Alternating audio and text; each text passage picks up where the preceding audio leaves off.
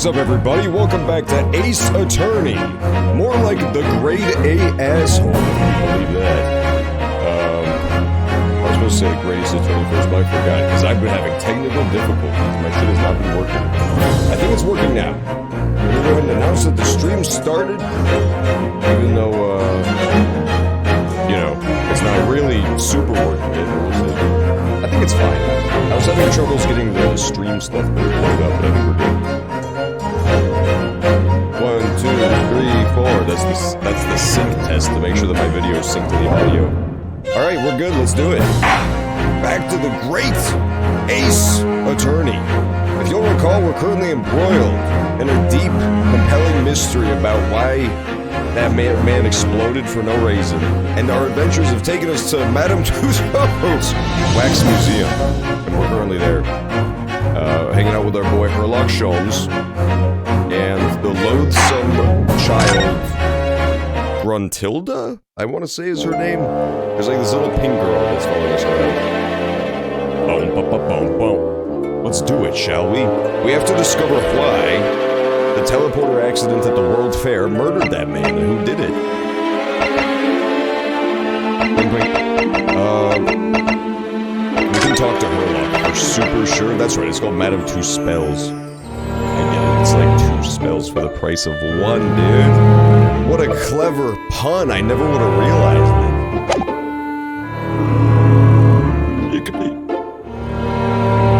Balloon, that's it, I'm leaving.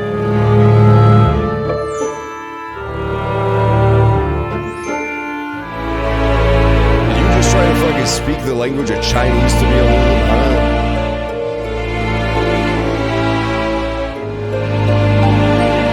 The game is loud. Uh-oh. Is it? I'm having technical difficulties, so let me fix this. Yeah, you're right, you're right.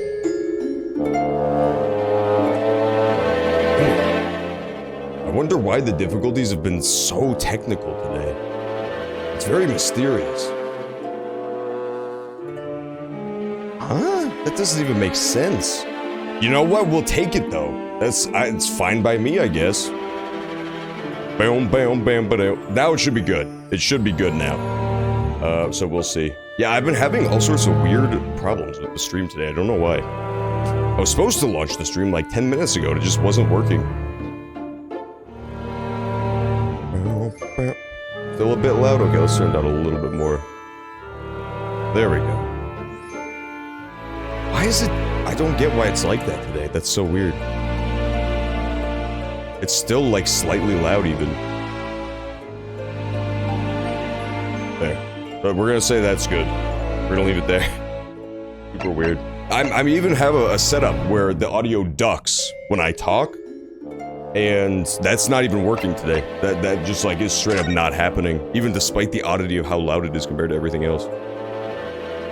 Is this Jack the Ripper? Is this actually supposed to be Jack the Ripper? Jacob the Ripper? What a mean guy. Guys, this is gonna be a really controversial opinion time, so like, you can leave the stream if this upsets your sensibilities. I would like totally get it if you just block me and never look at me again. But I feel like Jack the Ripper is just like kind of a mean dude. I feel like he's just kind of a rotten apple, you know, just a bad fella. Why do you have to go and stab all those women?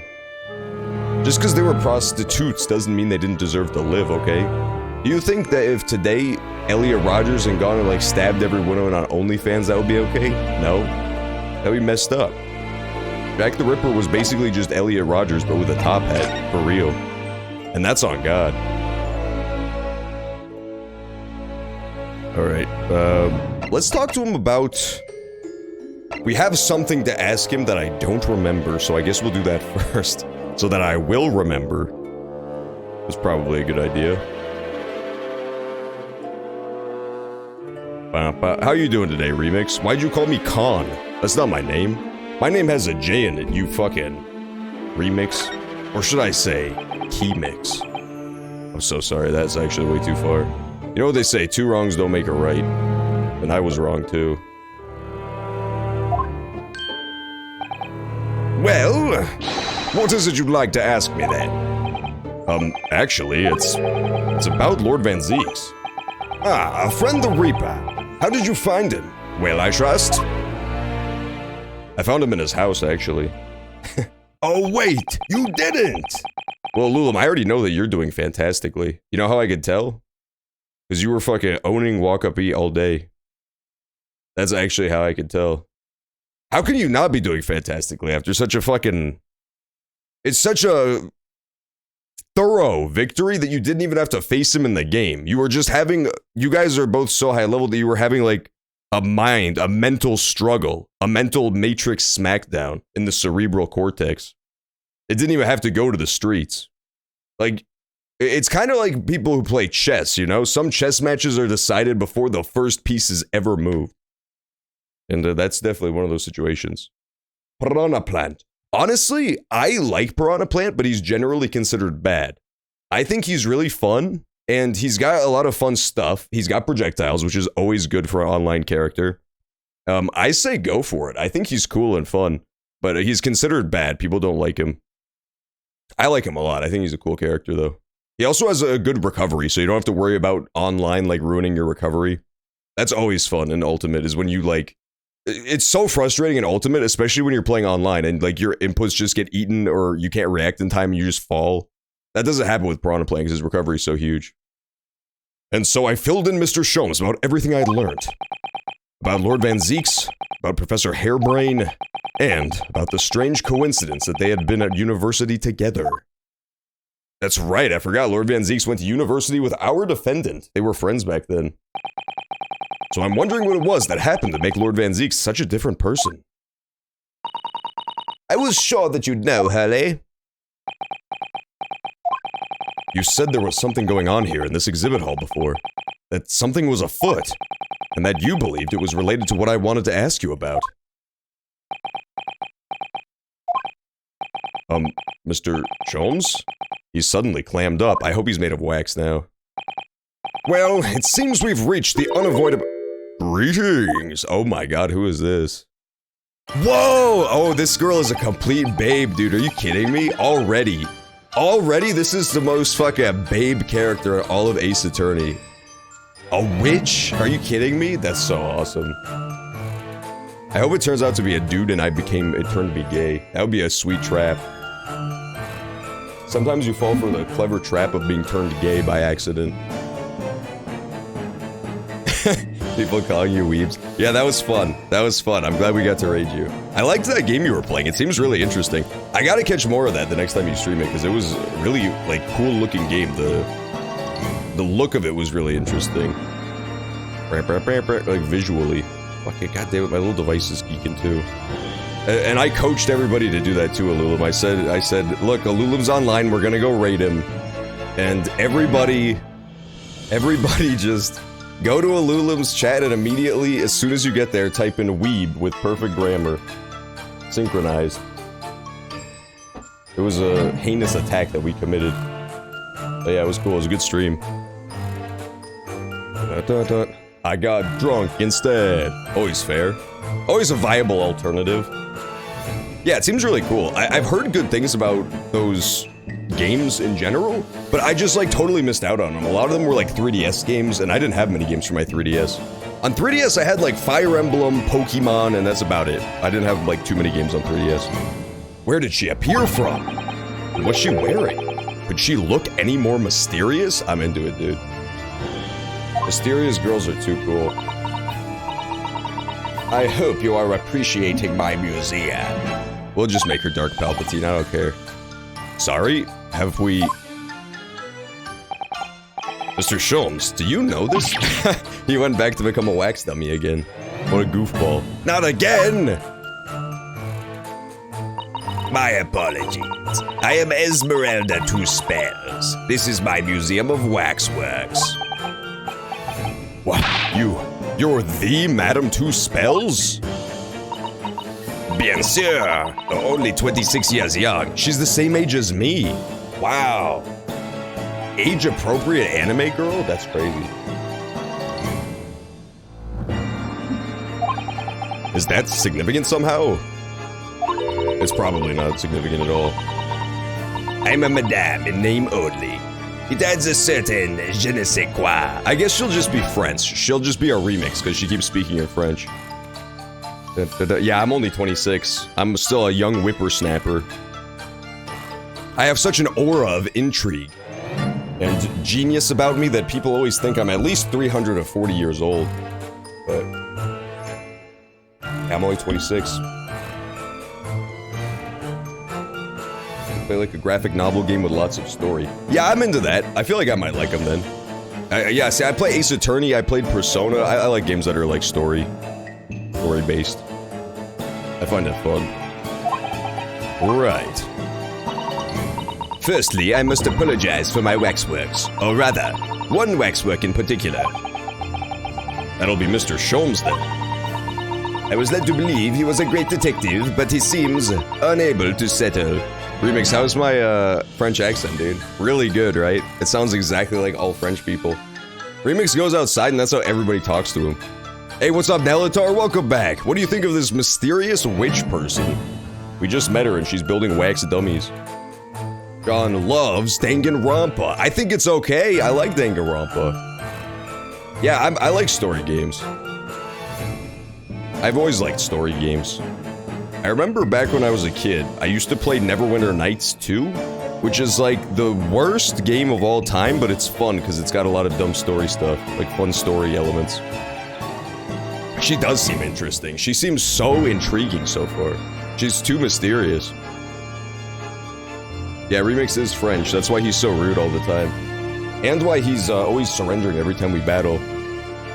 Every time me and Remix go fight stuff at Elder Scrolls Online, me and Remix played Elder Scrolls Online yesterday on stream.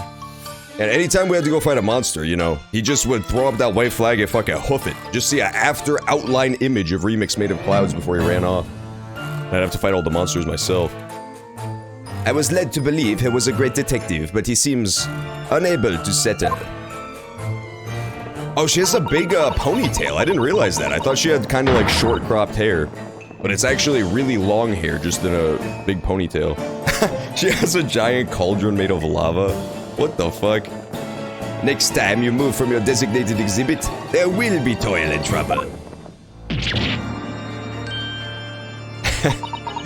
She sounds deadly serious. That's a problem. How am I supposed to ask Mr. Sholmes about Lord Van Zeek's now? Jewish witch? What, because of the giant star, the Star of David on her hat? Yeah, it's true. I didn't realize. I didn't put 2 and 2 together. Did you also have... Oh yeah, that's true. I had MGS3 for the 3DS as well. But I don't really count that because it's not the first console I had that game for. I also had one of the Zelda games, like the 3D remake of it. But again, it wasn't like the first time I played it, so... What's the story of this case? Okay, so to catch you all up, so far... There's a great exhibit going on in England. There's like a world fair, and they built this great Millennium Tower to celebrate, and they're having scientists from all over the world come and have exhibits. And one scientist, who is currently our defendant right now because of what happened, created a teleportation device. This guy did, Albert Harebrain.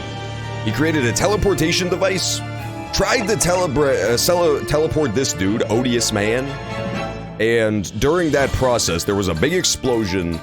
This guy's dead, and now our defendant is on the hook for it. We don't know what really happened, but we do know there was a big explosion at the science fair, and that's about all we know so far. We're still in the investigation phase. This is like day 1 of the case. We just got to this case last session, so we don't know too much yet. All we know is big explosion. The guy who funded the experiment went up and died, exploded. And then the scientist is now being tried for murder. Let's not forget what Harry said before. About something being afoot, right here in the museum, I mean. Yes, I know, but... I'm so curious. I want to know what's happening here. Haven't we got enough on our plate already? Next time I play Elder Scrolls Online, I'm going to try to do, like, dungeons. That's my plan. Yesterday was really fun. I went back to Elder Scrolls Online, got to, like, level 20. And, but I didn't get to do any dungeons. Me and Remix queued up for one, but we never got to get into it. We were mostly just questing. We turned into funny skeletons. Figured out how to become skeletons. It was pretty cool. Heads on a pike, that's awesome. Poor Remix, he was trolled. That's back when Remix thought that people were made of wax in real life, so that's why it scared him so much. He thought those poor wax people had been murdered. Let's ask her about the waxworks. Maybe they'll show the remix set on a pike. Did you make all these waxworks, Madame Two Spells? Do you remember when Game of Thrones came out? There was a big controversy because one of the fake heads that they had on a pike in the show was apparently a bust of George W. Bush. It was like a wax Bush head. I remember that. Back in like 2012 or 2011, that was a big controversy. Hello, Reanimated Bit. How are you doing today? Reanimated Bit, what do you think of this evil witch lady? Wasn't there an evil witch lady in Ace Attorney 3? I'm pretty sure that there was like a spooky, mysterious witch in Ace Attorney 3 as well. But I don't remember for sure. I think that was a thing. Back when we were solving that case up on the snowy mountain. Did you make all these waxworks, Madame Two Spells? I did. I am the third generation of waxwork artisans, you know. Gosh. It was my grandmother who began the tradition in my family. Her fortunes were checkered, living through the turbulent times of the French Revolution as she did. Though that is, when she acquired the savoir-faire that led to the astonishing lifelikeliness. Interesting. All these waxworks really do look as though they're alive. In fact, they look more alive than Hurley. Hehe. What you see exhibited here represents the most atrocious of London's criminal past. All the waxworks were created in the presence of the real people on which they are modeled. In the hours immediately following their executions. That is the secret to the extraordinary lifelikeness. Oh my god, that's crazy. That's how her mama was so good. Or grandma, or whatever she said in the French Revolution. The French Revolution, I don't know how many of you guys are history buffs, but there was a lot of executing going on back then. That was like their #1 pastime during the revolution, was just cutting off people's heads. It was I don't remember the exact number, but it was a ludicrous amount of people executed via guillotine during the French Revolution. It was pretty absurd. That sounds terrifying. All walks of life have similar challenges, I'm sure. To carry out one's trade par excellence, one must go to extraordinary lengths. My exhibits are a reflection of society. I can only create that which the public wishes to see. Ugh, why couldn't the public have wished for something less horrifying? Do not fear. Sorry? This room is the only one in the museum with such a macabre theme. I do hope you'll explore. That's fair. I don't know, I don't find this lady horrifying. I think she's, like, pretty hot, all things considered. Evil witch who makes, like, sick wax sculptures of people who got executed? That's not bad. There are models of famous singers, actors, politicians. Something for every taste, I hope. It was Iris who dragged me straight in here, come to think of it. Sorry, perhaps I should have eased you into things. Dun, dun, dun, dun, dun. The Aztecs. Let's go, Aztecs. Bro, they were just trying to level up alchemy in Oblivion, okay? They needed so many Daedra hearts so they could grind those potions. Nothing wrong with that. I watched a video about Helen Keller and her political views. Oh god. What did Helen Keller think? I hope it says Helen Keller's political views and then it just cuts to Senator Armstrong fucking rants for Metal Gear Rising. That's true. I didn't even think about that. That's so true. This is the first day of October, and it's like spooky in the game as well. What a weird coincidence. There have been so many weird coincidences that I can only describe as the interference, the inference of divine celestials. Because this game took place like 10 months after the first game. And then my stream of this game started like 11 months after the first game. It was like almost perfect. And now the Halloween case is happening like right the fuck on at the beginning of October. It's quite mysterious. Quite mysterious timings happening. Hopefully if you know I'm gonna get fucking murdered if one of the murders lines up exactly with what I'm gonna stream. Then it becomes Ace Attorney in real life if ISIS Jihadi John just comes up and starts fucking cutting my neck open on the stream. They all cried. They all cried for their poor queen. That's so sad, dude. The game is loud today. Is it? Alulum was saying that too. Is it really? Still? Huh. I've been having a lot of technical difficulties today. It must have to do with that. Wait, let me try something. Let me try something. No, that didn't work at all, did it? Nah, not even close. Not even fucking close to working. It just cut all the audio completely. Aha! Here we go. Did that make it way quieter all of a sudden, or did nothing happen? Did that make it way quieter, or did nothing happen?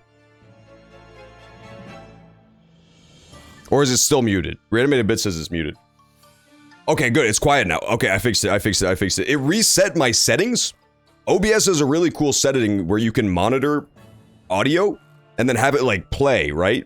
And then the setting, there's two settings. It's monitor only, which mutes the output, or it's monitor and output, which is the default. And it had reset back to default. So like the actual volume of the device is what you were hearing, which is why it was so much louder. That makes complete sense now. I get it. And so now I could do like that and make it even louder. And it'll just be slightly louder, but it still ducks down when I talk. Perfect.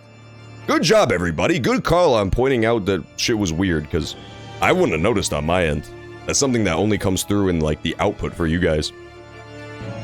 Hey, what's up, Noanator? Good job existing, bro. That shit's hard. Most people never even exist is the crazy part. Imagine how many spums existed and didn't even get used as a human. The Great Detective Waxwork. Okay, we'll get back to the game now. Sorry for the delay. Just having weird technical difficulties today. What's the situation with that? Ah, my temporary waxwork model. He approached me some days ago, you see, with a business proposal. Oh, what sort of proposal?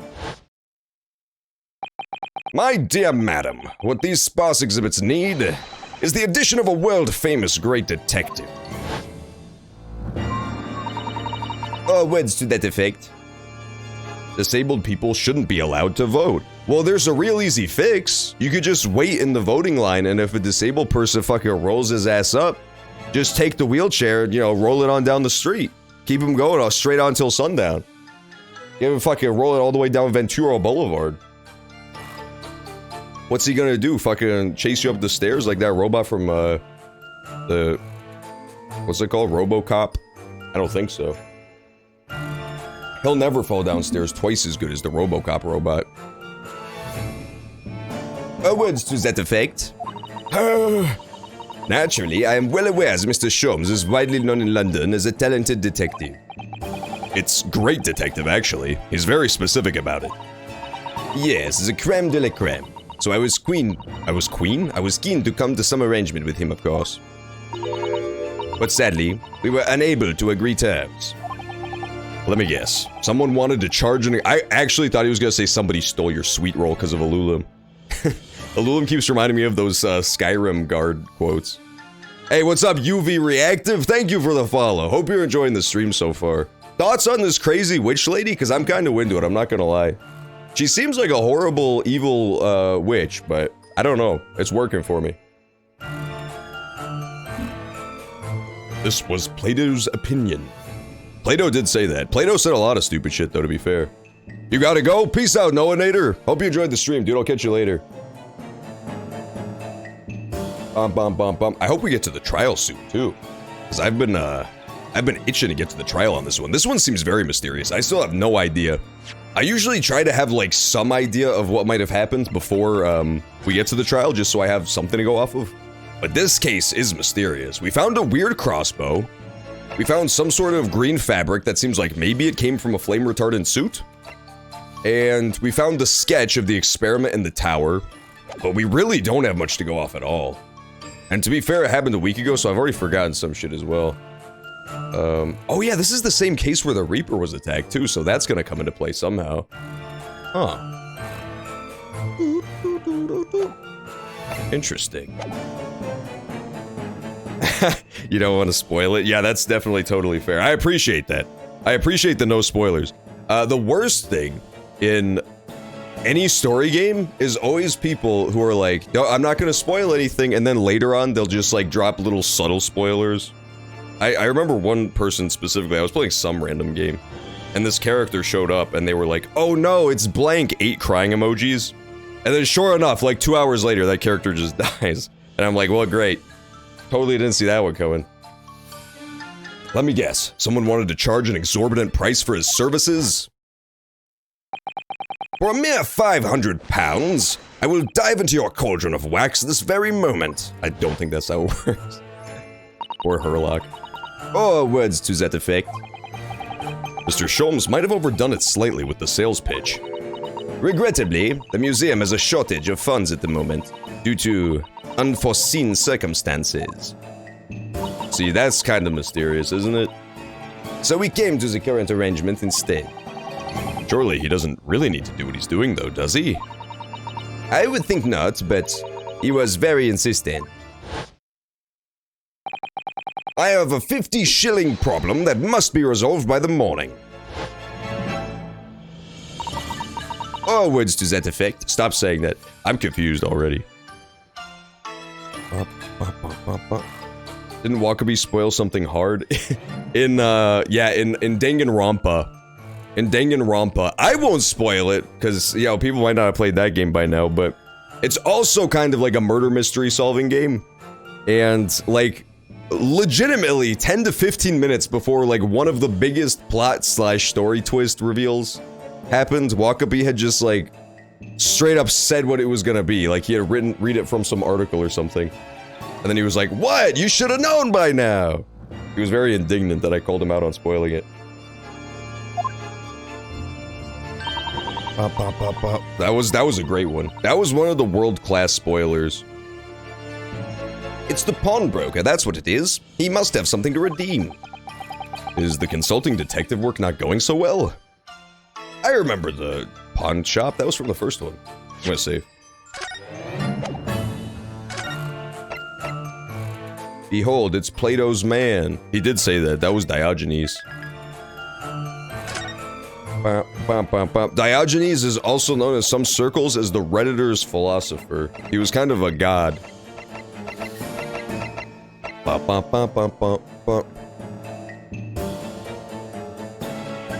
Yeah, that's totally fair. I know exactly what you're talking about. I know exactly what you're talking about. Sometimes there's things that you just have, like, jumbled up as to when they occur. And in this game specifically, I'm, like, literally currently still playing it, and I guarantee you I'm remembering shit out of order, because this one is all about, like, jumping back randomly and giant flashbacks. So, like, I already am confused about the timeline, and I'm still playing the game. It's very confusing. I wonder, could I ask you something? Bien sûr. I'm just curious, is anything going on in the museum at the moment? Some kind of incident, perhaps?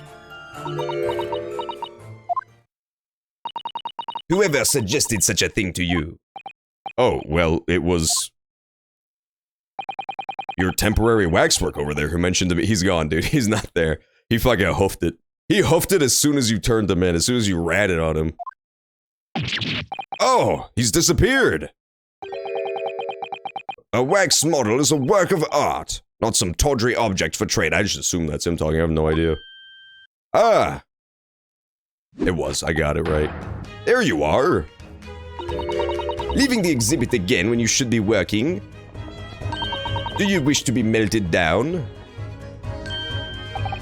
My dear Madam Two-Spell, save your reprimands. There are more pressing concerns. The wax can wait. It's our ideas about your current problem we must throw into the melting pot instead. Personally, I would advise you not to involve the police. Why ever not? She's turned as white as a sheet. She was already pretty white, I'm not gonna lie. At least she's French. That's like one step above British people on the White Devil Pyramid. Or like Play-Doh.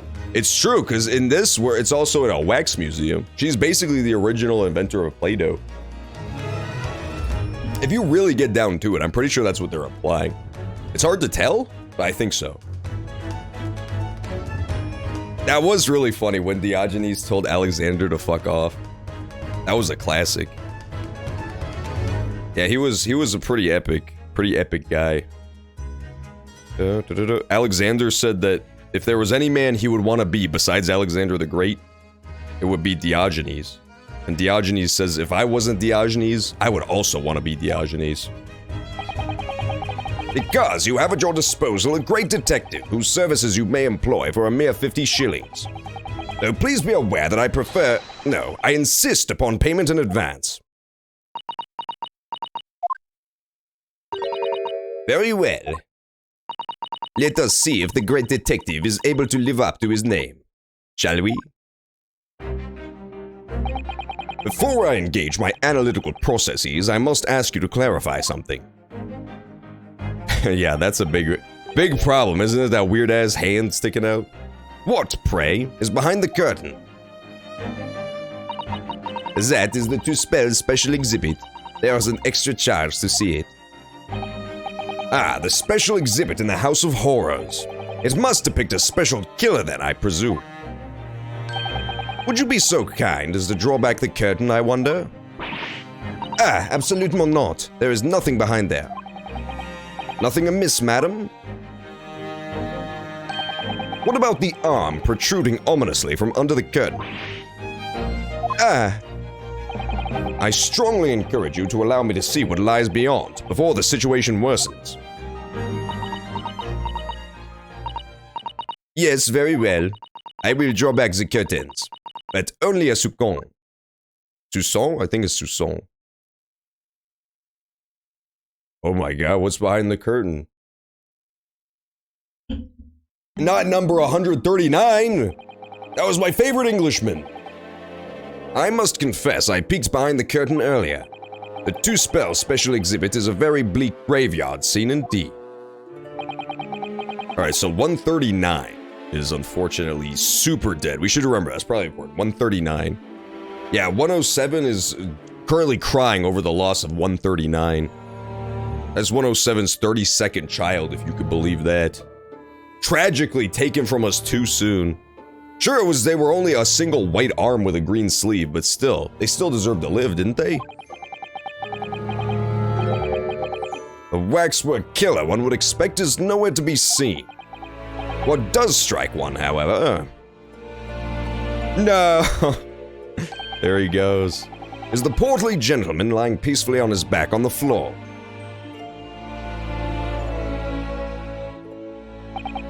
Well then perhaps, Mr. Sholmes, that man on the floor is the ruthless killer himself.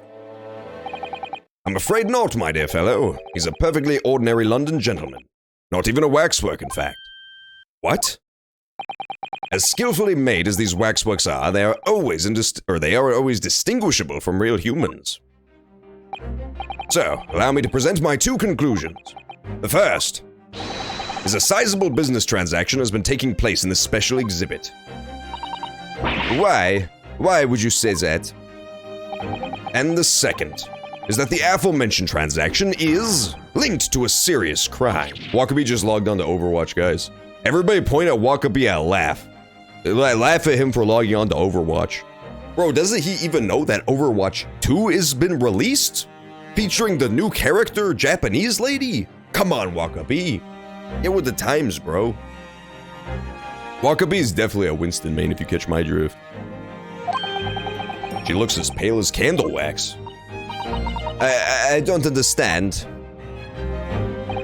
So, Madam Two Spells, as you've agreed to my fee, you shall now have the pleasure of seeing this famously great detective and temporary exhibit at work. A great deduction. The game is afoot. I don't know if Two Spells is a real wizard. She seems like a hashtag fake wizard gamer, to be totally honest with you. She does make pretty sweet wax dummies, but that's not that magic. There's more magical stuff you could do. That being said, the Ace Attorney games do usually have fucking magic shit, so maybe she will be magic. She just has so much swag, dude. Look at how much drip she has. She's representing Judaism. She's got a fucking giant green hat. She's got a big old poncho on. So swag. The only two characters in this whole game who understand what true fashion is are on the screen right now. They're definitely the most... What does that say? Statues available, please inquire. They spelled inquire wrong, bro. Is that how British people spell inquire? Oh my god. Oh my god. They spelled inquire like a British person, bro. Jewish star has 6 points. Well, I guess she's still working up to it. You know, when you're a Jewish convert, you just start with a triangle and you have to add more and more points onto the star until you get there. It's like Boy Scout badges. Eventually, you could become a true Jewish person if you study hard enough. But she's not quite there yet. She's still working on it. She's still memorizing her Torah passage for her bat mitzvah. Here's a question. Do bat mitzvahs also have a Torah passage reading? I know bar mitzvahs do, because I've been to bar mitzvahs before. I'm not Jewish, so I didn't have one, but I had friends who had bar mitzvahs. To begin with, we must ask ourselves, what exactly is afoot here in this museum? The answer is revealed by the bundle of banknotes protruding so helpfully from your bag.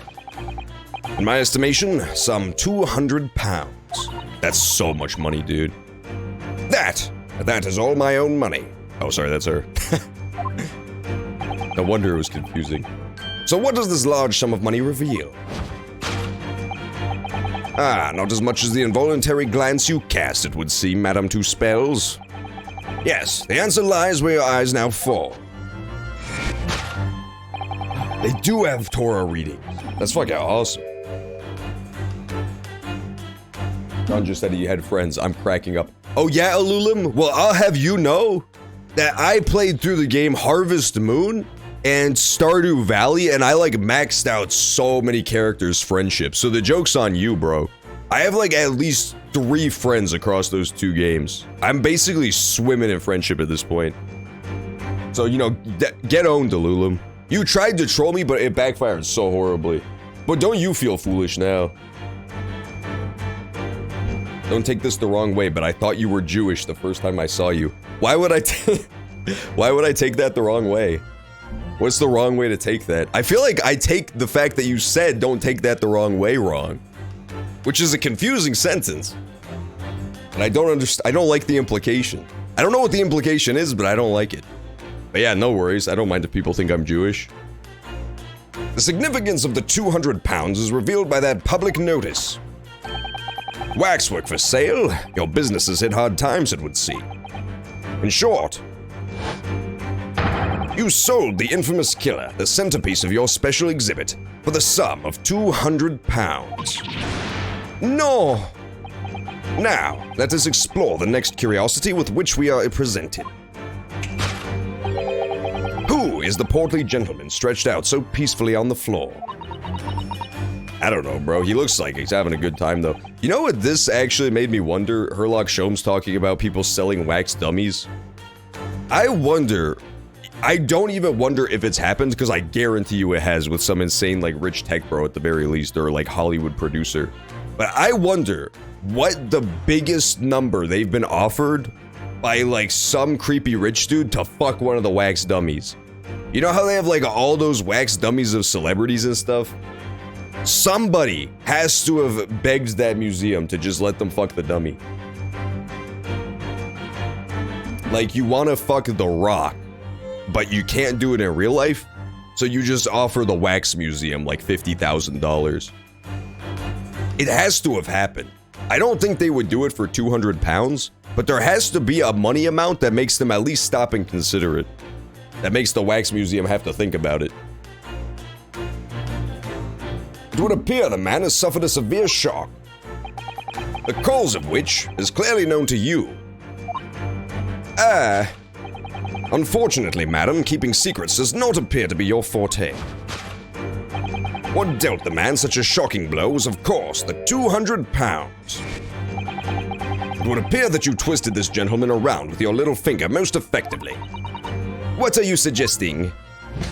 Do they even have vaginas? Who, The Rock? Yeah, he's got several.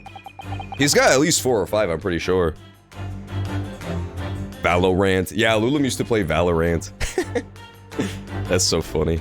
That game was literally just what if TF2 had no swag, bro. I've got bad news. TF2 is still the GOAT to this very day. That game fucking rules. I used to play the Spy in TF2 and I would just go nuts. I would just go ham. And then I would get absolutely destroyed by some guy with a flamethrower. He rashly agreed to purchase the waxwork for the sum of 200 pounds. Only only when he came to hand the money over did it occur to him exactly what an extortionate amount he was paying. But the money was no longer in his hands. And the result? The scene we see before us. He collapsed in shock. Yes, the killer in the special exhibit fetched a killer price. We can only pray that the gentleman's dreams are not plagued with regret. Sold for cash. Oh no. Waxwork location. Oh, this is gonna be so hard, bro. Honestly, these great deductions are like the hardest part of the game because you get no time to think about it. You just have to wing it. The trials, at least you usually have like plenty of time to mull over the evidence and kind of figure out where the case is going before you even step foot in the room. These ones, you just get dropped in, man. I can't think on my feet like this. He's spitting so many facts. Sherlock Holmes is winning me over. His great deduction is so compelling. That tiny man probably did give her 200 pounds for all I know. Overwatch was okay. I played a free weekend of Overwatch once. I played as McCree on the free weekend, and I never played it again. It was fine. I do think that that game would have had a much better reception in the long term if it wasn't astroturfed so hard, though. Because, like, Blizzard just poured an ungodly amount of money into the competitive scene, like the esports scene of Overwatch. But, and this is from an outside perspective, obviously, because I didn't play the game, but I really get the impression that most people played Overwatch super casually. Like, anybody I know who played Overwatch, they just, like, played it with their friends to fuck around. Like, people played it like it was TF2, where you just kind of have fun and fuck around. But, like, Blizzard just kept, like, pushing the esports angle. And I think that those two, like, very different versions of the game kind of fucked with people. And now, that game has, like, a really bizarre, muddled legacy where people don't really know quite how to remember it. The question arises, then. What has become of the waxwork that changed hands? Let us consider that problem for a moment. You cannot possibly... What immediately strikes me about this conundrum is that young man standing over there. Who is this fellow? To find the answer, we need only observe his neckerchief. Such as is worn by policemen as a secret sign to fellow members of the force that a crime is being perpetrated. Yes, this young man is an undercover policeman, currently investigating this museum. I know him well, in fact. It's Sergeant John Clay. What are you talking about? The man's quite a celebrity. He received triple accolades at last year's policing awards. But... Next, we turn our attention to the old man sat before him with the particularly unsightly visage. I've been watching closely and he hasn't moved a muscle. Almost, in fact, as if he were a waxwork. Ah, but you... Your reaction only confirms my suspicions, madam. I noticed it at once, of course. Observe! The telltale sign that instantly proves whether or not this old man is a waxwork is the obvious price tag. Threepence? A tragically low price, you might say. Though perhaps the going rate for aging waxworks riddled with cracks. And yet you sold it to the portly gentleman for an exorbitant 200 pounds. The sort of plucky behavior that's sure to attract the attention of Scotland Yard. Isn't that so, madam? I do not... Dude, he actually just cooked her so hard. Bro, turn the game off. Sherlock Holmes just solved the whole case. I don't know what this has to do with the exploding teleportation machine, but I'm pretty sure Sherlock is on the case. I'm pretty sure he's got them backed into a corner at this point.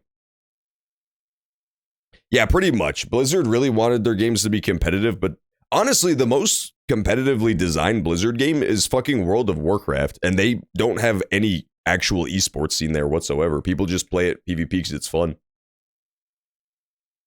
Like, there's a whole hyper-obsessive PvP community in World of Warcraft, but it's not really like esports, so they don't get any money put into it.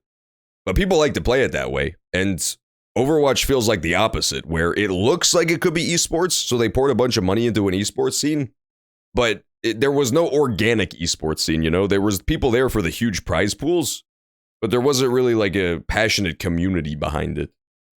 That's how it felt anyway. I mean, you compare that to like the stuff that's come out of the Smash community, for example, where they get no money. Like the payouts are like $25 for winning a fucking super major, but people are just hyper obsessive about the game. So much fan content and like memes come out of that community. Whereas Overwatch, that game was so popular for so long. And I don't know a single lasting thing that came from Overwatch except for the meme of there being like so much Overwatch porn. Literally the only thing I think I know about that game is that there's apparently copious amounts of porn of it. Which is not exactly the lasting legacy you'd think would spring up around a game that people really got behind, the competitive scene. Like, who's a competitive Overwatch player? Who's their Justin Wong, you know? Like, who's their Mango? Who's any famous player that picked up that game? I don't know. I have no clue. The waxworks you've sold have been seized by the police and remain in their custody as we speak. The old man must be reunited with his grave in the special exhibit, and not a moment too soon. Good job, Herlock. He did it. He actually cornered them in this. Exactly. Who's their LTG? Yeah, they don't even have any, like, low-level community figures that people talk about. I don't know. Maybe it's just because I don't have anything to do with those circles, like the Overwatch circles, but yeah, the competitive aspect I just don't think was there. Which isn't a bad thing, it's just weird that that's what Blizzard chose to focus so much money into. It's not like people didn't like the game, it was super popular casually. Back then I knew tons of people who would just like jump in lobbies and play it. Thus concludes Herlock Sholmes' great deduction of this horrifying puzzle. Meanwhile, I was giving my great deduction of Overwatch, and I bet mine was just as error-riddled and nonsensical as Herlock Sholmes' great deduction of the Wax Museum murder. She's already getting ready to fucking give him the hot water challenge, y'all. That's messed up, dude. She's got a straight mustard face, Mr. Herlock Sholmes, live on stream. I see I've stunned you all into silence. You have, Hurley, you have. And you've obviously upset this young lady in the process. Her cauldron looks awfully hot. If I could just bring up one point, Mr. Sholmes. Ah, the notorious Naruhodo 1 point. I'm all ears, my dear fellow. According to your deduction, then, the special exhibit featured this old policeman. So, that would mean that he's the particularly ruthless murderer, wouldn't it? The killer policeman, Ottermole. Who? It was a mysterious series of murders that rattled the capital only last year. The police rushed to the scene every time, only to find the culprit had disappeared into the ether. And it turned out the culprit was a policeman himself, a senior officer by the name of Ottermole. So you mean that's who the sinister-looking old man was supposed to be? Indeed. It is a particularly grim face, is it not? Unforgettable, in fact. Yes, I remember that odious countenance only too well. But is 200 pounds a lot of money for a Max model? A wax model? It would be enough to afford one of the latest steam carriages, if that puts things in perspective. So, it is quite a lot then. Is there anything else you wish to add? Before I melt you down. That bubbling wax is looking more and more ominous. And odious. Ugh, the smell of all that molten wax is starting to worry me. Mr. Sholmes did more or less just accuse her to her face, so I think I might have to call you for your assistance here, Iris. That's alright. Make some minor corrections to the great detective's great deductions. His odious countenance, and he was a man! Yeah, he was. A policeman, to be a matter of fact. He was a odious man. Bum bum bum. That's so messed up. Where is he? Bring him out. Bring out Odiasman. Yeah, they keep bringing up the word odious way too much all of a sudden. I don't know why. First there was the odious man, and now there's another odious policeman? That's actually messed up. Esmeralda Tuspelda, the proprietress of the Madame Tuspel's Museum of Waxwork and the latest in a line of artisans privy to the secret Tuspel's technique of capturing a perfect likeness. And she's also Jewish because she has the Star of David on her hat, And if anybody tells you otherwise, then just believe me when I tell you there's 6 points on that star. You just can't see it quite good in this lighting. But like, it really has 6 points. You just can't tell. Trust me on this one. I'm really good at counting. I'm basically an expert counter. I learned it really early on because I was just that smart. Of course it's all right. We'll soon set things straight.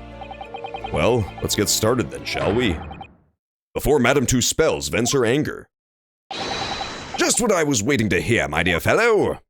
So, Madame Two Spells, in accordance with our agreement, you shall now have the pleasure of seeing this famously great detective and temporary exhibit at work. The Great Deduction. Hell yeah. Hold it. I actually don't know what we're even talking about in this one, to be honest. Alex Jones is so... Alex Jones kind of looks like a wax figure in real life, to be honest. Alex Jones legitimately sort of looks like he's made of wax, like melting red wax. Odious comes from the Latin odiosus. It comes from the word hatred. You know what? I always thought odious had something to do with stink. I don't know why. I guess because it sounds kind of like odor. I always assumed odious had something to do with stench. Like a rotten stench. A foul, like walk-up-y-esque stench. I don't know why. Odiosus. Odiosus is also the ancient Greek hero whose bloodline ends up in the modern day as Odie from Garfield, if you could believe that. He was like a sort of heroic dog, clad with a great bronze shield and spear. To begin with, we must ask ourselves what exactly is afoot here in this museum.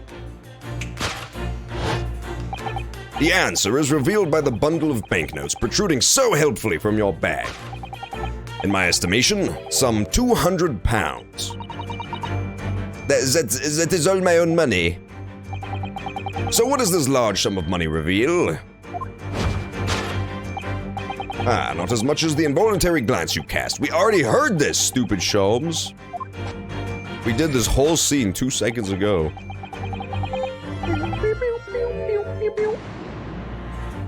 Okay, so we gotta correct it. She definitely looked in this direction, it's true. But I'm not sure she'd sell any of her waxworks, even for 200 pounds. She must pour her heart and soul into making them, don't you think? Over and above the wax. If it were me, I wouldn't sell them for anything. For that much money, I would, but it sounds like that makes me a bad person. Oh, I get it. I get why we're here. Somebody came in and stole one of the wax figures. That's what we're talking about. Someone came and stole one of the wax figures. And so Sholmes is like kind of right because there actually are policemen here. Because they're waiting to see if the thief will come and return to the scene of the crime for more wax figure. And someone stole a wax figure so that they could take it and bring it to that exhibit and pretend like somebody died. Pretend like they blew up. That would kind of make sense. I think that makes sense. Kind of? Maybe. I guess we'll see where they're going with it. For that much money, I would, but it sounds like that makes me a bad person. Well, anyway, I wonder if the 200 pounds could have some other significance. Let's follow that furtive glance again and see if there's anything else that could explain it. The significance of the 200 pounds. The portly man. Poor portly man. I definitely want to examine him before I display him. Odorous man. Yeah, that's the odorous man, is the one who fucking stinks lying on the floor there. Stimky man. You think that's just fog billowing from the fog machine for the spooky exhibit in the back? But it's actually just his odorous gases being sucked up towards the back of the room. It's his fucking stink lines. It seems this well-dressed gentleman is alive after all, just not alive and kicking. And he's not a waxwork or a model of a mass murderer. I'm not sure I'd pay 200 pounds for him. I don't think the man's up for sale. Well, anyway, it was a silly place to put him. Other museum visitors could easily trip. I don't think the man was put there on purpose either. I'm gonna present the portly man, because I don't know what else to present right now. Oh, here we go, here we go, here we go, here we go, here we go, here we go, here we go. Note on the wall. Good thing I checked if I could move the camera. What's that note doing pinned on the wall there? Oh yes, let's see. Dear Madame Two Spells, We've taken the prisoner from this room. No! The price for a safe return is 200 pounds. Have the money ready by noon on 23rd October. What? It's just like the sort of thing that's left behind when someone's kidnapped. Oh my god. I wonder what Mr. Naruto and Iris and Sherlock Holmes are gonna go for as Halloween this year. I'm curious. We already know what Master Two Spells is going as. She's going as a evil wimch. So that much is like clear. But these guys, I don't know. Mr. Naruhodo kind of looks like he could turn as a wolfman for Halloween, I won't lie. He's just always so kind of proper, you know? The only thing weird about him is his goofy haircut. But I could see him being a wolfman sort. You know, werewolf bar mitzvah and all that. You got 3 weeks to return the money. Yeah, see, that's a pretty nice ransom, all things considered. I always do like when my hostage takers are at least courteous, you know? If you're gonna steal stuff and like take people as hostages, you might as well be nice about it. It's already such a stressful situation, you don't need to make it any worse than it already is. It's just like the sort of thing that's left behind when someone's kidnapped. Yes, it's a ransom note. Exactly. Okay, so we will present the ransom note. Take that! Take that! A zoom! He span way too many times, dude. This dude's gotta be dizzy as hell. He should have span around 800 times and then just immediately projectile vomited all over Madame Tussauds. That would have been the more realistic course of events. I could not have spun that much that fast without getting horribly dizzy. Okay, waddling headfirst into that wall. The significance of the 200 pounds is revealed by that ransom note. Quite so. Oh, that's him. Quite so, and we must congratulate these criminals on their inventiveness, abducting a waxwork. 200 pounds is no small ransom fee, yet you clearly intend to pay it. The model in question has special importance, so I put together all the money I have. In summary then, the 200 pounds you have in your handbag is ransom money. Now, let us explore the next curiosity with which we are presented. Who is the portly gentleman stretched out so peacefully on the floor? It would appear the man has suffered a severe shock, the cause of which is clearly known to you. Unfortunately, madame, keeping secrets does not appear to be your forte. I keep thinking it is Nash Holmes talking for some reason. When dealt the man such a shocking blow, of course, was the 200 pounds. So if the waxwork was kidnapped, where does that leave us in terms of who this man is? We could just ask him when he comes round. I think the point of this exercise is to understand the beauty of the deduction process, Iris. Yes, you're right. Hurley's trying so hard, we mustn't let him down. Well, there's little doubt that he suffered a shock. That much seems clear. But in that case, what's Madame Two Spells trying to hide? Let's have a closer look around. Long hair braid. She was hiding her long hair braid, I'm not gonna lie. I thought she had short hair. I thought she had like really short hair. But it turns out it was all a devious trick and she actually has incredibly long hair.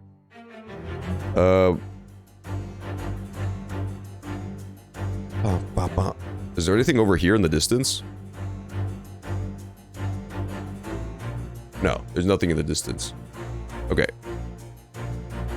Aha! It's a secret third hand! Oh my goodness, she's so evil, bro. She has way too many hands. This is like a Ranny moment. Ranny rule! This is Elden Ring stuff right here. She even has the Elden Ring haircut, too. Okay, I'm gonna look at the hand. What? He's not actually gonna debate Jordan Peterson? Come on, man. That would've been the worst stream of all time. That's messed up. He needs to learn how to tell the truth sometimes. This is just Madame Two Spells' right hand, isn't it? Yes, it must be. I can clearly see her left hand, after all. Oh, but wait a minute.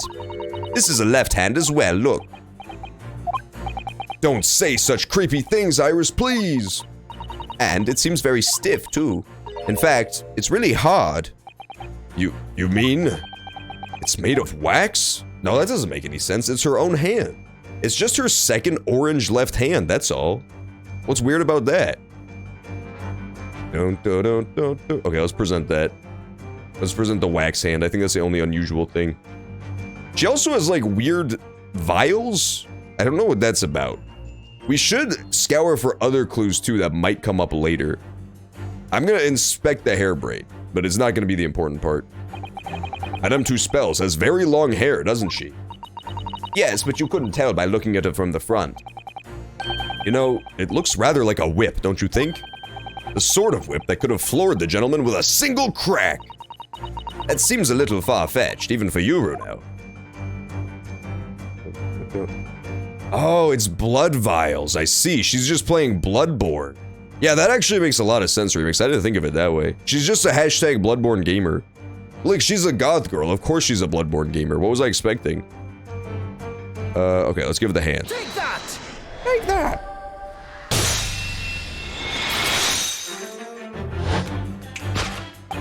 What dealt the man such a shocking blow was, of course, the waxwork hand. Indeed, with a solid waxwork limb, one could deliver a very substantial blow. How could you? The hand protruding from the bottom of your cape. It ought to be a right hand, but closer inspection reveals that it is in fact a left hand. And somewhat masculine as well. In other words, it does not belong to you, madame. It is the work of a hand model. What? I keep reading stuff super wrong today. I keep stroking out. Oh my god! Some of the visitors to my museum can be troublesome. They meddle with the exhibits and cause damage. So you mean that arm? Yes, this gentleman saw fit to try to remove it as a souvenir. No small keepsake. Like taking a whole branch of a cherry tree with you when you go to view the blossoms. Yeah, so relatable, Ryanosuke. Everybody knows that. You guys know that feeling when you go to view the blossoms and you take a whole branch of a cherry tree with you? That's just kind of normal life experiences, man. If you guys don't relate to that, that means you just kind of don't get out. You're just kind of like sitting in your fucking rooms all day in your own stench. Not even going to view the blossoms and taking a whole cherry tree with you? Come on. So relatable. I'm afraid I had to teach the man a lesson. You confronted the man and tried to take the arm back. And the result? The scene we see before us. He was knocked unconscious. A point we may need to revisit later, but for the time being, we have our conclusion. Yes, the killer in this special exhibit has been kidnapped. Kidnapped. Saul. Huh. Yeah, I think I actually kind of get what happened. You guys figure it out yet? I think we figured it out already. Honestly, I think we've kind of figured out what happened then. This is starting to make sense. I think what happens is the guy that they were just talking about, the evil policeman that I think it was Reanimated a bit even pointed out that they described him as odious. I think that dude, who was a killer who was immortalized in the Wax Museum, is related to this guy, the quote-unquote victim of this crime, Odiasman, who has odious as the pun of his fucking name.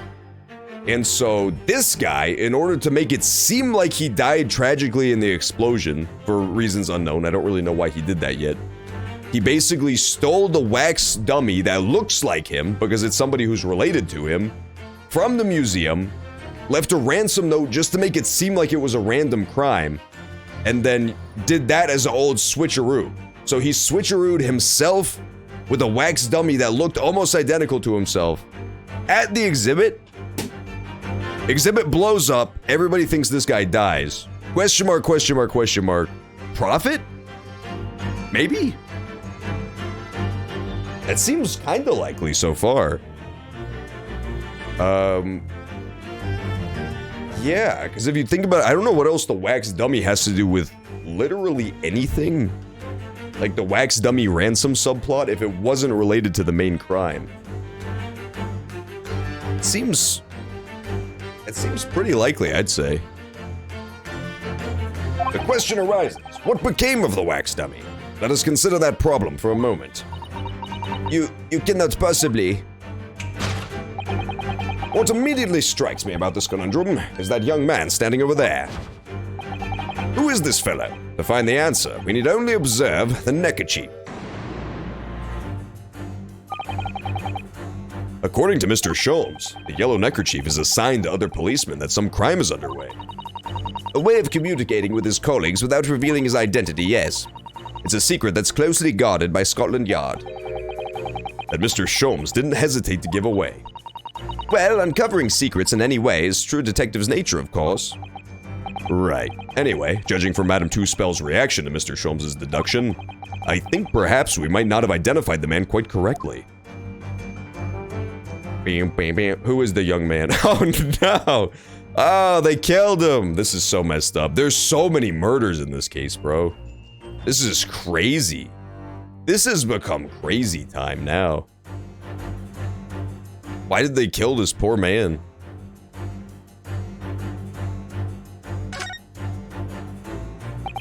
What the? The man has a stub sticking out of his shoulder where his arm should be. Ah, well that settles that then. Right, this isn't a real person. Oh, good. Okay, guys, false alarm. It's not a real person. Whew.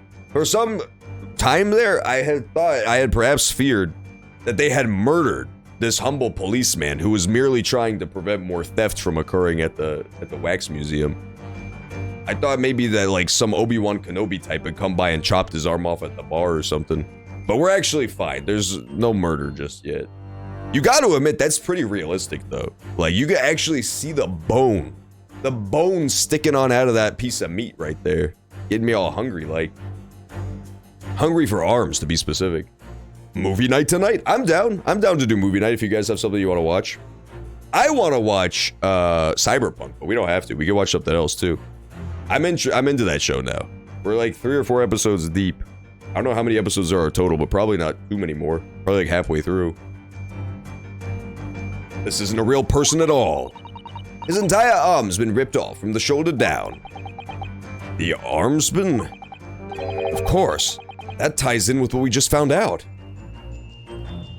Oh, okay, so we don't update that one. We can just present it. Good. Take that! Take that! Good. You guys should unmute the video now from visual muting, because it turns out that this isn't gore. Gore averted. That guy was just fake. He's like not a real person. I don't like really get it, but he's apparently like some sort of wax humanoid, which I guess is just something they have in England. I don't know. We need some real English people in here to throw some clarity on this because it's really confusing. But yeah, you gotta kind of learn some England lore if you want to be able to beat these games.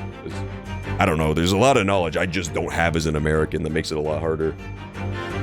My team in Valorant fucking sucks. Fair enough. You know what? Team-based shooters in general, I just never play. I don't like them. I never have. I like TF2. That's like the only one I like. I don't know why. I just don't like him. Arnold Schwarzenegger, Total Recall. Total Recall is a fucking badass movie. I love Total Recall. Get to the chopper. That's what he says in Total Recall. I don't think any of the Ace Attorney NPCs have had an Arnold Schwarzenegger voice yet. I was just thinking about that. I don't think they have. It's because we haven't had enough Germans. I did it temporarily for this guy who was technically German, but then it turned out he was British.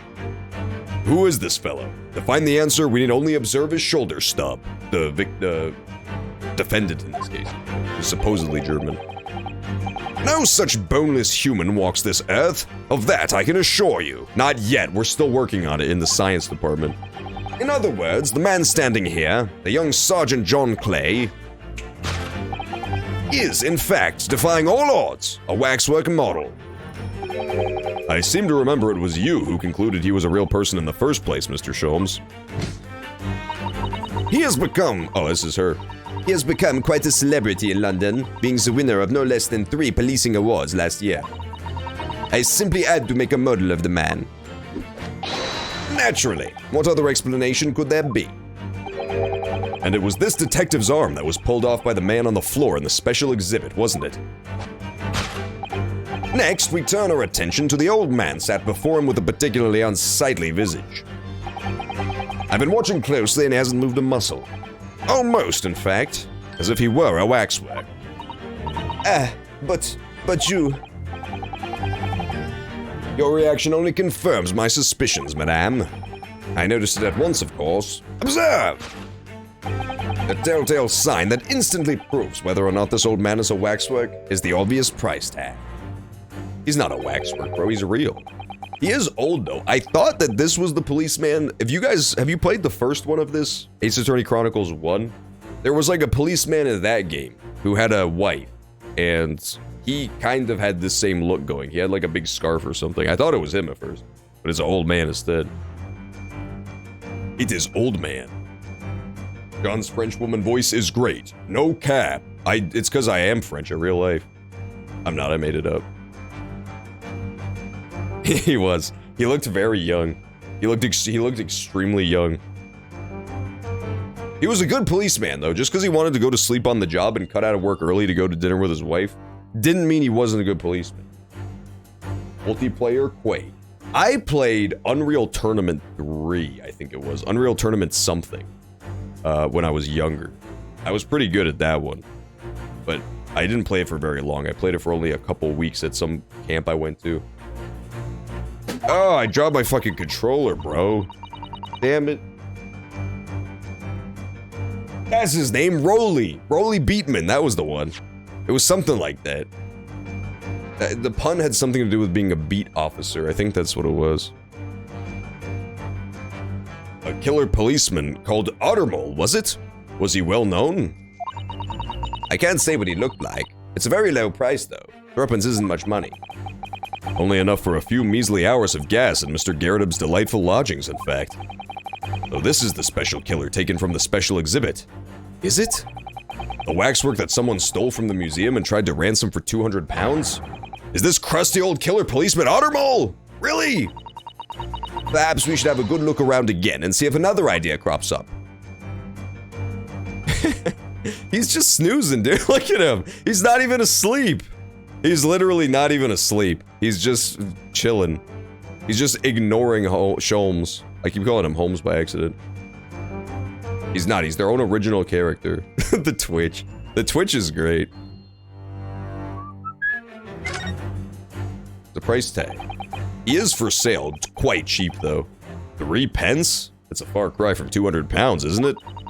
With threepence, you could buy it and put it on display in your room, you know? I think I'd rather not go to sleep being watched by an old man if it's all the same to you. This price tag does stand out, doesn't it? I mean, you couldn't even buy the helmet on his head for that much money, I don't think. I wonder what the tag's actually for, then. For the scarf, dip... I'm not gonna call him a dipshit, but I was thinking it. Leg to Twitch. Garredub is back! This guy does look remarkably like Garredub, and they even said his name, too. Look at this! The old man's tapping his foot like crazy. He seems to be fast asleep, though.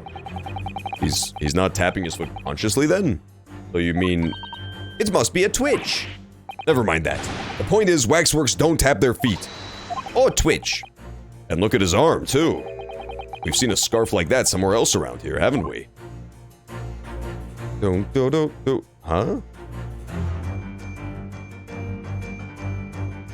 I'm just gonna show the leg twitch. I think that's the way to go. Donuts don't wear alligator shoes. Take that! Oh, yeah. Woo! Yeah, he's going crazy, dude. He's twitching off.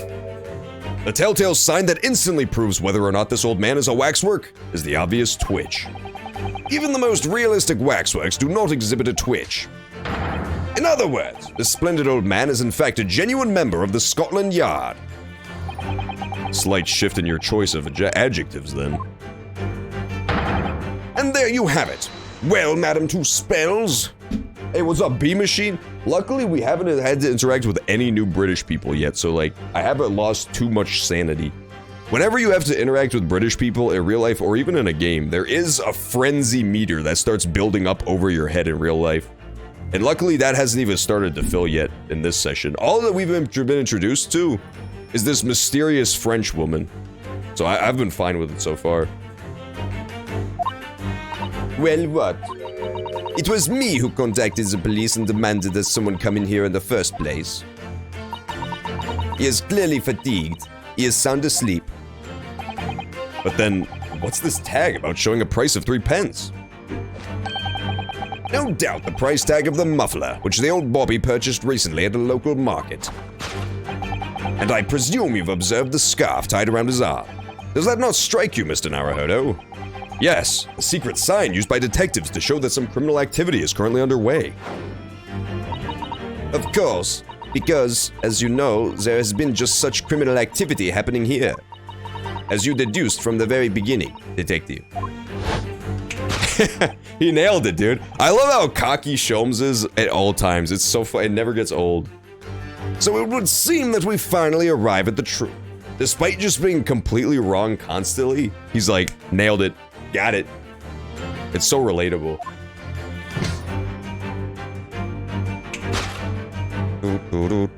We did it. The waxwork of the especially ruthless killer from the special exhibit has been kidnapped. And Scotland Yard are already investigating. He did. He got it on his first try. Let's go, Sholmes. Let's go, Sholmes Walkup-y. Woo! But the model's whereabouts remain a mystery. Thus concludes Herlock Sholmes' great deduction of this horrifying puzzle. Conclusion. Still a mystery. That's not a conclusion. No, not solved. Not solved. You can't say it's solved if the conclusion is not a mystery, or still a mystery. That was elementary, I won't lie. That's so fucking funny. I love case solved, still a mystery. All sorts of people visit my museum here. Men and women, young and old. Sometimes they drop in just for a short time on their way back from the pub. I welcome them all. But if anyone tries to damage my exhibits, I do not take it lightly. Anyway. Your great deduction was even more enchanting than I had been led to believe. It was a pleasure, my dear madam. I'm gratified that you enjoyed the spectacle. And as for your rough customer, I've no doubt he'll regain consciousness shortly and return home. What concerns me more is the waxwork from the special display, if it was indeed genuinely abducted. Ooh. Yes, tragically it was. I don't know, man. I hope she's not the killer, because she's kind of bad. But at the same time, I'm like 50-50 on her being the killer already. I don't know. I feel like it's either she's the killer or this guy's the killer and he's not actually dead. Like, this guy's the culprit and he's not actually dead. Those are like my top two, and they're neck and neck, man. She hasn't really done anything crazy suspicious yet, but she just seems so fucking suspicious, like, constantly. She just seems so evil. He was Professor Harebrain's financial backer and the boss of a large criminal organization. Yeah, I don't know. I'm like 50-50. I'm split on this. I really don't. It's like a coin toss for me right now. Then I would ask you to recount to us the events surrounding the stolen waxwork. In as much detail as possible, if you please. Very well. But after I have told you what I know, I must insist that you return to your work.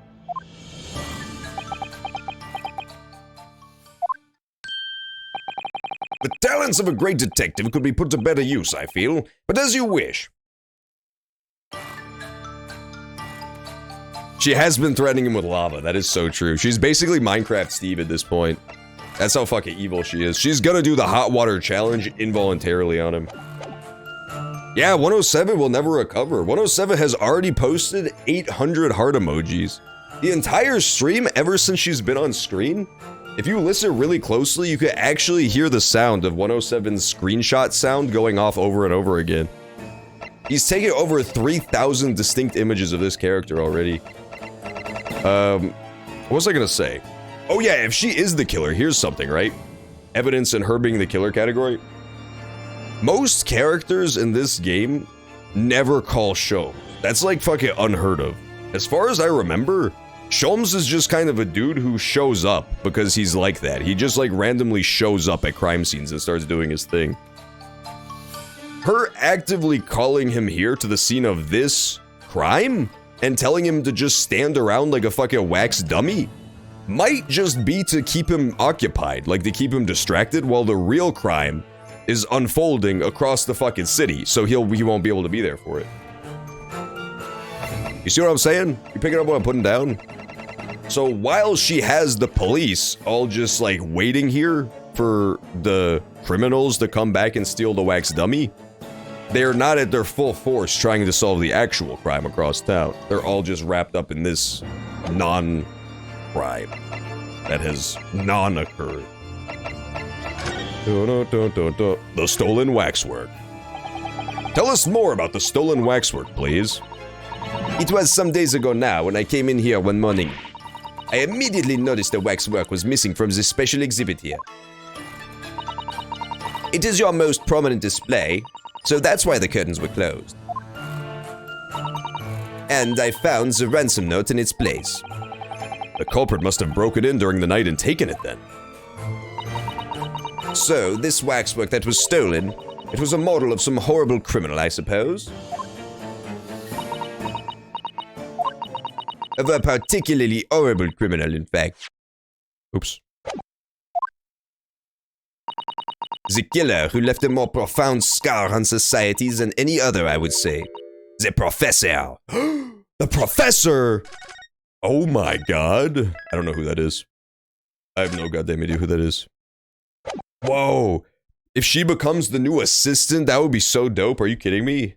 She could just dump buckets of lava all over the prosecutor whenever he tries to give me a hard time, whenever he tries to fucking hassle me. I would be so down for her to be the Maya for this game. I'm sick of Iris. I want Iris to leave. I want her to go back to Sherlopia. Not a name I've heard of. But you have, Sholmes. So, Mr. Naruhodo, it seems the circle is complete. I assume it's supposed to be like Moriarty. The Moriarty of this game, because Moriarty has not made an appearance yet. And if you have a Holmes story, you always have to have Moriarty. It's like Batman and the fucking Joker. Even though I think Moriarty in the books is literally in like 2 stories total, he is for some reason just the quintessential Holmes villain. I don't know why. He's just like the guy that always comes up in Holmes stories. It seems the circle is complete. Sorry? The Professor case happened around at the same time I was born, didn't it? Indeed it did, Iris. 10 years ago, a series of murders that rocked the capital. 10 years ago? Yes, at exactly the time. Barak von Zeeks graduated from university, in fact. Oh my god, that's why he became so evil and mysterious? I can't But this is my real voice, by the way, when I'm not doing character voices. That's, everybody would turn the fucking stream off immediately. Imagine if that was you could do a normal voice if you were voicing a character, but you just had to talk like that at every other time. That'd be the worst fate of all. You ever gonna play the newest game with young Holmes? I might. I'm thinking about it. I probably want to at some point. The same company that makes all those crazy Russian Sherlock Holmes games with But You Are Mexican has made a new one with young Holmes. And I want to play it at some point. But I haven't gotten to it just yet. Someday I probably will. I do like those games a lot. But you are Mexican. Yeah, that game. Literally that exact game. Those games were so good. That's the same one where Sherlock Holmes shrinks down to the size of an ant and explores a miniature Mayan pyramid filled with deadly traps to solve a crime. That game fucking rocks. Professor was the code word used by Gina at the pawnbroker. Was it really? Oh my god, the Hound of the Baskervilles case. Your voice acting is quite good. Thanks, Olulum. I'm glad you like it. But you are Mexican. Fair counterpoint. That is the downside. Good voice acting is Mexican. You gotta balance those things. What? Surely he's not saying. So the big event that changed Mr. Reaper's life. As you've surmised, it was the Professor case. But you are Who was the Professor? Stop. There's too many but you are Mexicans going off. It's dramatic, guys. It's so, you have to understand how dramatic this is. This is the big reveal. The professor is not Mexican. I'll have you know. Well, maybe he is. Let's find out. Professor Jose Gonzalez, notorious serial killer. Who was this professor then? Let's ask about him. I'm curious. But you are Mexican. That's not what she says, Alulim. That's not the line. You gotta reread the line, Alulim. Take it again. She didn't say that at all. It was a series of gruesome... Oh, that's not her voice. It was a series of gruesome murders that had all London gripped in terror a decade ago. After 5 victims were killed, the man was arrested. But you are Mexican. Shut up. How many channel points do you possibly have, Alulim? He's gotta be running low. The reserves have gotta be running low at this point. He can't possibly make that many more, but you are Mexicans. After 5 victims were killed, the man was arrested and put to death. But he was Mexican. But you are Mexican. I told you. I fucking told you he was. But you are Mexican. Stop! I'm trying to read. I'm trying to read the fucking deep story. You're confusing everybody. Everybody who just has their fucking ear pods in is just listening to this, no visuals. So confused, they don't know what's happening. They think this is just part of the game. And now he's immortalized here in wax for all Londoners to admire and enjoy. But you are Mexican. That one actually went perfectly with like his actions on the screen as well. That was a sassy but you are Mexican. Though of course he happens to be absent at present on account of the abduction. The man was arrested and put to death. But I don't understand. How is all this related to Lord Van Zeeks? You must first understand, my dear fellow, why it is that the professor earned such infamy. But It you was are due. Mexican. No, it wasn't due to the fact that he was Mexican. It was due to the victims he chose, Alulim, I'll have you know. It was due to the victims he chose. They were some of Whitehall's finest men, not Mexicans. What do you mean, Hurley? Those murdered by the professor were some of the highest members of the British aristocracy.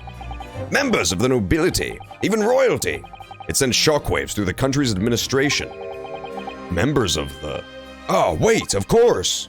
What Professor Harebrain said. Lord Van Zeeks is from a family with noble blood. Oh gosh. It was the 5th victim that led to the professor's arrest. The last of the killer's prey was a young noble by the name of... Clint Van Zeeks. Oh my god, that's so crazy. So now we know who that portrait was of. Now we know who that portrait was of. It was Clint Van Zeeks. That's the stupidest name I've ever heard. Honestly, I'm not saying that he deserved to get murdered, but I'm just saying if your name is Clint Van Zeeks, I have actually no sympathy for you whatsoever. Even Barack Van Zeeks is a slightly better name than Clint Van Zeeks. No! I don't believe it. Van Zeeks? I'm sure you can piece together the rest for yourself. In the wake of his older brother's murder, the young Baroque pursued a career as a prosecutor. Oh my god, I totally called it last session, didn't I? This is how Van Zeeks is gonna parallel, Naruhodo. They both didn't actually care about, like, their careers in the law, but they knew somebody who did, and they, like, took up their dream in their stead as their mantle. Oh, crud, I dropped my controller again. No wonder my controllers always break, man. It's because I drop them on the floor every 3 fucking seconds. It should have been Dracula. It should have honestly been Zeke Van Zeeks. That would be a phenomenal name. His name should have been Van Zeeks. Eventually, he became the Reaper we know today. I had no idea Lord Van Zeeks had such a tragic past. Well, I'm afraid that's all I can say on the matter. For the time being, at least. After all, I have work to do. By the way, if you guys didn't catch the last session or any of the earlier sessions and you want to catch up, check out the stream archive on the YouTube. It's linked below. All the old parts go up there. So all the earlier parts of this one and all of the previous game are up on the YouTube. In case in case you were wondering what the hell is going on, you don't know what the context is. as a waxwork exhibit. That's messed up. I am afraid I shall have to excuse myself as well. Oh yes, of course. It's been a pleasure. Thank you. It actually has been a pleasure. That girl is a total babe, I'm not gonna lie. When I first saw that character, if you slow down the stream, you could actually see my eyes bulge out of my head in 3D, and my jaw hit the table, and my tongue roll out like a red carpet, like a cartoon wolf. It only happens for one single frame, but if you slow down the footage enough, you can catch it. It's like the Zapruder film. Well, none of the predicted scenarios I've been analyzing involved you coming to visit me here. Yeah, Yoda was not happy. Yoda was not happy with that. She does not like her antlers. I like making Yoda wear her antlers, but she disagrees. She completely does not have a similar opinion to me on that. She has a sweater, and she has antlers, and she does not like wearing either of them. She does not think it's fun. I don't know why, she just doesn't like when I put stuff, like, on her head, like clothes. She's okay with wearing collars, but that's about the most stuff you put on her, and she's okay with it. You're lucky that your dog likes sweaters. My dog hates sweaters. And antlers. I tried to put a cowboy hat on her the other day, and she didn't like that either. She wouldn't even wear that one. At least she would wear the antlers. Now, it was in the mask. I forgot about that. They did that in the mask, too. The the tongue rolling out like a red carpet. That's such a good gag. I love it. Very classic cartoon. It's been too long, it really has. I'm delighted to see you, Barack. Let me be clear. It has been 10 years. I can't believe that his name is fucking Barack. It's still... I thought it was Baron Van Zeeks the entire first game, and nobody corrected me. None of you motherfuckers corrected me every time I read that name wrong. My brain auto-corrected it to Baron since he's like an aristocrat. Every single time that name showed up. It's been 10 years, and here we are, meeting in a prison of all places. I can't forgive myself for what happened to Mr. Asmund. I just can't. I still can't believe it could happen. Tomorrow, the court will decide. Yes, I have a young Eastern man acting for my defense. He seems reliable enough, though. It was an accident. A terrible accident. He assures me he can prove it. She does. Yoda has too much self-respect. She doesn't like when I make her play dress up. I'm gonna do it anyway, though. I'm gonna make her wear her sweater and her antlers and get a picture. I must warn you. Oh, I know. I've heard already. You're gonna be prosecuting, aren't you? Yes. Poor Professor Hairbrain. Since I returned to England, I've heard lots of stories. Barack, are you really... What? Never mind. I know that you have my best interests at heart. My friend is on trial. I wouldn't entrust it to anybody else. Of course, I fully understand. Thank you, Barack. Until tomorrow, then. I'll see you in court. Good job, Van Zeeks. What a guy. Nobody can send my friend to prison to get executed. Only I can do that. Yeah, that was his real question. Can someone please mod this game so there's just a PNG of Obama's face pasted over Van Zeeks' head? Not even, like, properly cut out, just like the white background. No, just do the presidential portrait photo where there's like the American flag in the background. Just paste that PNG over his face. That would be amazing. That would be so much better. I'm sick of regular Van Zeeks. 23rd October, 8:52 a.m. The Old Bailey, defendant's antechamber. I can't believe it's been 6 months since I was last allowed to work in I actually was gonna be so mad. I legitimately thought it was gonna say I can't believe it's been 6 months since we took this case. Since this game has just been jumping around randomly through time so much. I thought we just did another time skip, but we didn't. We're fine. Oh yeah, we still don't know who this is either. The mysterious masked man. He has the air of a completely unassailable man. That feel when you have the air of a completely unassailable man. If there's one way I like to describe people, it's that they have the air of a completely unassailable man. I just find this a really good universal descriptor that anyone could understand. I can't believe it's been 6 months since I was... Can we just point out the fact that this fucking Naruhodo piece of shit has described this mysterious masked man twice? Once was that he has good posture, and the second is that he has the air of an unassailable man. Is he an alien? Who fucking describes people like this? That's the worst description I've ever heard.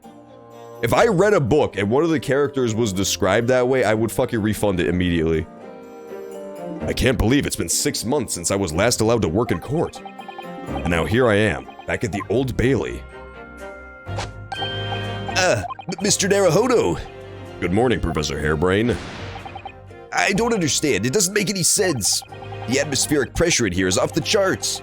I've never felt anything like it. It's crushing me. I feel it every time I'm here. That gravity. Well, this is Britain's highest court. Are you telling me it's fitted with some kind of device that can actually control air pressure? I think it's probably all in the mind. Yes, well, you won't let me down, will you? Mr. Naruhodo, I'm counting on you in today's trial to save my life! To save the secret of my super high voltage instantaneous kinesis machine from being made public. Yes, I understand. I know what I have to do. I have to establish that the explosion 2 days ago was nothing more than an unfortunate accident. I should make that my Twitch profile. I have the air of an unassailable man. I should make that my Tinder profile. Just every profile is just, I have the air of an unassailable man. What a great description. Who describes somebody like that? That's the worst description I've ever heard. Well, I'm sure there's nothing to worry about, really. Justice will prevail. Who is this? My commiserations, Mr. Naruhodo. You appear to have been lumbered with the most tiresome case here.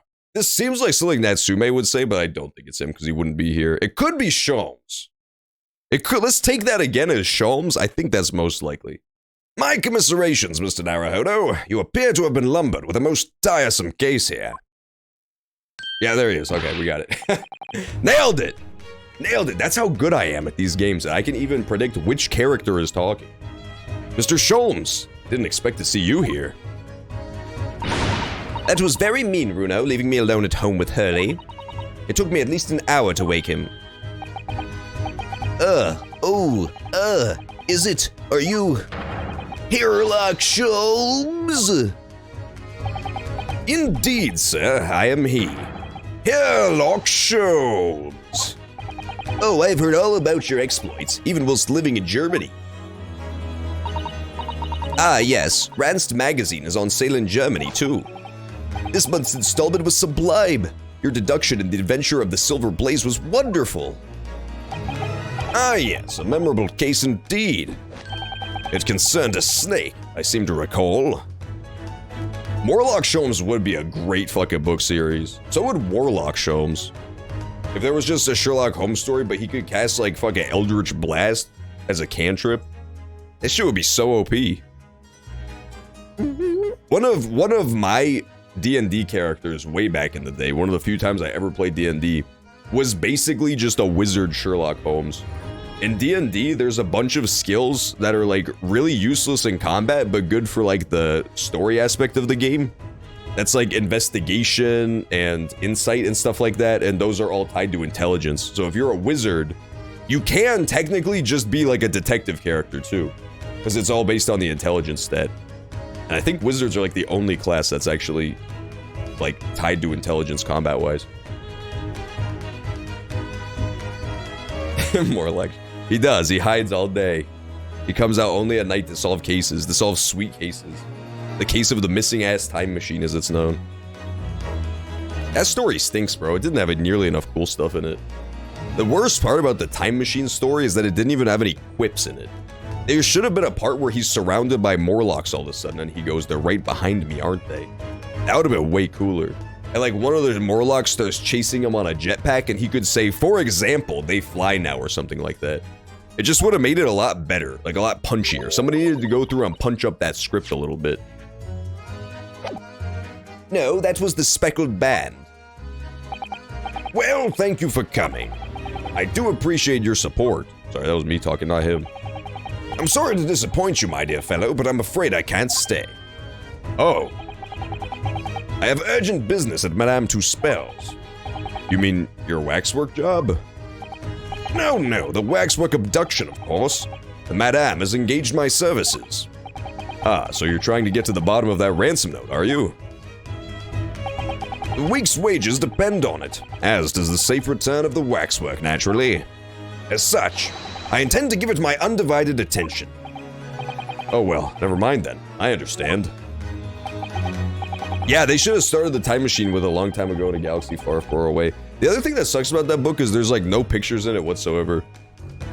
It's like really fucking boring because I don't even get to look at anything. Like, I don't need a book to be pop-up all the time, but I at least need pictures. Because otherwise, how the hell do you even know what you're looking at, you know? It's just like reading boring-ass words. See, this game knows, because this game is basically just one long, undivided picture book. Of course, with my skills of observation and reasoning, resolving the matter will be as easy as proverbial pie. I shall return forthwith. For until I solve the case, I shall have no money to afford a pie of any description. Oh, then you must absolutely give it your full attention, Hurley. Quite, Iris, quite. But life is riddled with irony, you know. Whenever I give something my full attention, I have a quite insatiable desire for a pie. Okay, this is a roll call. Anybody who answers this incorrectly will be banned. You will be banned. What is the best type of pie? Roll call. What is the best type of pie? I will give the answer. It's pumpkin pie. That is objectively the correct response. But I want to know. I want to know if there's any fucking incorrect opinion havers so I can block them. Block them and ban them. Whenever I give something my full attention, I have an insatiable desire for pie. One of the universe's intractable mysteries, you might say. Oh yes, quite. Absolutely, definitely, I totally understand. Is someone a little starstruck? I wish you the very best of luck, Professor Habrain. Yeah, CB Machine knows. Pumpkin pie is the GOAT. Pumpkin pie redeems the entire genre of food known as pie. There's definitely people who are apple pie stands. I think apple pie is okay, but I would never go out of my way for apple pie, no chance. No fucking chance. It's gotta be pumpkin all the way. Ooh, why thank you. Before I depart, Mr. Naruhodo, a word in your ear if you please. What's this about? As you have remarkably little grounding in science, I feel I ought to inform you. As compelling as the super high voltage instantaneous kinesis hypothesis may be, a practical implementation, such as was attempted by the professor at the Great Exhibition, is quite impossible.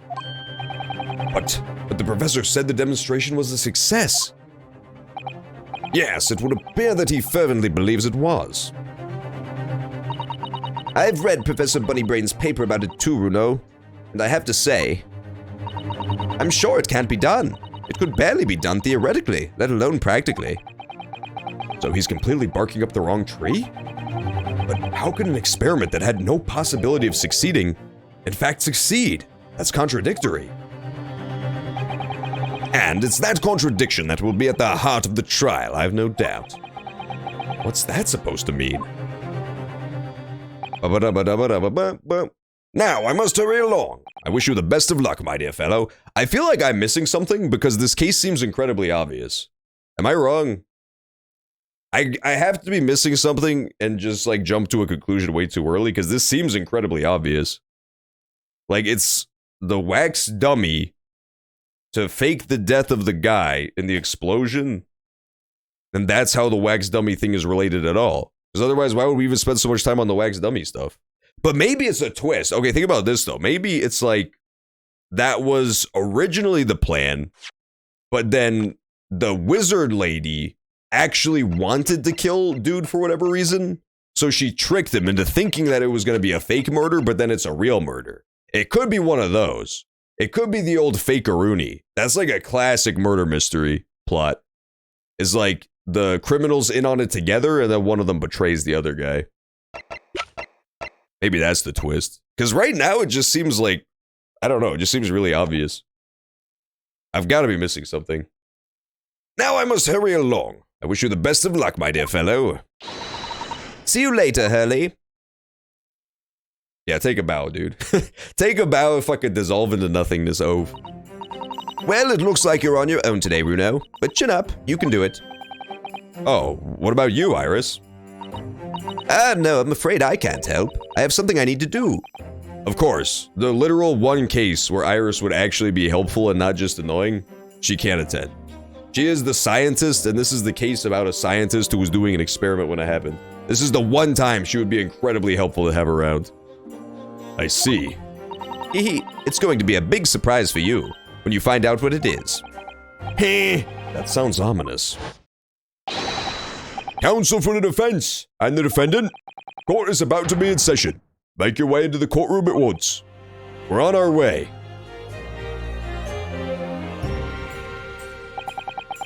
Experiment that the laws of science say can't possibly succeed. And a scientist who's convinced that it did. That's the riddle you have to unlock here, Ryunosuke. That's the key to this case. Trial time! Woo! How deep are we in? Oh wow, we're actually not too deep into today's stream. I feel like we might be able to get through at least the first part of the trial. It's probably going to be a multi-parter. They usually are by this point in the game, like at least 2 or 3 trials. But maybe we could at least get the first one out of the way. That would be cool. Yeah, usually it's like the first trial is kind of normal. And then there's a big thing that happens that's like, oh, this is a lot more complex than we thought it was. Because remember, the last case was the poisoning case. And that one seemed really, really, really simple at first. It was just like a classic locked room mystery. And then it's like, nope, that's not what it is at all. It's actually like a triple homicide, murderers murdering murderers shenanigans. 23rd October, 9:10 a.m., the Old Bailey courtroom. In the name of Her Majesty the Queen, I hereby declare this court to be in session. We are sitting today for the public trial of Professor Albert Harebrain. I now call upon the counsels for the prosecution and defense to declare their willingness to proceed. The prosecution is ready. The defense is ready, my lord. I'm 6 months out of practice. I actually, for some reason, my brain thought that said I'm 6 months pregnant at first. Which would be a very different game. If Ace Attorney randomly in game 2 of the Chronicles series busted out mpreg as a critical plot element, I would be slightly concerned. I would lean in and see where they're going with this, because I would be extremely confused. But fret not, he's not actually 6 months pregnant. Thank goodness. That would be freaking sweet, though, if the twist was that this is when Phoenix Wright is born. He is born in the courtroom 3 months early. He's a preemie.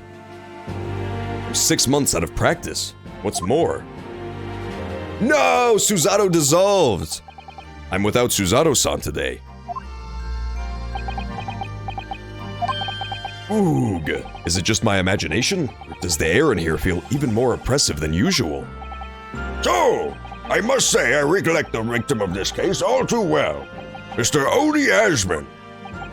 Mr. Asman was well known as a financier, though that was merely a front for his diverse criminal activities. It was only a month ago the man appeared in court prosecuted by you, Lord Van Zieks. But the jury unanimously found him not guilty. Because every member of the jury had been bribed by the sound of it. These powerful London criminals are prepared to go to extreme lengths to keep their freedom. But 2 days ago, on the 21st October, Mr. Asman met his end. The work of the Reaper, was it?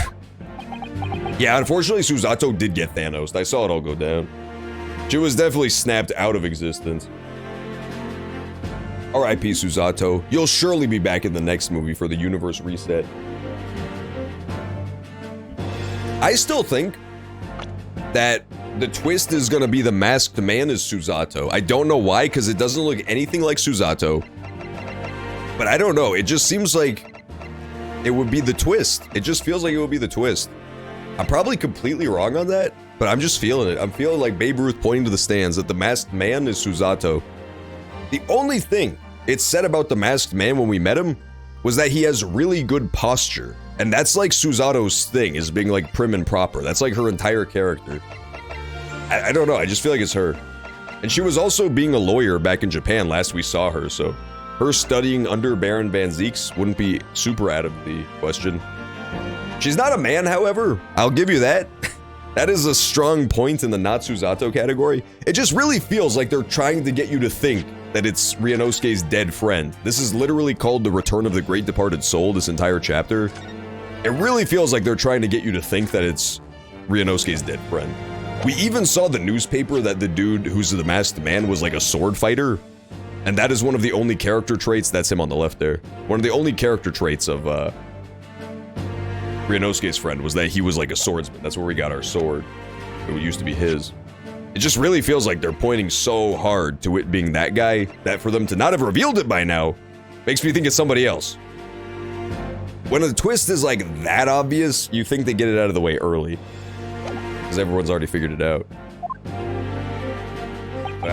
I'm probably overthinking it. If that is how your lordship would describe divine retribution, but the fact remains that Mr. Asmon's death was a direct result of the actions of the accused, Professor Hairbrain. Very well then. Now, ladies and gentlemen of the jury, you have been selected at random to represent the will of the people. Are the 6 of you ready to fill your societal duty? I really hope that one of the juries is just a wax dummy. That would be so funny. I'm most gratified to have been selected to carry out this important civic duty, my lord. This guy looks exactly like an actor, but I don't remember who it is. He looks so familiar. You have a man's fate in the palm of one's hand. Oh gosh, oh golly, it sends shivers down the spine. The YouTuber Pyrocynical played Deep Woken today. And Destiny said he was debating Jordan Peterson, but it was a bait. Yeah, dude, I fucking heard about that and I'm mad. I fucking hate Destiny's creepy little ass. He's already such a weird little weaselly rat of a man. And like, to pull that, to say he was debating Jordan Peterson and then not do it is so evil. It's so fucking evil. I hate that little freak. He's just a bizarre little fucking rat. I wanted to see the battle of the brains of Destiny versus Jordan Peterson. It would have been like Destiny versus JonTron, I think. It would have gone down as like a legendary stream event, I think, if they had actually done that. I don't know who the YouTuber Pyrocynical is, though, so I couldn't tell you about that one. I couldn't tell you about that content. Watch him nuke his own career. Yeah, exactly. Nobody's gonna forgive him for this one. Nobody's gonna forgive him for this one. Oh my god. This guy rules. I love this guy. He looks so swag. Are you kidding me? He's a vampire. This is the spookiest Halloween stream. This isn't even a Halloween stream, and for some reason, it's so Halloween themed. This is so weird. I promise I did not plan this to be the first day of October. Just happens to coincide with this crazy Halloween case. This was a complete coincidence. I don't know how to describe it. It just happens sometimes. It's weird. With Ace Attorney specifically, the timings are weird sometimes. It happened in the trilogy, too. We played Ace Attorney, I think it was 3. There was like a special Christmas case that was in December of like the actual real-time stream. It was very weird. Yeah, Destiny's never done anything fucking worse in his life. He's just a nasty rat, that's all. All he does is chew under the other streamer's table and chew through their fucking power cord. He chewed through JonTron's wiring and made him say a bunch of racist shit all of a sudden. Poor JonTron. JonTron versus Asmongold. Oh, I would watch that too. Are you kidding me? Hell yeah. The only thing I know about Asmongold is that like at least once a month, I'll see one of his thumbnails recommended to me. Which I don't know why, because I don't even play World of Warcraft, but I still get them. Science experiments? Magic? I'll give my Dracula voice, I'm sorry. Science experiments, magic, conjuring tricks, courtroom trials. All are nothing more than performances. That was a horrible Dracula. Any spurious scholar that defiles the reputation of science deserves to hang. Oh my god, what is this character?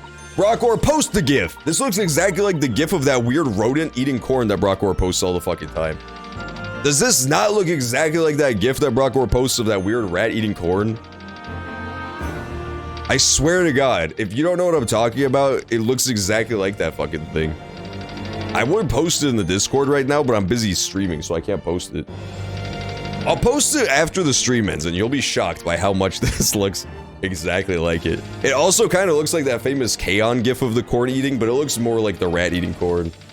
I'm not gonna lie. We have to listen to what's said on both sides of the fence and, settle on one. That's it, isn't it? It's the sleepy policeman. Why is he here?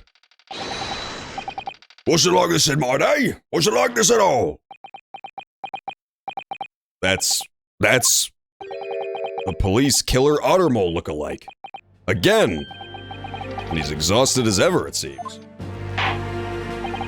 Dark Viper AU debate Osmongold. I don't know who the fuck Dark Viper AU is. I've got no clue who the hell that is. Is he like Osmongold in some way? The victim in this case is called Dr. Odie Osmongold, so it is pretty relevant. That guy kind of looks like Asmongold too. If Asmongold actually acted his wealth, if he acted his net worth, he would look exactly like Odie Asmon. Like if he got a haircut, slicked back the hair, grew out a mustache, got a smarmy look and wore fancy clothes, he would look exactly like that. Straight up. He made a 7-part video series on why reaction content is bad. I mean, you're not wrong, but you're not proving your point by doing a 7-part fucking video series on it. Nobody's gonna watch all that shit. Actually, the kind of people who fucking tune in to watch the most banal Twitch drama shit probably would waste their lives watching a 7-part series on why it's bad. I won't lie.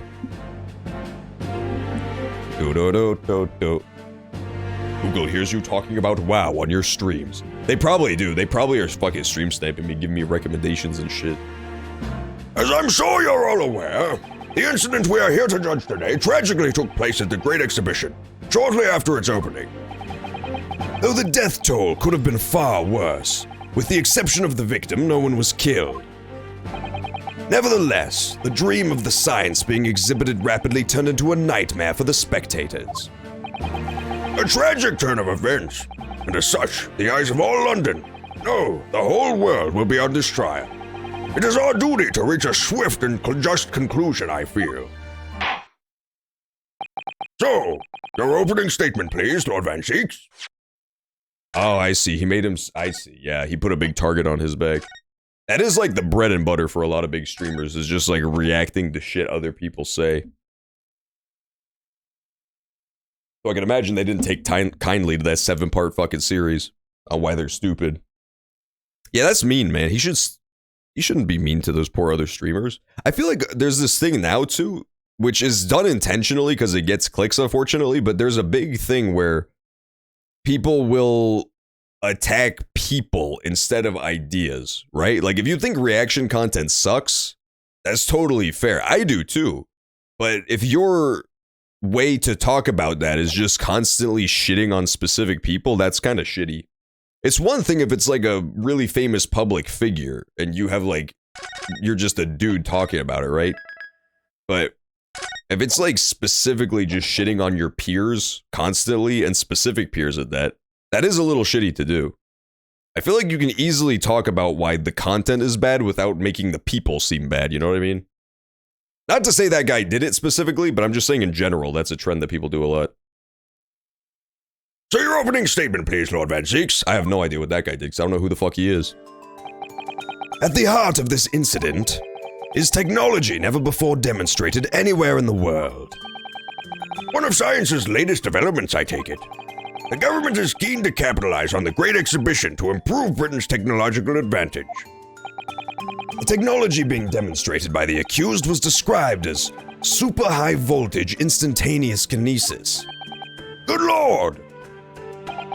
It's designed to disassemble human subjects using extremely high voltage electricity and beam them instantly to another location where they are subsequently reassembled. Is such a thing even within the realms of possibility? Well, I don't believe it, that's for sure. Disassembling people with electricity? My goodness, how shocking. The whole idea is absurd. Any hypothesis would never stand up to scrutiny. If only we had the fucking scientist Iris here to tell us, but no, she's busy this time. Sir, I believe you are a fellow of the Royal Society, are you not? An expert in your field? I am, and my word on the matter can be considered final. Instantaneous kinesis is poppycock. So this expert and Mr. Sholmes are in agreement. It's impossible. What is the prosecution's view on the matter? The prosecution would assert that the accused's instantaneous kinesis demonstration was a success. What? What's wrong? No assistant?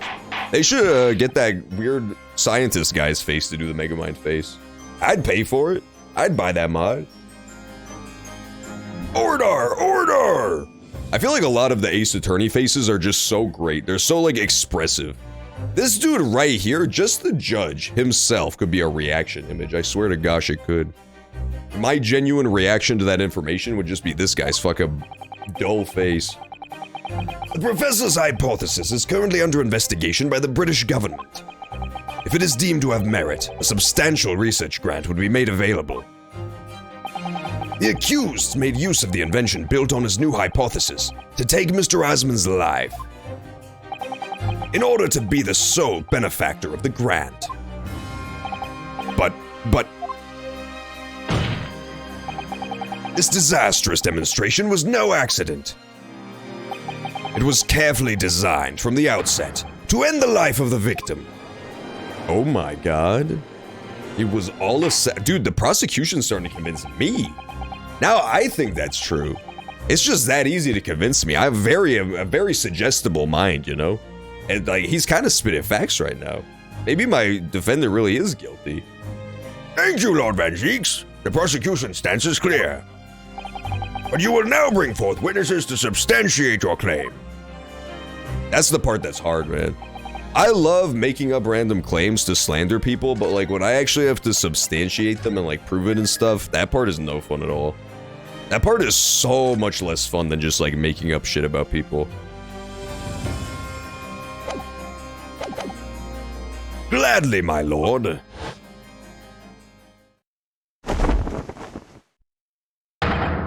Bailiff, show the first witnesses to the stand.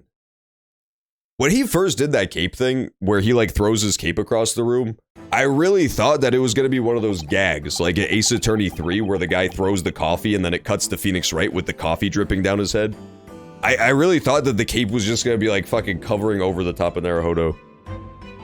Witnesses, state your names and occupations for the court. Yes, sir. Tobias Gregson, Detective Inspector at Scotland Yard's Homicide Division. I was on duty at the demonstration on the day in question and in charge of following investigation.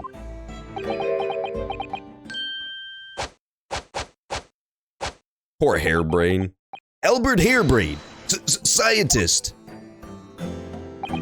You were born in England, but have been carrying out research in Germany in recent years, correct? Yes, that's right. After graduating from university here in Britain, I went to work in Germany and made an amazing discovery, which is what brought me back. I had to demonstrate my incredible hypothesis at the Great Exhibition. What you demonstrated was incredible, all right. An incredible explosion. But the science was a success. The instantaneous kinesis worked. Everyone saw it. They must have done. Yes, there was a terrible accident, but the demonstration of my hypothesis was a success. Well, that much is undeniable, as shown in this photograph taken by the forensic investigation team. Aha, cool. We get a photo. Oh my god. What the deuce? This was taken in the Crystal Tower, I take it. The centerpiece of the exhibition, no less. I see. Okay, it's time to really study this image and find out all the crazy oddities about it.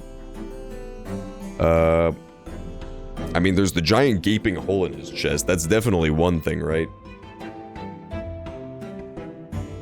Yeah, there's a big obvious stab wound. And it is right next to the broken glass. So, like, first thoughts would be probably crossbow. Crossbow could have been shot from basically anywhere outside the tower, into the tower to kill him. I don't know. Besides that, there's really not too much to glean from this. Obviously, there's the possibility this could be the wax dummy. Definitely possible this could be a wax dummy. Because remember, the police weren't actually allowed to touch this body at all.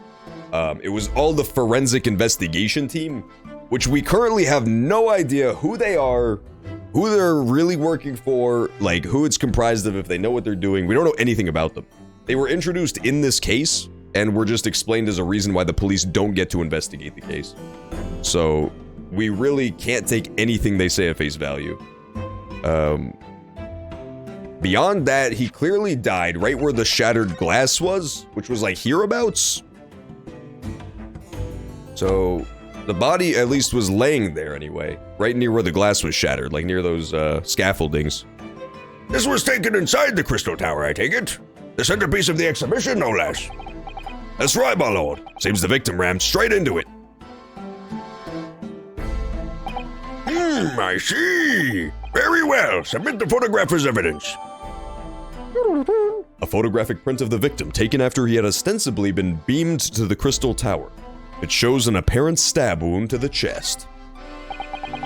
As the court said, the victim of the incident was Mr. Odious Man. There have been a number of allegations made against the man, but putting them aside for the time being, he was the man who financed the research for the experiment and the demonstration itself. I see. So to summarize the situation, the defendant is accused of taking the life of the man who funded his work. Would that be correct? Exactly. But couldn't it be that the explosion was caused by some malfunction in the apparatus used for the demonstration? That's right. That must be it. My splendid machine. My poor splendid machine. You saw it yesterday, didn't you? We can't even examine the wreckage thanks to the Special Dispensation for Scientific Equipment Act. This is what makes the forensic team have to take over. Was this thing right here. This was established last week. There was a special act that the government had just so happened to pass right before this happened. That makes it so the police can't investigate the crime, essentially. What? The wreckage? The wreckage? But that being the case, how can the facts be established?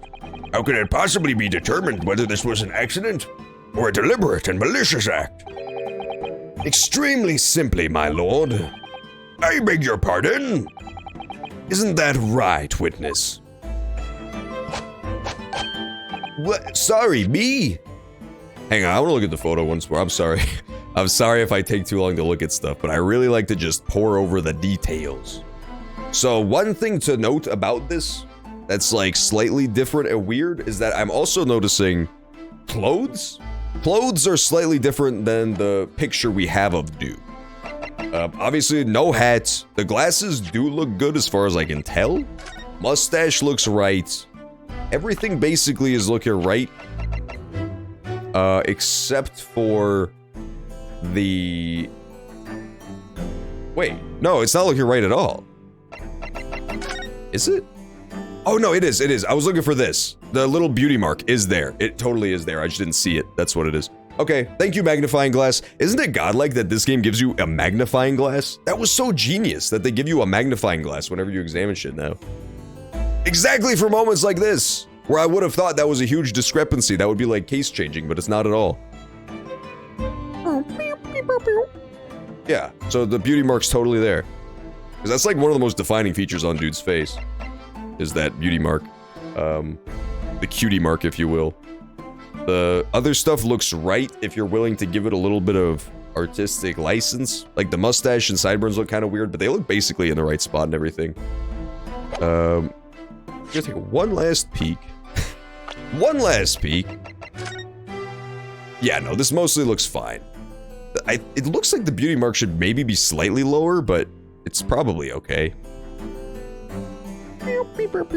And then, obviously, clothes, no hat. No hat, Megamind face. No jacket either. He clearly is wearing, like, some sort of jacket there. You can see the golden collar. The jacket is not there. But everything else looks kind of okay. I don't know. It's not really throwing up any red flags right away for me. Glasses. Let's check if the... Yeah, this is on the right side, I think. That's probably on the proper side. I'm really, really bad at, like, reflections and directions, so who actually knows? But I'm gonna say that's probably right. It looks fine. Because if it is a wax figure like I'm hypothesizing, there's probably some, like, really obvious visual discrepancies that you could point out, right? That would make them look distinct. And I'm not seeing any. It's looking pretty lifelike. It's looking pretty damn good. I'm not seeing anything wrong with this just yet. I'm gonna keep going. I wish I could zoom and enhance this. What I'm looking at right now is the bridge of the glasses to see if those look right. I think maybe, but it's really hard to tell because it's really small in this photo. In the crime scene photo, there's like a dent. It's almost like M-shaped, the bridge of the glasses, and I can't tell if that's the same in the PFP. See what I'm talking about? There's like this dent here. I'm not sure if that's in the profile picture. But I don't know. Maybe he just puts on a filter whenever he uploads pictures to his Insta. Who knows? It's looking fine. I'm not seeing anything too weird about it. Yeah, I'm thinking it looks kind of the same. No discrepancies. The only weird thing about that photo is the fact that he's got that wound in his chest. Otherwise, it's all normal. He is like strapped down, but I assume that's just because of the fucking experiment. Another thing to always look for that I'll point out, just so people can keep up with my fucking sweet deductions that you always check for in these games, is like this blood splatter right here. Because if there was no blood splatter on the straps, then that would mean that the body was moved into the straps after the fact, but the splatter is actually perfect. The splatter's looking real good. It does look like he was stabbed while he was strapped. That comes up a lot in like the first 3 Ace Attorney games, where you'll think maybe it's just like a oddity with the art where they didn't draw it right, but no, it's actually super important that there's no splatter where there should be. But no, that photo's looking great. Sorry, B. No, your neighbor. Yes, sir. It was murder, plain and simple. Anyone could state that with complete certainty. What? How can he possibly think that? Thank you, Inspector. I think we had better proceed to formal testimony. You will explain to the court on what grounds you claim this experiment to have been a front for murder.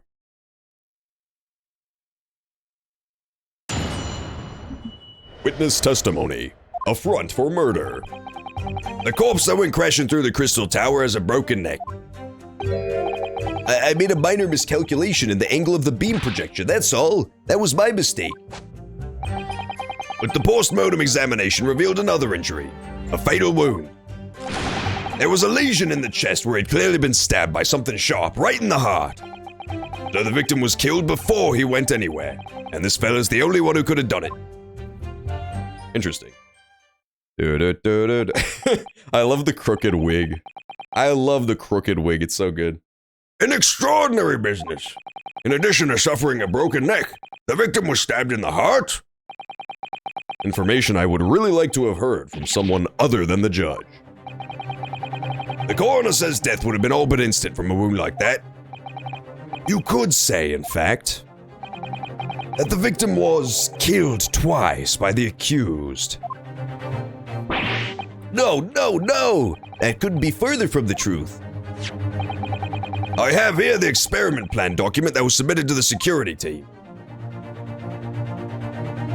Oh my god, there he is. There he is, dude. The victim stood himself inside something called the bird cage, ready to be beamed instantly.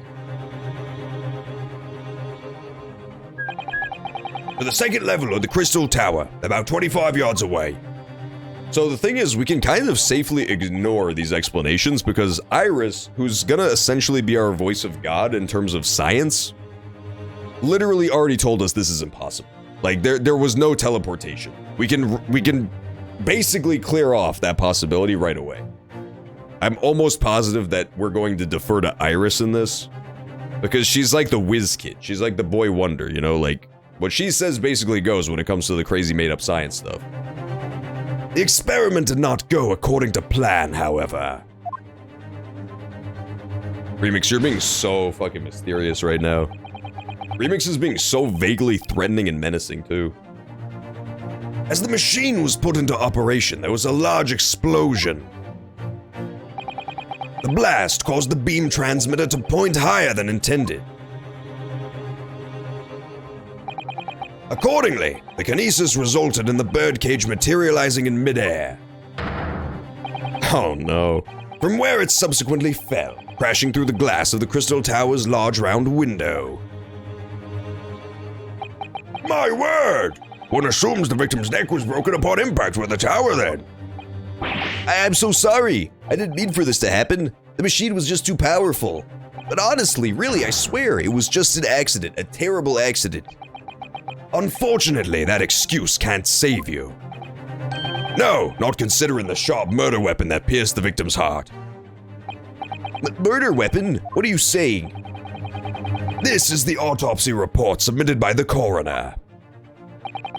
The prosecution would like to have it entered into the court record. Your request is granted, counsel.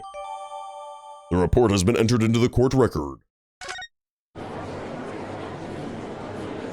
That is true. There is a lot of shit possible in the universe. See, that's the thing. That's why I specifically mentioned that it's like crazy made up science, because it is like crazy shit happening all the time. But Iris is basically at the top of that pyramid, you know? Like whenever crazy science shit is happening, Iris is either doing it or explaining how it works, right? She knows about all the crazy weird shit that happens in this universe. She's like our voice of God as the player for like what isn't possible. And she specifically went out of her way before this trial to tell us that the teleportation is not happening. Like, it just wouldn't work. Both Sholmes and Iris said that before the trial started. Sholmes, it's like, sure, he's wrong about stuff sometimes. Iris, I don't think has been wrong a single time the entire game. Like, especially when it comes to the science stuff, it seems like what she says goes. I was there in person, you know? I saw the whole Ludacris performance. I love Ludacris. I got front row tickets. The only other person on stage with Mr. Asmund was that disgraceful excuse for a scientist. Then really, by all accounts, it must have been him. Hard to think otherwise, really. Very well. Counsel for the defense, proceed with the cross-examination, please. Oh yes, my lord. The coroner performed autopsy on a wax figure? We don't know if it's a wax figure. We don't know who the coroner was. The whole thing about this case is that the police, who we generally kind of trust so far, they didn't get to perform the autopsy. They didn't get to investigate the crime scene. They didn't get to perform the autopsy. It was all done by some mysterious organization that was just formed and immediately took control of the crime scene and wouldn't let anybody in. So I don't trust anything they're saying. I don't trust anything that the official reports are saying for this case, because it's all some new forensics team that we've never been introduced for. They were literally formed like right before this incident happened, and we don't know anybody on the team. We haven't been introduced to any of the characters on the team. It's like brand new. It's out of left field. The police did not get to investigate this. Like Gregson, who is fairly trustworthy, nowhere near the crime scene. He didn't get to do anything with it. I'm not believing anything that these people say. The coroner was Courtney Scythe. Courtney Scythe. Courtney Scythe. Does the autopsy report usually have the coroner's name too? That's kind of suspicious, just because I don't think that's ever been a thing before. Yeah, I'm not trusting this. I'm officially not trusting this at all. Courtney Scythe. Courtney Scythe. I don't know what the pun is for this name. I think it's a pun because that last name is nonsensical, but I don't know what it is. Courtney Scythe. Courtside. She had courtside seats to the Ludacris concert. Mr. Odie Asmund. Time of death around 2:20 p.m. Hemorrhage of a wound to the chest that pierced the heart, inflicted by a sharp implement. A broken vertebra, most likely resulting from impact after a sudden fall from considerable height. Interesting. Okay, so we don't get much information there. Motherfucker! Yeah! The body of JFK was made of wax. That's true, you can see it all in the Zapruder film. That's why he was assassinated, by being put into a microwave and turned into goop. I need to focus here. It's been a while. It has not. It's only been a week since I played this game last. But you are Mexican. A front for murder. A front for Mexicans. The corpse that went crashing through the Crystal Tower had a broken neck. Do you guys remember? Was it you, 107? Was it you who said that his badge was the German flag? You troll. You fucking troll. Somebody last week said that this guy's badge was the German flag. It is not the German flag. The German flag does not say Adam Hogney on it. No chance. I made a minor miscalculation in the angle of the beam projection, that's all. That was my mistake. Yeah, so... a broken... Let's press on the broken neck thing, because that seems kind of important. It is not Remix. You're a liar, too. You're both liars. Look at that. That's not the German flag at all. The German flag does not say Adam Hogney on it. Hold it! Hold it! Are you suggesting that's because he fell from a considerable height? Exactly, which highlights something else about this whole rum business. What's that? The fact that the instantaneous kinesis itself was a success. After the explosion, the cage with the fellow inside suddenly appeared out of nowhere in midair. Although the experiment ended in disaster, the so-called instantaneous kinesis did actually occur. Remind us, Professor, what was the cause of the fatal disaster? I made a minor miscalculation. Fatal wound. Let's press on the fatal wound stuff.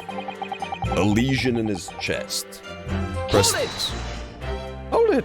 It's the old German flag. Remix, the old German flag did not say Adam Hogney on it.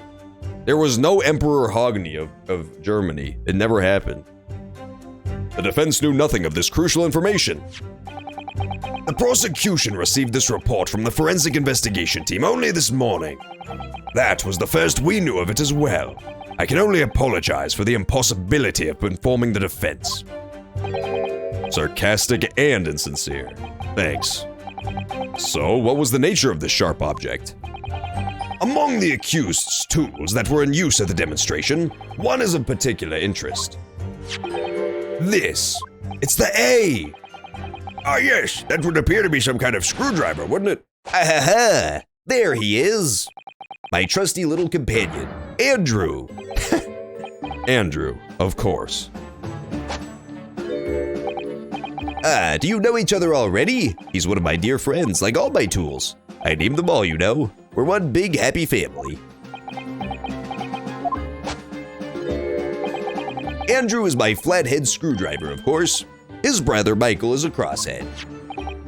Well, it would appear that your beloved Andrew has a red stain on his shank. That isn't. It's blood beyond all reasonable doubt. No! And that's not all. The long, sharp shape of this Andrew fella is completely consistent with the victim's wound. What?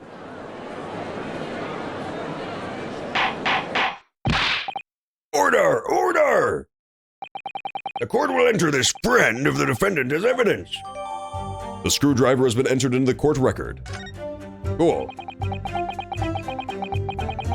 So one of Professor Hairbrain's tools is the murder weapon? It might be, let's check it out.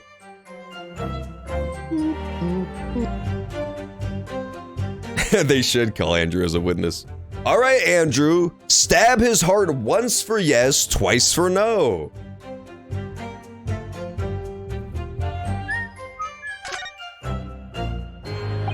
I've seen this unusually shaped handle before. It's the same screwdriver that was lodged in the grill on the floor of the kinesis machine. Which could be important information, so I should definitely make a note of it. It was found poking through the grill at the base of what remains of the kinesis machine. Oh, interesting. Ahroon. That's important. Cool. It's a very distinctive handle. It was poking through the base of the kinesis machine. Okay. And the handle's important too, because it's a giant handle. So if they try to convince us that like the whole screwdriver went through somewhere, that couldn't happen because it's too small.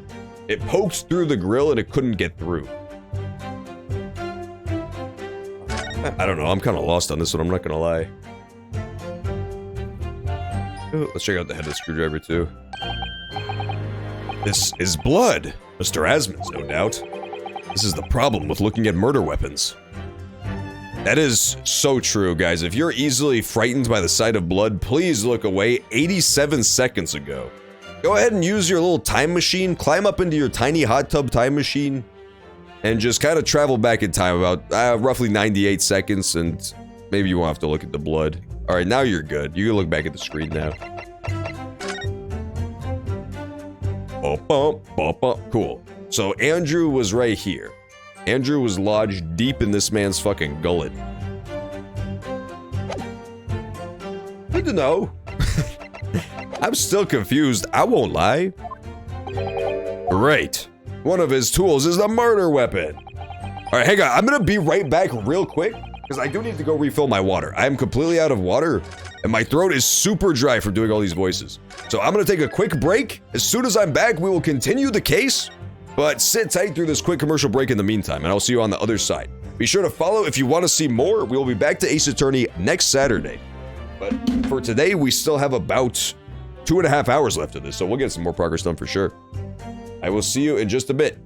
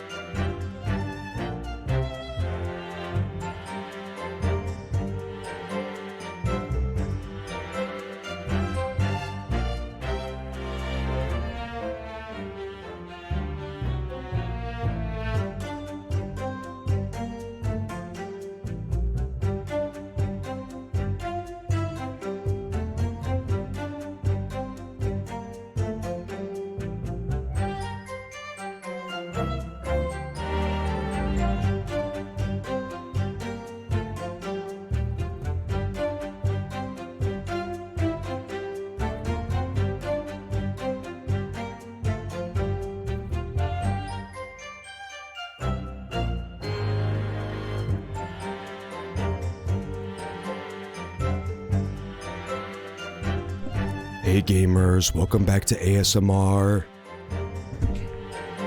I'm back. My package arrived. We'll do an unboxing stream. We'll do an unboxing stream of my package that I was waiting for the whole time. You got my package? I did, Remix. We're gonna unbox it right now. I wonder what it could be. Oh, it's a mail bomb! Can someone please edit in like a After Effects explosion subsuming the webcam and ending the stream? Right after I said, oh, it's a mail bomb. There it is. Yeah, it's the game. That's what I thought it was. It's the replacement controller.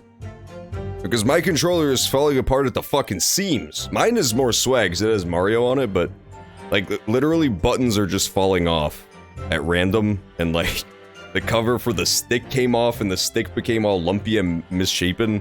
So I needed to replace it, unfortunately. Yeah, I didn't show my address. I specifically showed the back of the package, which was a good idea on my part.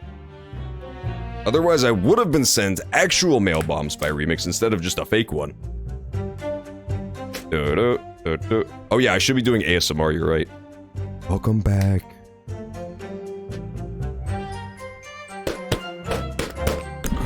You hear the sound of the package being gently opened.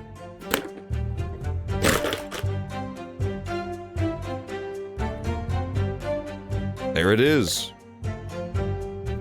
It's apparently like connected via a little USB cable, which is pretty weird. Like there's a little spot on the top like an iPhone where you would connect the USB cable.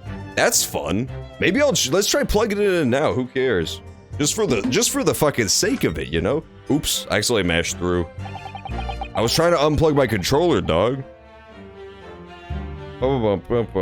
I'll go over there to plug in the controller and then I'll try pressing the button before I even come back. So when I'm off screen and off mic, you should be able to see the game continue to play itself in the distance, which will be a good sign the controller's working.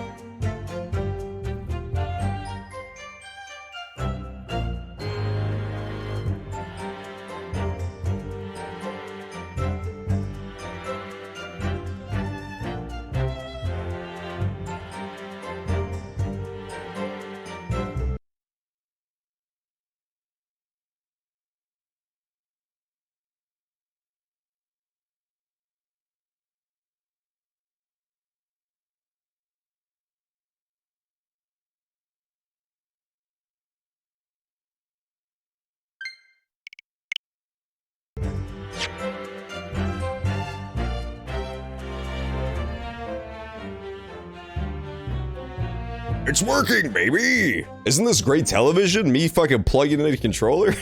Aren't you glad you tuned in to watch me plug in a controller for 5 minutes?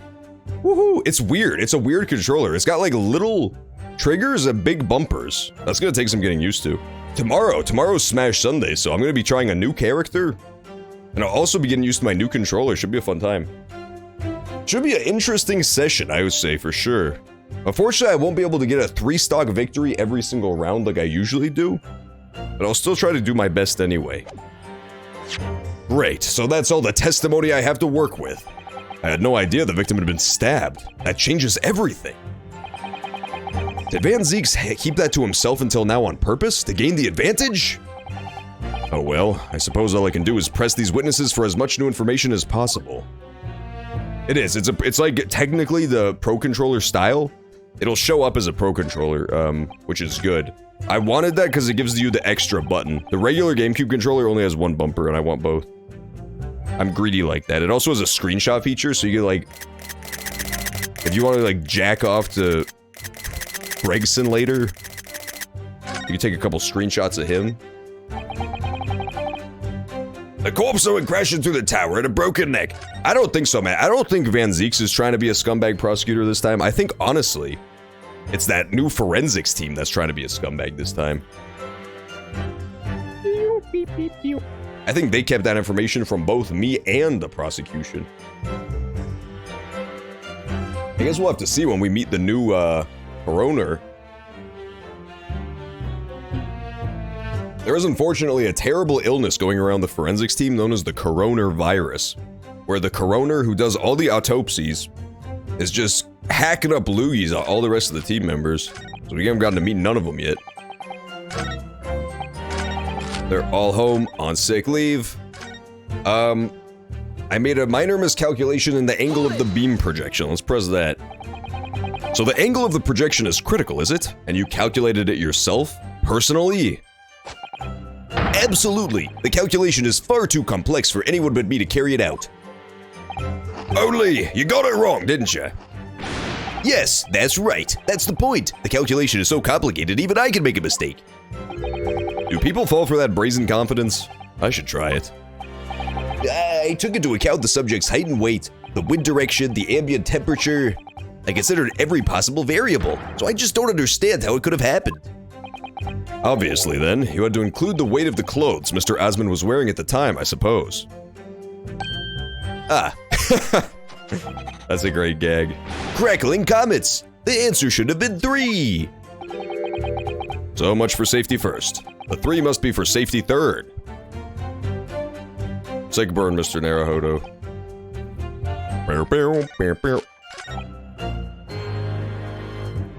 The victim was killed before he went anywhere. This fellow's the only one who could have done it. Interesting.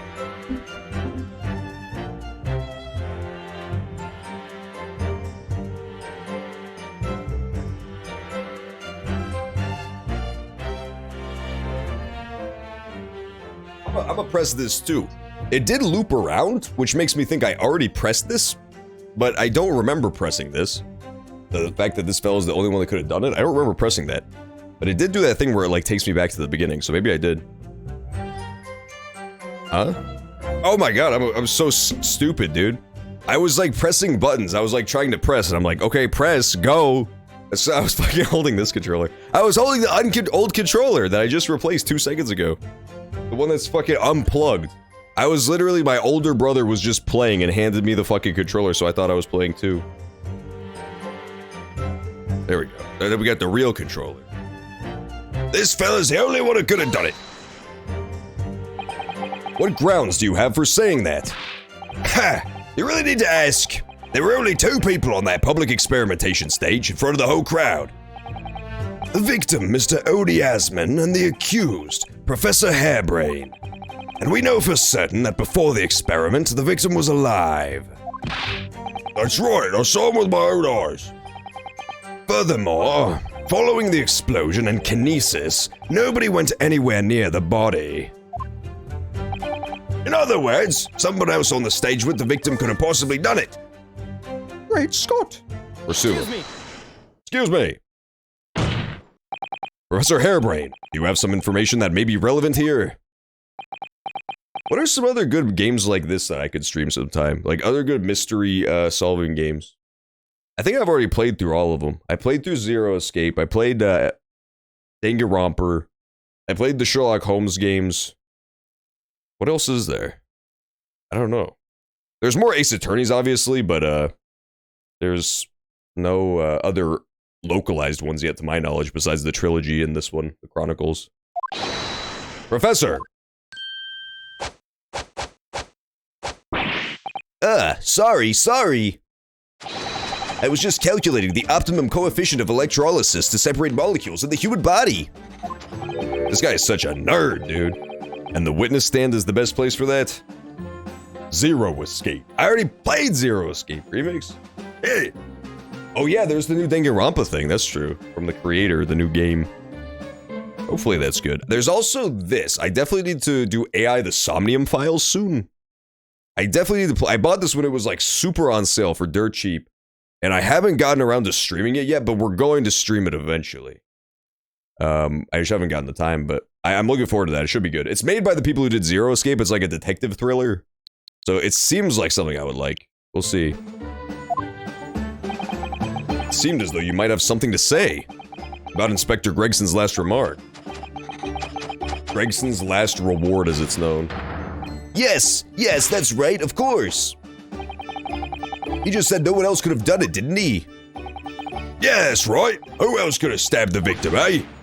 I don't know, but there's no way that I could possibly have stabbed Mr. Asmund as you say. Hey!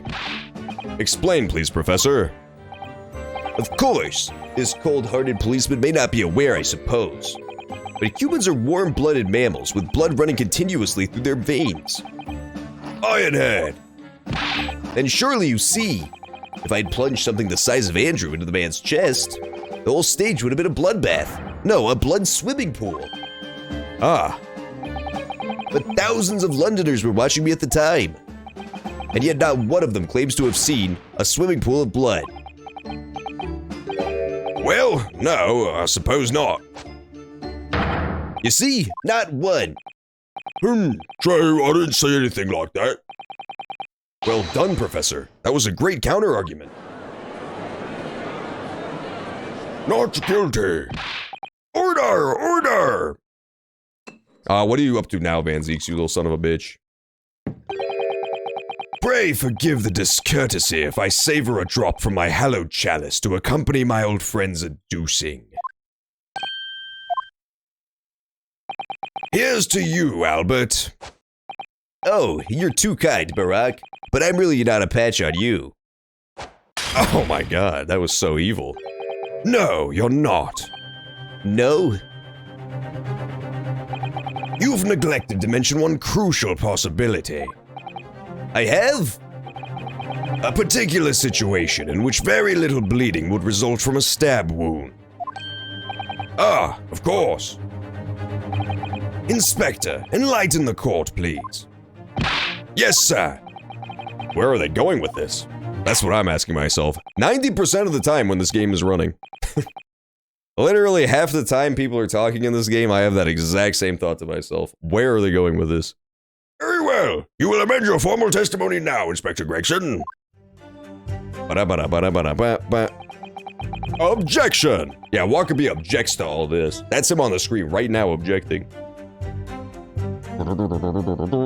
Walkerby, if you were in an Ace Attorney game, would you be a prosecutor or a defendor?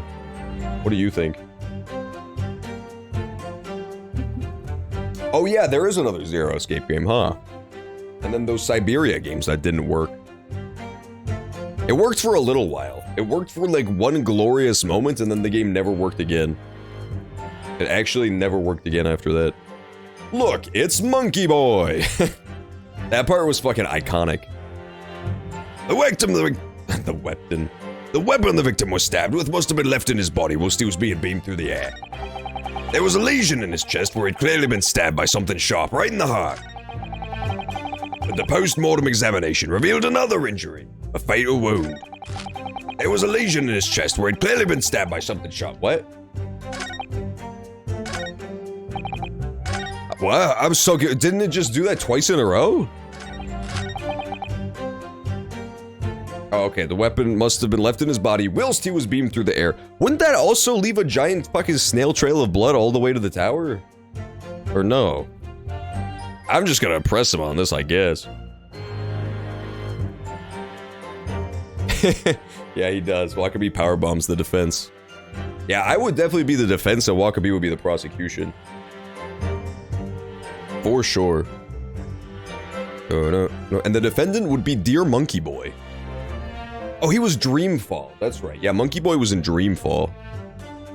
Let the dream fall.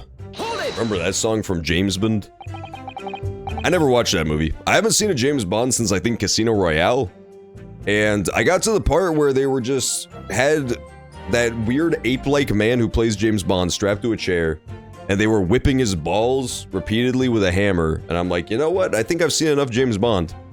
I liked it better when Sean Connery was like shooting Russians and driving fast cars. Now that we've reached the point where James Bond is just having his balls whipped on camera, I think I'm good to check out of the series. I think I'll just duck out, make my exit gracefully here, and I never return to the movies after that. I did not care for that one. Why would you think that, Inspector?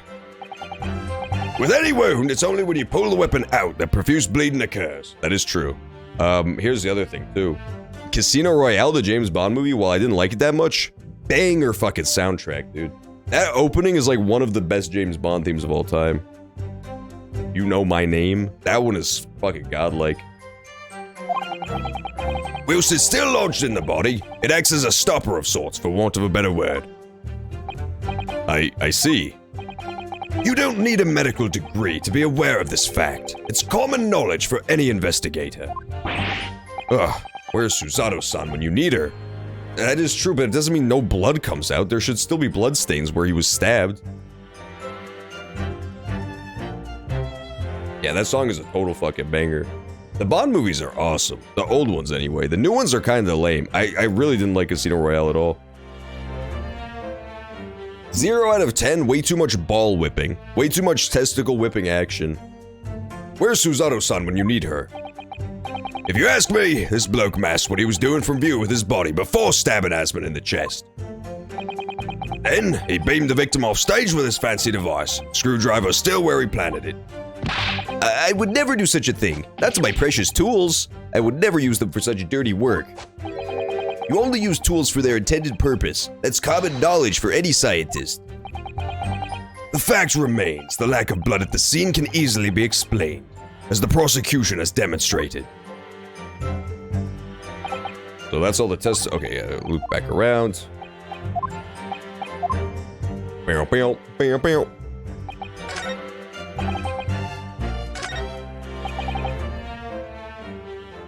Let's press the fact that it had a broken neck. I remember if I've done that yet.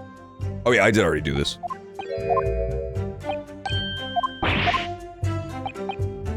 So they're saying he was teleported over to the Crystal Tower and dropped straight down through the Crystal Tower and then broke his neck on impact. Fuck! But the problem with that is that, according to this picture, that makes no sense. Actually, maybe. I don't know, because we can't see the other side, but it looks like this is near the location that the glass was broken in the investigation scene. And if you remember that, it was a side panel. It was like the front of the building. One of the windows was smashed in.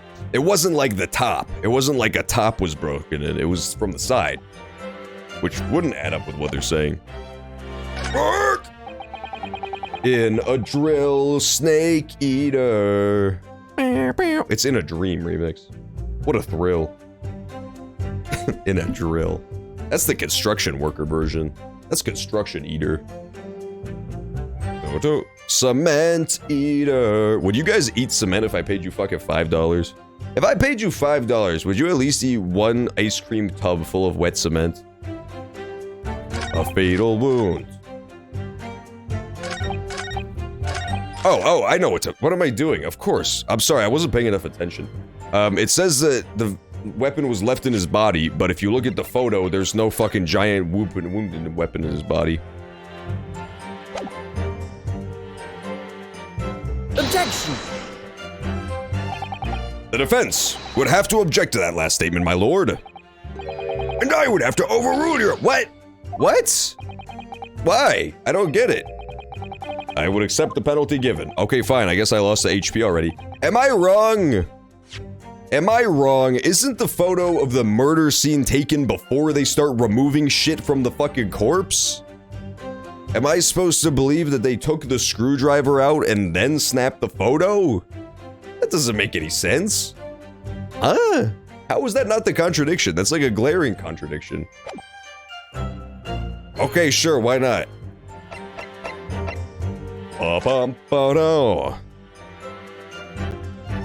What I could also do to the same sentence is present this evidence, because this was found at the teleporter and not where they say it should have been found. Yeah, it was found poking through the grill in the base of what remains of the kinesis machine. Yeah, I hate when that shit happens. I hate when this shit happens. There's two pieces of evidence that have the same exact conclusion, and you just have to guess which one they want you to show.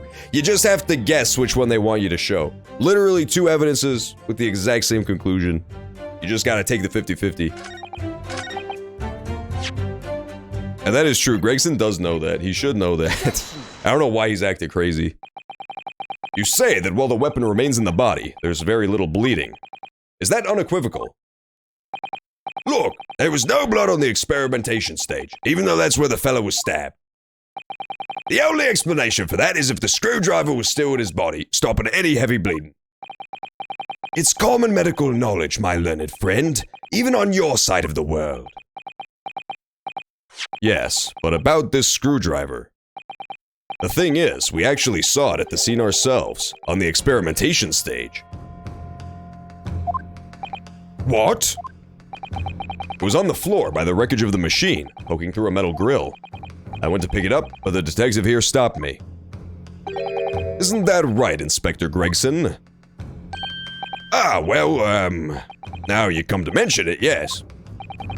Inspector, are we to understand that you permitted the defense counsel to investigate?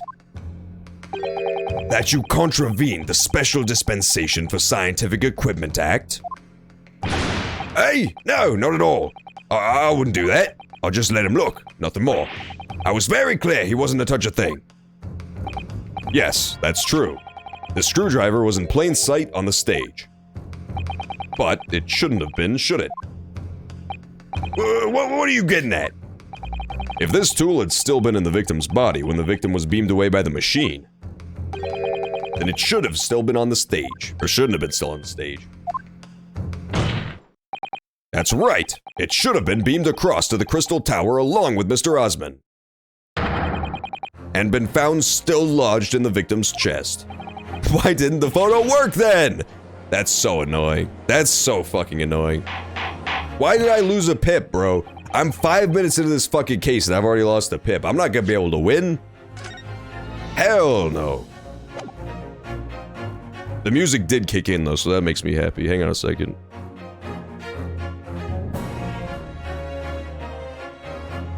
Oh yeah. Oh, turn it up. Oh yeah. I'll turn it back down now, I'm sorry. I just wanted to turn it up for just one brief moment, okay? Order! Order! How do you explain this, Inspector? How do you inspect this, explainer? I don't... It looks as though everything that the victim had on his person moved with him when he was beamed. If the screwdriver was still in his chest when the instantaneous kinesis occurred, obviously that should have been beamed to the destination as well. You! This is a strange situation. Even though people are saying that this instantaneous kinesis is a scientific impossibility, we're still basing arguments on the assumption that it did actually take place. Alright, time to tighten the screws here. My lord, if the prosecution is unable to explain that this inconsistency happened, we can only conclude that the testimony given in support cannot be relied upon. Lord Van Zeeks is stumped. Oh no. Come on, bro, I'm trying to defend you. You know that shit was harebrained, there he is. Do you have something to say, witness? He can't have the ego damage of me saying his experiment didn't work. Yes, I knew it. It bears out. The equations hold. Mr. Naruhodo, don't worry. About what? Without delving into the details, there is no inconsistency. What? Even if Andrew had been lodged in Mr. Asmund's chest, my trusty tool wouldn't have moved. Andrew remaining on the stage is consistent with my calculations. You fucking idiot. You numbskull. Guys, this dude is a total numbskull. I got bad news. Mr. Hairbrain is being a complete fool. Yeah, eat wine, morons. It would seem your illusions have been shattered. Clearly, we should hear the accused's explanation. Or should I say, this brilliant scientist's explanation. Just when I'd found an inconsistency in the prosecution's argument. Scientists. Very well. The defendant will testify again. Provide us with the scientific explanation as to why the inconsistency asserted by the defense fails to hold. In the name of Apollo, I will, my lord. What? In the name of Apollo?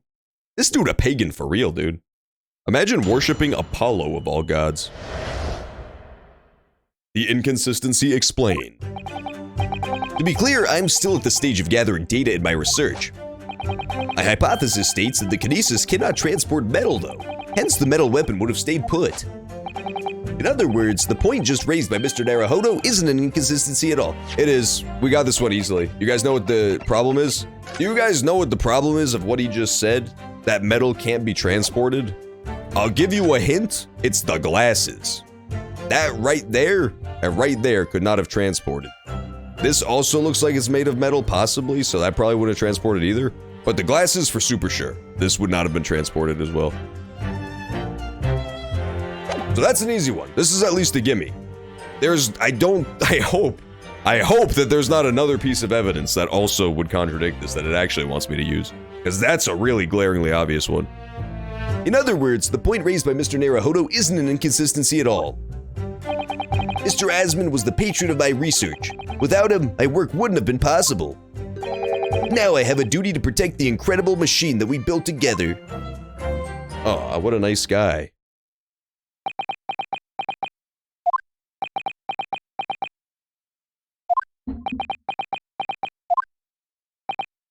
So, the thrust of your testimony, Professor, is That based upon his hypothesis, metal objects cannot be moved by this method of instantaneous kinesis. in other words, In other words, since the screwdriver is made of metal, even if it remained lodged in the victim's chest, its subsequent discovery on the stage, despite the victim being found elsewhere, is not an inconsistency. and therefore, And therefore, Professor Albert Harebrain could still have been the killer. My great hypothesis holds, you see? This guy's so crazy, dude. We had to make the cage used to contain the subject from wood for that very reason. I was not addressing you. Professor Harebrain. Yes, Whose side are you on here? I don't take sides, Mr. Naruhodo. No. My only interest lies in upholding my hypothesis. I'm a scientist after all.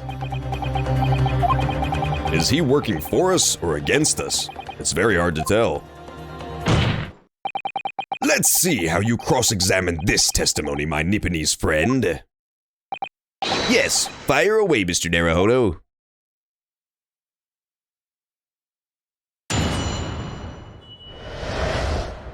Cross-examination. Okay, let's do this. He's still at the stage of gathering data. Okay, it cannot transport metal, hence the metal weapon would have stayed put. Let's just do a double check. Am I being stupid or am I based as hell? It can't transport metal. There's metal right here. That should be a clear contradiction. The game cannot possibly penalize me for this. The game cannot possibly try to penalize me for this one, right? The game cannot possibly try to penalize me for this one, though.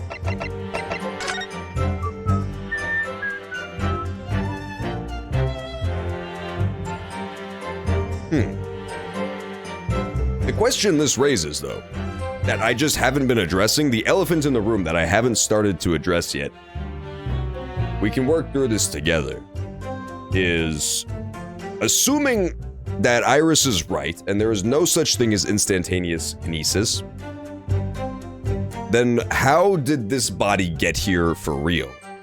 Like, even if we're to assume that I'm right about the wax figure stuff and that there is a wax figure involved, how did it happen?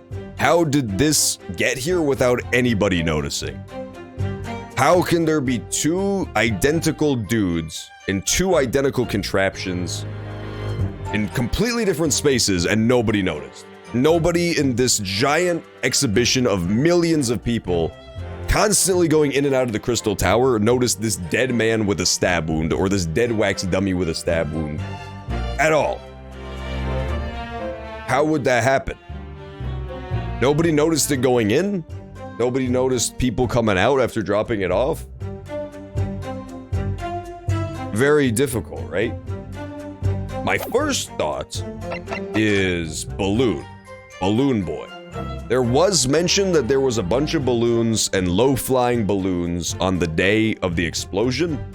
So assuming that you had a dude in the balloon in on this plan, they could have flown over as the explosion was happening and in the chaos of the explosion, dropped dude out of the balloon through the tower, ends up where we see it in this photo.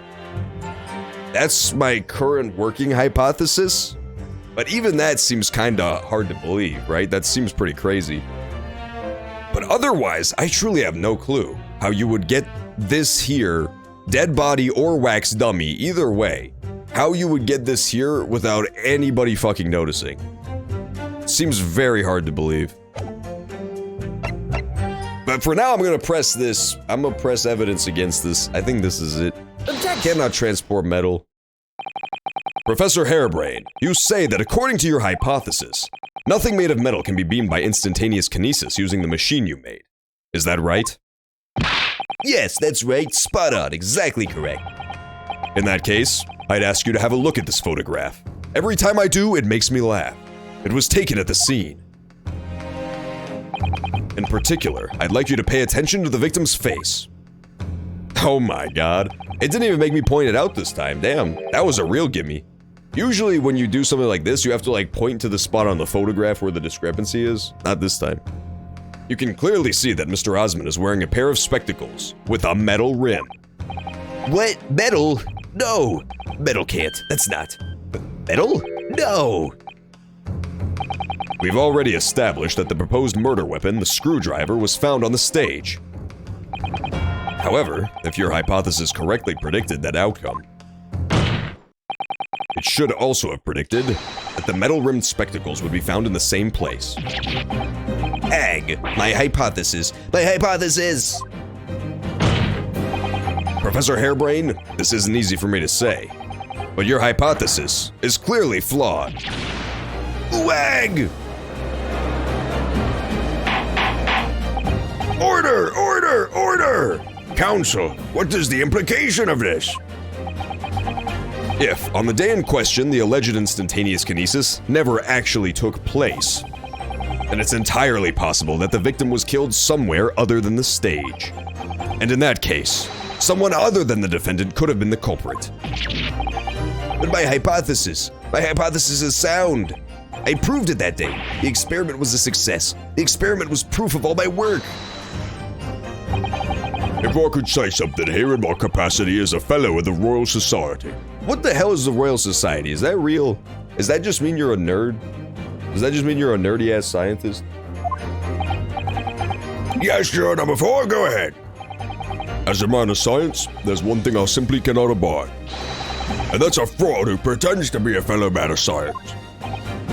What? Wait, great Scott! Are you suggesting my science is suspect? It's just been disproved, hasn't it? In front of all of us. In other words, the whole demonstration was a complete nonsense from start to finish. Believe me, my fellow jurors, when I tell you that this man is a heel, a bounder, and a fraud. I say that the wreckage of that machine should be stripped down and thoroughly examined. No, never. That machine is the essence of my entire hypothesis. It's protected by the Special Dispensation for Scientific Equipment Act. What the devil is that blasted act all about, eh? Who made up such a daft rule? I don't like the way this seems to be going. What's the best way for me to help the professor? An objection to what? This song is pretty good though. You have to admit that you're actually dancing in your computer gamer chairs right now. You have to admit that you're all hitting the gritty in sync as this music plays. What am I even objecting to? I'm gonna object anyway. I literally don't know what I'm objecting to here, but I'm objecting. Objection. Objection! Professor Harebrain has yet to perfect his invention. That would seem to be the case, yes. But even so what? Going to such trouble and expense to create a fake machine to display in public. He would have absolutely no reason to do such a thing. Objection! He had an obvious reason to do exactly that. For the research grant money. If the government was foolish enough to have deemed the man's ridiculous notion plausible, he and his conspirators would have received a handsome sum indeed. That is basically all scientists in real life, to be honest.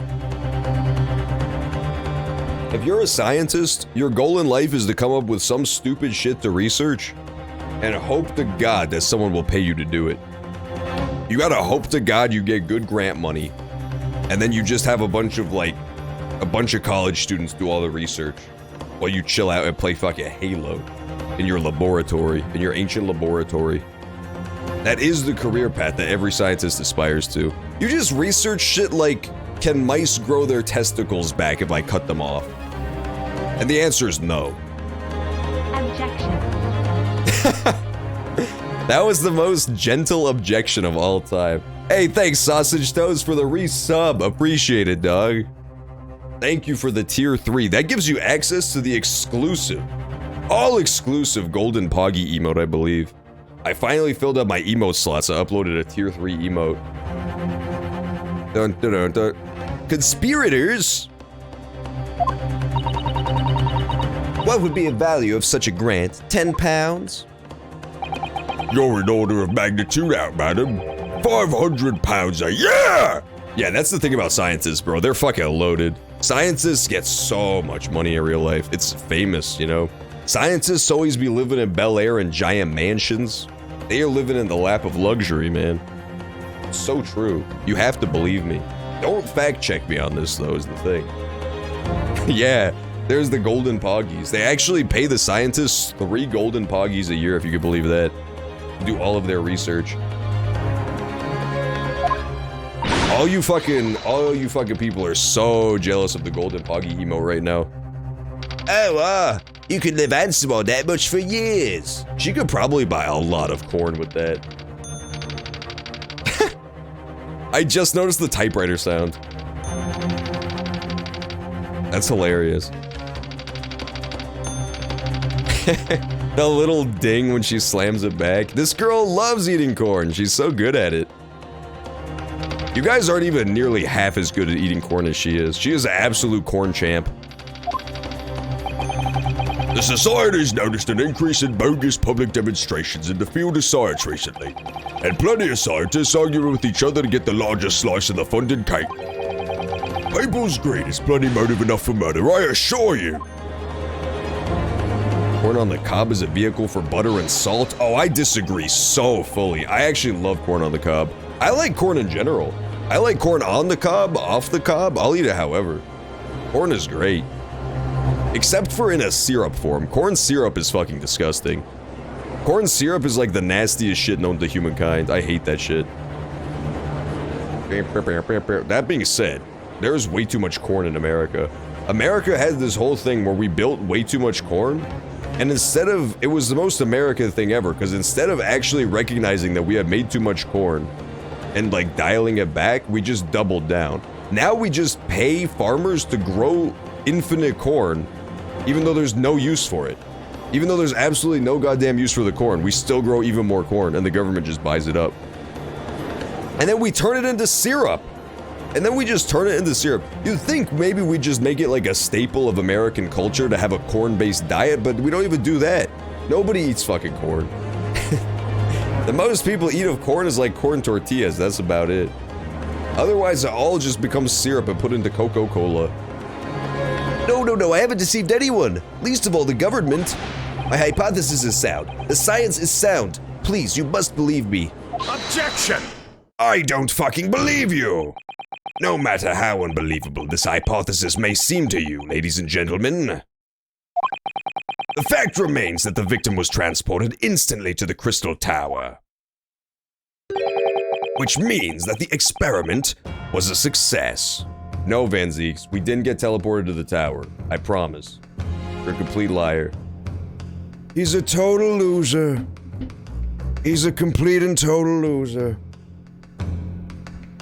You're in New Mexico, aren't you? Ah, Barack. And therefore, the only person who possibly could have committed the murder is the accused. Ah, Barack. Oh no, that is the ultimate gig, man. They just build the corn to make more corn with the corn. That's so evil. That's a motherfucking, like, that's just money laundering. That's basically corn laundering if you think about it. Yeah, entropy is a real asshole. We could literally already live in a post-scarcity world if it was not for entropy. Even if you imagine that someday humans will be so good that we can, like, upload our consciousness into a machine, and no longer ever have to worry about like eating food, we still have to deal with the fact that the machines will break down and require power to run. Like, there's no way to escape entropic scarcity. It's impossible. I don't even think there's a theoretical solution yet, to my knowledge. The only solution is like expand more and more and get more resources. That's basically the meta of existence, because it's the only way to keep expanding, is to have mo and mo resources. Yeah, the heat death of the universe is a little son of a bitch. I personally believe that the escape from the heat death of the universe is through metaphysics. I think we're barking up the complete wrong tree with pure science. I truly do. It's the most insane thing I think. I personally think the reason why there's like no aliens is interdimensional in nature. I think eventually a society that gets advanced long enough just escapes the universe metaphysically. They just ascend beyond the material realm. And that way they don't have to worry about shit like the heat death of the universe or death anymore. I think that there have been aliens, but we just missed them. Like, they don't exist on the same plane as us anymore.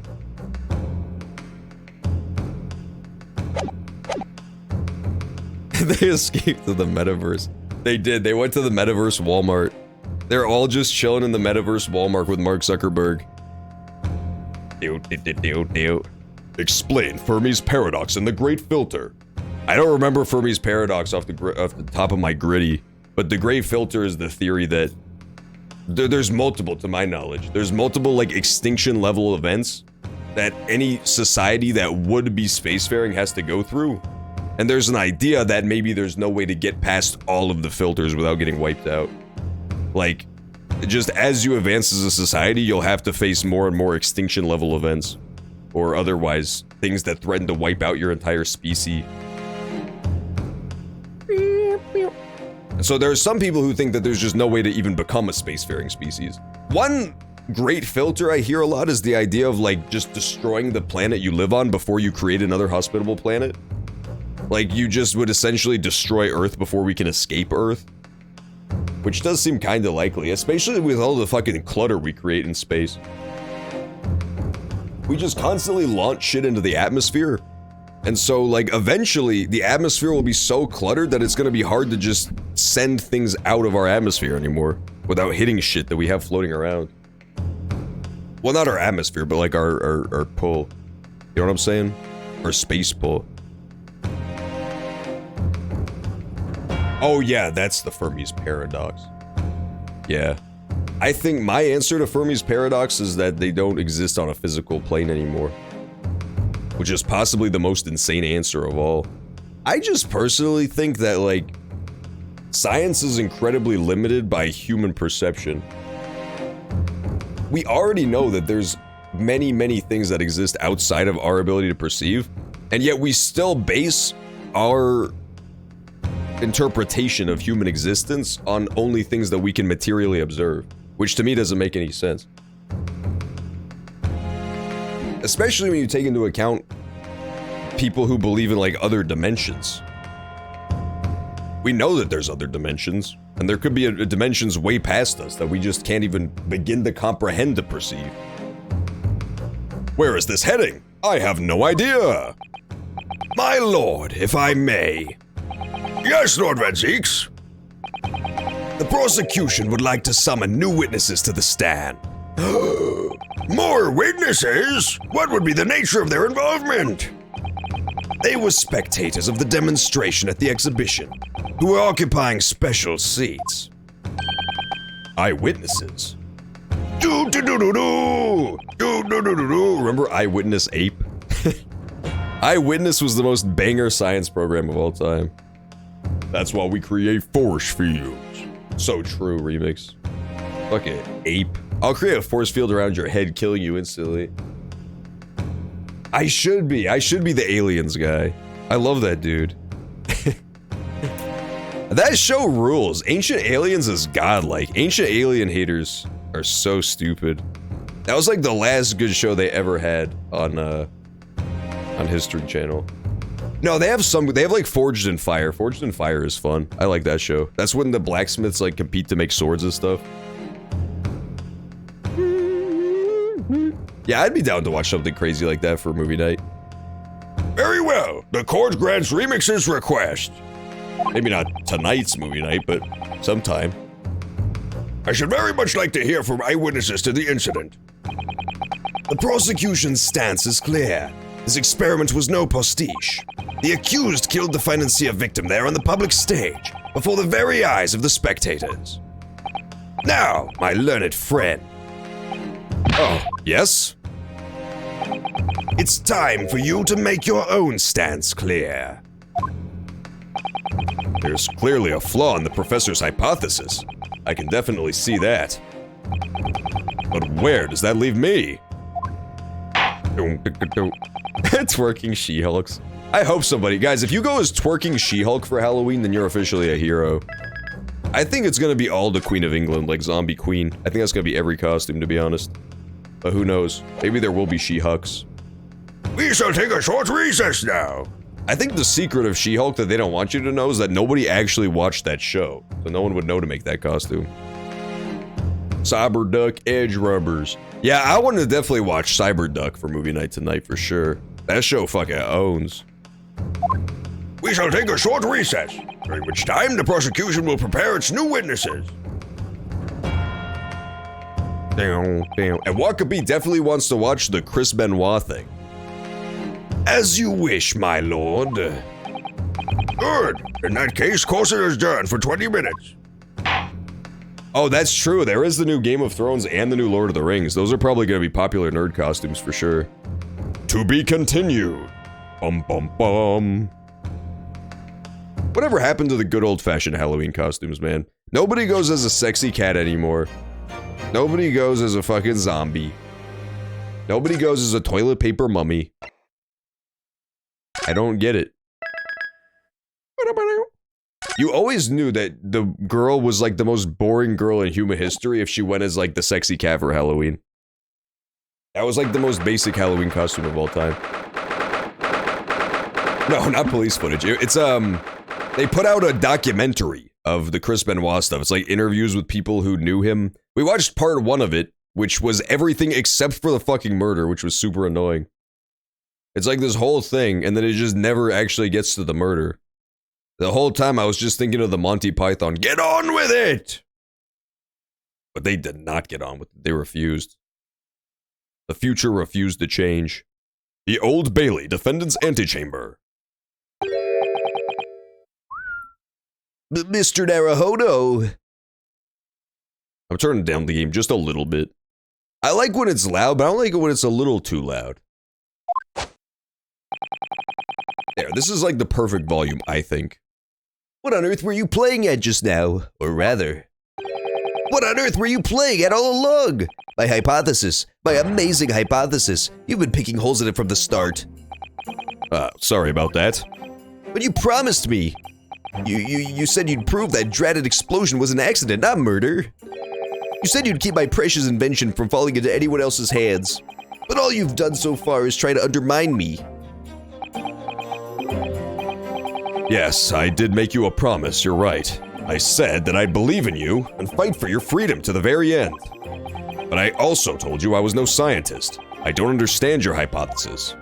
The fact is, there's an undeniable flaw in your logic, isn't there? But if I just run through some equations... Yes, you see, it's because my work is incomplete. Perhaps it is. Nevertheless, a man died as a consequence, didn't he? Oh yeah, I forgot about that part. Oh no! Sorry. Poor popcorn brain. You're right. You're so right. It's all my fault. And I have no right to blame you for my failures. I'm a disaster. Not just as a scientist, but as a human being. Well, that might be a little over the top. And while we're on the subject, what about Barack? He's being awful. Claiming his old university friend to be a murderer, you mean? He's a disaster, not just as a prosecutor, but as a human being. I want my keyboard to beep like Ace Attorney too. It just makes everything sound so much more official, you know? Could you imagine if this game had no beeping? It would seem like nothing's happening. It would seem like I was just reading a book. It would seem like the gameplay was just pressing A over and over again. Oh, but no, wait. He's the Reaper, isn't he? Perhaps he's not classified as Homo sapiens anymore. Glad that's cleared up. Are you guys team Homo sapien or team Neanderthal? I'm most likely gonna have to go and be a dark horse, and I'm gonna be team Mole Man. I am team the secret race that lives underneath the White House that controls the US government from the shadows. Can I double check something with you? Yes? What? This machine and the demonstration you prepared, they were based entirely on your hypothesis, I presume. There was no trickery involved? Uh-oh, there was trickery involved. Team Monkey, that's a good team too. I didn't even think about that possibility. I didn't even think of that hypothesis. I drew the plans for the machine with my very own hands. Every line was painstakingly drawn with the firm belief that science is the only future. So yes, it's true that my hypothesis hasn't reached maturity yet, but please, Mr. Naruhodo, you must believe in it. Scientists are so fucking cringe, dude. People only believing exclusively in science and nothing else is how we reached the future of edgelord nihilist being the only philosophy that exists anymore. It's the absolute worst.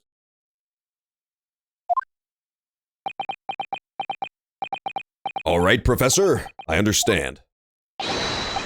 Counsel, defendant. The prosecution's witnesses are ready to take the stand. Court is about to be in session again. Make your way to the courtroom, please. I love that golden scale they have on their table. What a nice decoration.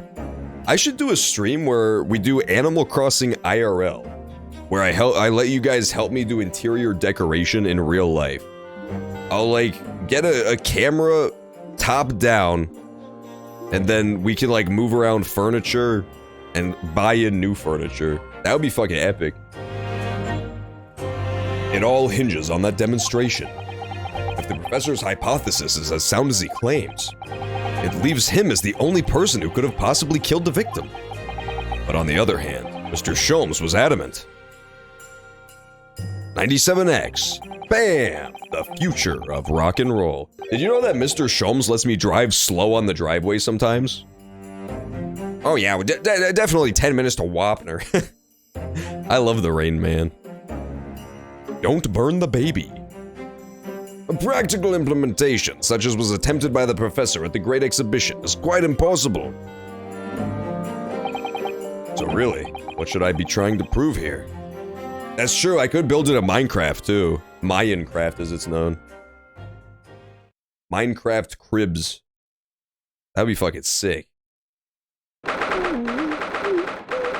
23rd October of 11 a.m. The Old Bailey courtroom.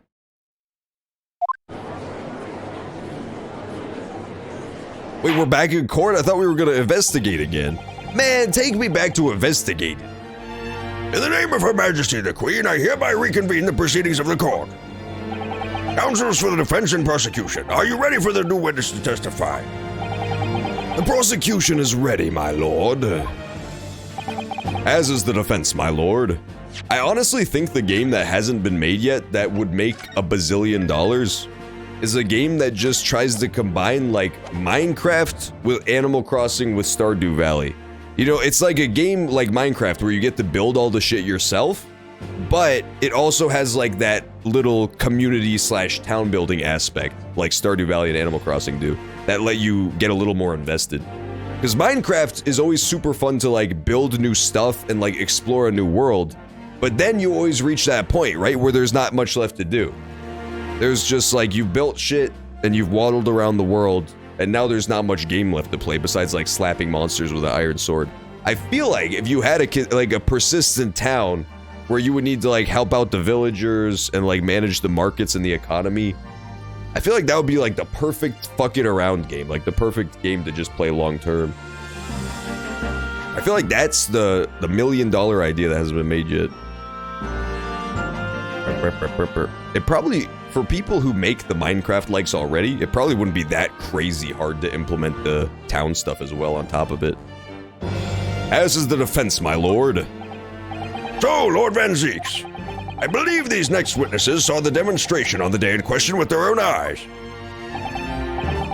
Indeed they did, and as luck would have it, one of them is a police detective.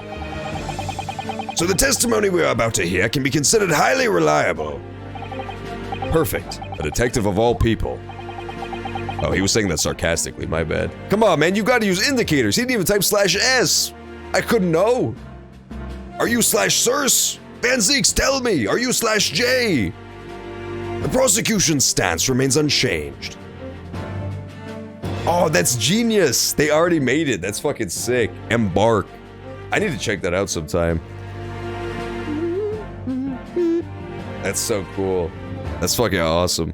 Yeah, because that's the thing, is like, when you play a game like Animal Crossing or Stardew, there's always that feeling that you didn't get to customize enough of the experience.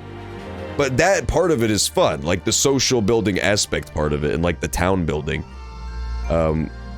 So if you have like a Minecraft where you can design the town, you can design the characters and the creatures, but then you also get to like do town building stuff on top of it, that would be fucking so cool.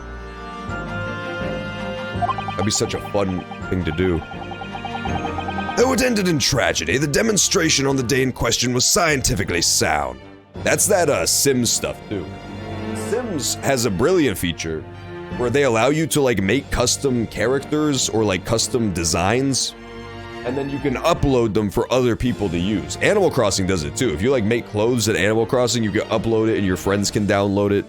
So that kind of stuff would be fun too, if you like upload your little character from Embark and then other people can have them in their town.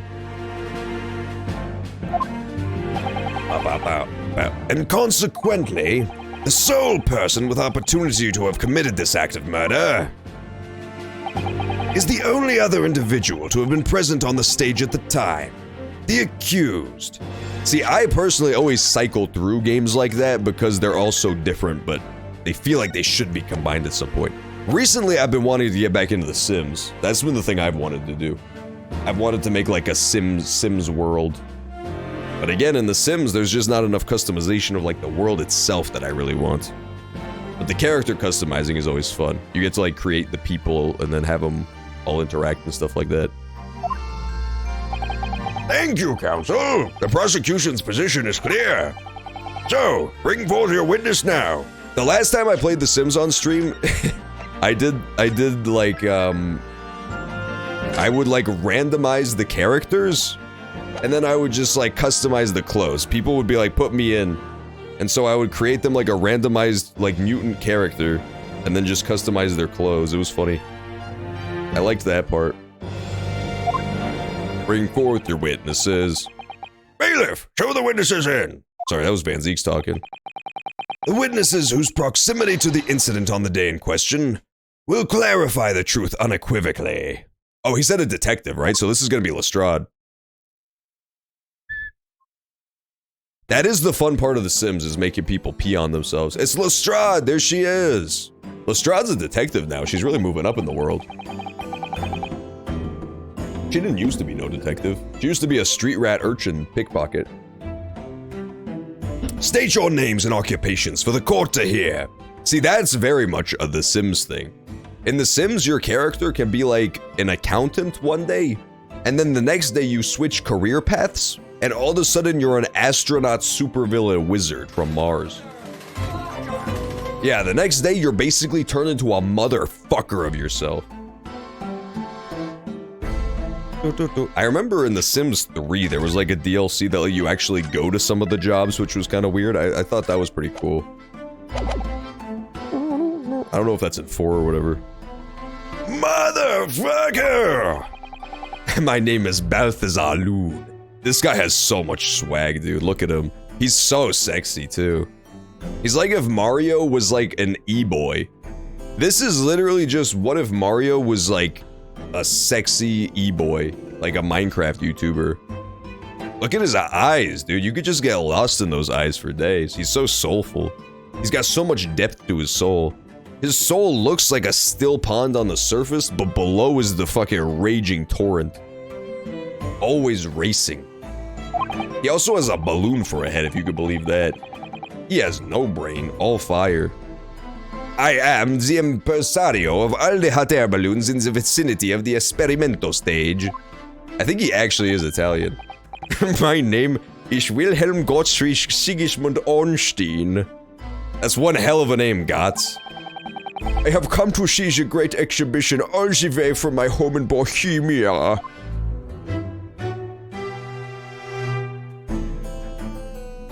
He's got a bandage on his head, dude. I'm very rich. Yeah, I got that, thanks. I picked up on that.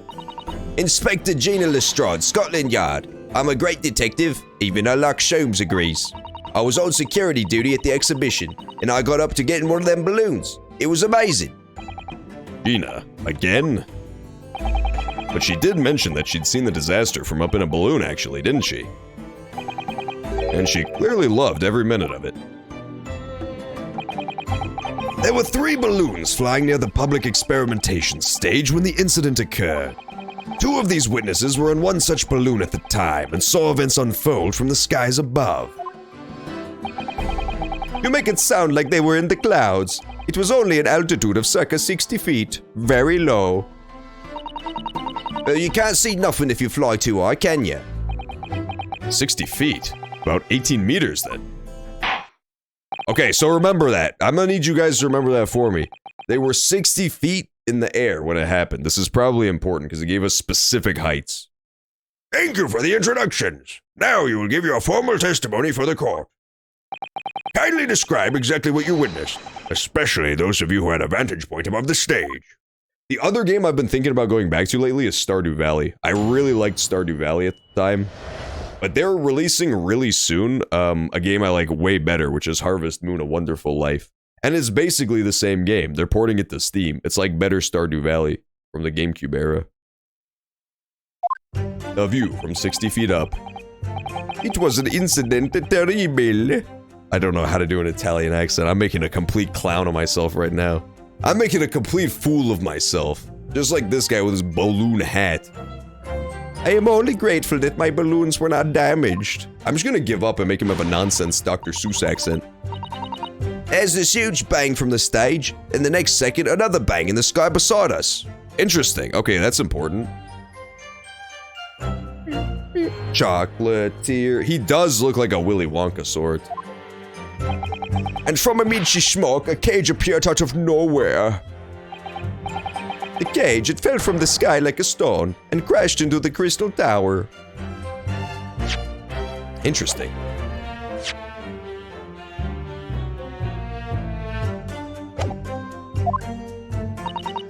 I didn't get a good look at the inside of the cage, but no one went near it after it crashed into the tower. Just do a Mario voice? That's not a bad idea. That's not a bad idea. Right now, there's 2 weird Europeans as the people on the witness stand, so it's getting really hard to keep their voices straight. It's very difficult. See, there's like French, English, Spanish is like the most normal of the Europeans, because it's the most common in America to run into those accents. Anything east of that, it gets real weird real fast. It gets real hard to keep track of the accents. The Scandinavians have all their accents. The German types, the Baltic types have all their accents. There's the weird Russian types, the like ex-Soviet satellite accents. Can't keep track of them all. A most extraordinary collective account, I must say. Could I just clarify something? There's a detail in the witness's testimony that I've not heard any mention of until now. Specifically, that there were 2 explosions? More precisely, 2 explosions in 2 separate places, yes. When the demonstration began, the balloon carrying the 2 witnesses was around here. There were other balloons in the air nearby at the time, carrying other passengers as well, to be clear. Then, as power was supplied to the machine for the demonstration, the first explosion occurred. The so-called birdcage that contained the victim disappeared from the stage, and a moment later, the second explosion occurred, directly adjacent to the balloon carrying the witnesses. So it literally also just shows that this was in fact another balloon. It was, in fact, another balloon had the thing carrying it. A birdcage appeared at the site of the explosion and subsequently plummeted down to the Crystal Tower.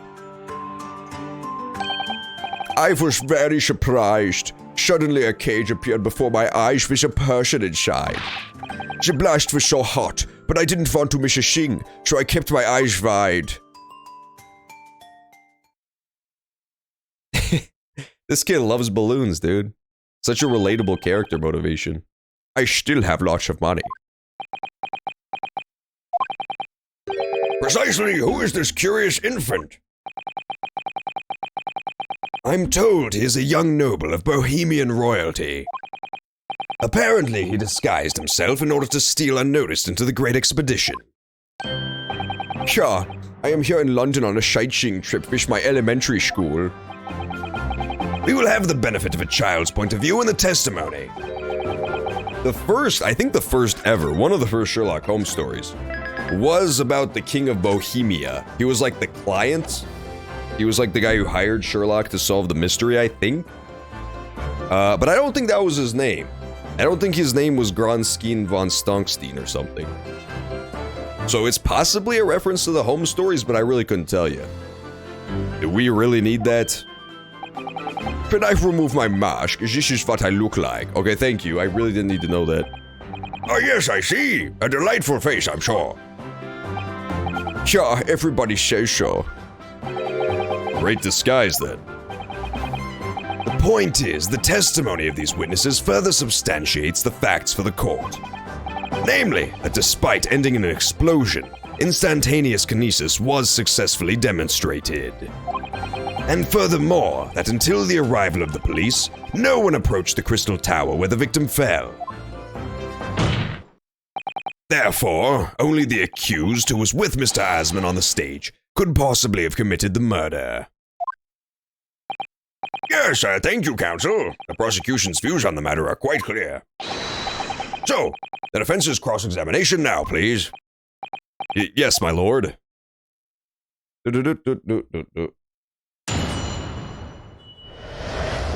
The View from 60. You know what's messed up? Despite Remix being incredibly French to the next degree, he doesn't even really have a French accent at all. Remix barely has an accent, which is kind of messed up.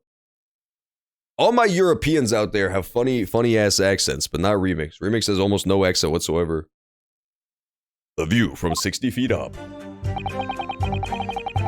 It was an incidente terrible. I am only grateful that my balloons were not damaged.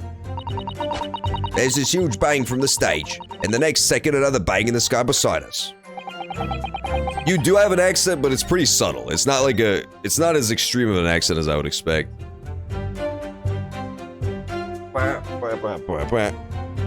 It's a fairly subtle accent, you know. So how do we catch these in my clever little traps? How do we catch these suckers in my clever traps? That's the question. My balloons were not damaged. Seems like a good place to start, considering there was a giant explosion in the sky. From amidst the smoke, a cage appeared out of nowhere.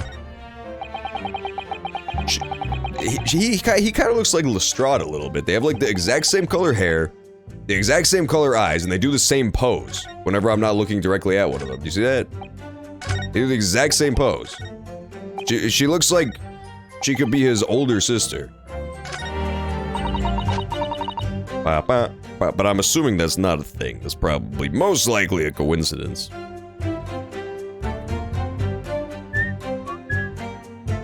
Huge bang, second later, another big bang. Let's press this for now. The 2 explosions. Seems very important. So you actually saw the accident happen from up in the air? Yep, isn't it amazing what a detective gets to do, eh? I'm telling you, Odo, being a lawyer's a mug's game. You should join the force so we can go flying together. You know me so well.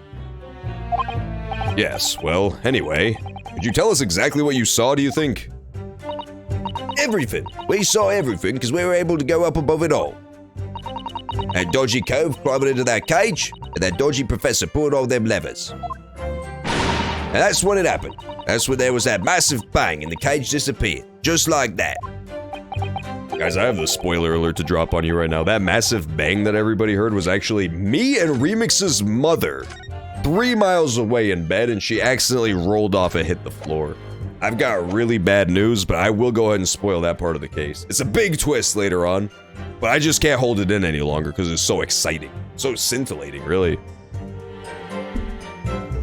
I don't think so. I don't think the real Lestrade is connected in any way to like any other character. I don't remember though. It's been a really long time since I read the stories. I think Lestrade's kind of a one-off though. I don't think they're particularly connected to anything. What I'm hoping they do have in this game, which they probably won't, is Mycroft. Holmes's brother is the GOAT in Sherlock Holmes stories. He's like, what if Sherlock Holmes wasn't a scumbag degenerate and he was like all prim and proper? I doubt they would put him in the game. Most Sherlock Holmes like spin-offs or based on Sherlock Holmes stuff just ignore his existence completely. But maybe, you never know. Give me a minute while I overthink this. Yeah, pretty much. That's every Ace Attorney case. You are describing the moment the subject's body was decomposed by electricity, I believe. I didn't know what to make of it. But then there was another bang, right in me ear. I looked round, and there was this huge great fireball right next to us in the sky. And there was nothing there before. Okay, let's pursue Gottfried von Ornst. Excuse me!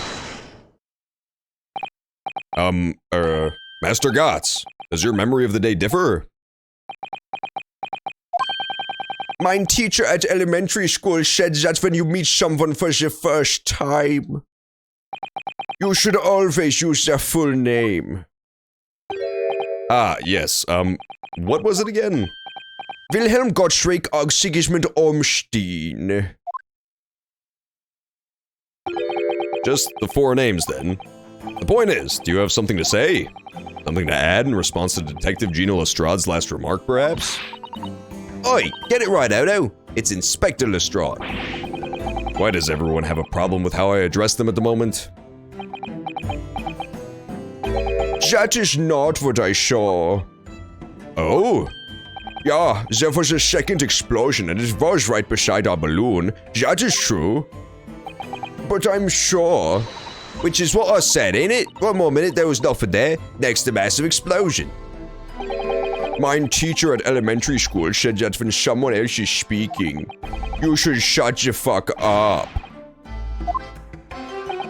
Are all Bohemians brought up to be so full of joy? Is he full of joy? He's full of something, I'll give him that. Just before the second explosion happened next to our balloon, I clearly witnessed a green balloon flying in the sky. A green balloon? You what? I never saw nothing like that. I did! We've seen the green balloon. Do you guys know what the green balloon was? I'll give you 5 fucking seconds to figure out what the green balloon was. Time's up, suckers. The green balloon is this. It's the piece of green cloth.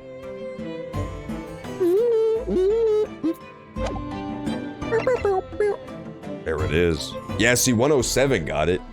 Wrong remix. It was not my big Sherlock Holmes book. I could probably show it to you if I could find it. I don't have it in this room, but I might still have it somewhere. I read it when I was 14, so I may not still have it. That was like a third of my life ago. Balloons aren't made of cloth. It shows what you know, remix. You don't know anything about making balloons. A torn piece of canvas-like material backed with rubber. That does seem like it could be a balloon piece to me. I thought it was gonna be a flame-retarded suit, but those probably didn't even exist when this takes place, so I'm guessing that, I'm guessing it's not actually that. Yeah, it's sure I'm 42. I wonder will I live another 42? As one famous rapper would say. When I was 14, that was basically like an eighth of my life ago. I never saw nothing like that. Well, I did. I saw it, and you can't say I didn't. I will complain to the consul. I will cry and scream. My testimony is the truth. I am a Bohemian prince. You cannot say a lie. It's not allowed. Playing the blatant royalty card, are you? Typical. Says the orphan who likes to remind people she works for Her Majesty's police. In that case, young man, I must ask you to amend your formal testimony. In the interests of cordial national relationships between Great Britain and Bohemia. Bohemia doesn't exist anymore. Bohemians BTFO, dude. Bohemians absolutely BTFO'd. You guys suck. R.I.P. Bohemia. Rest in piss, you won't be missed. No chance. When did Bohemia cease to exist? That's my question. I actually have no clue when Bohemia stopped existing.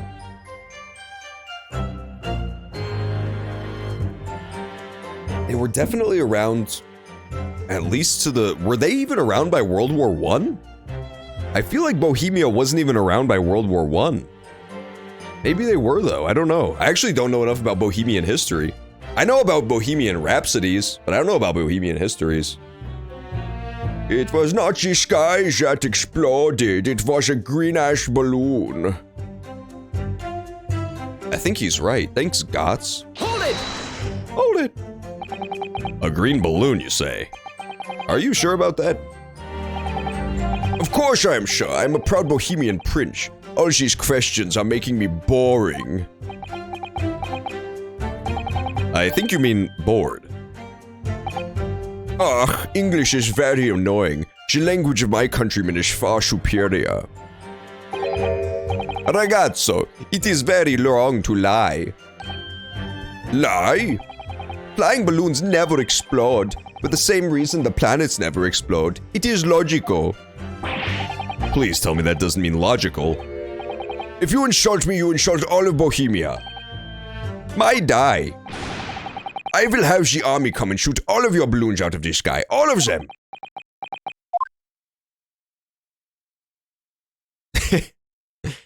He loves buying balloons, dude. Here you are, your highness.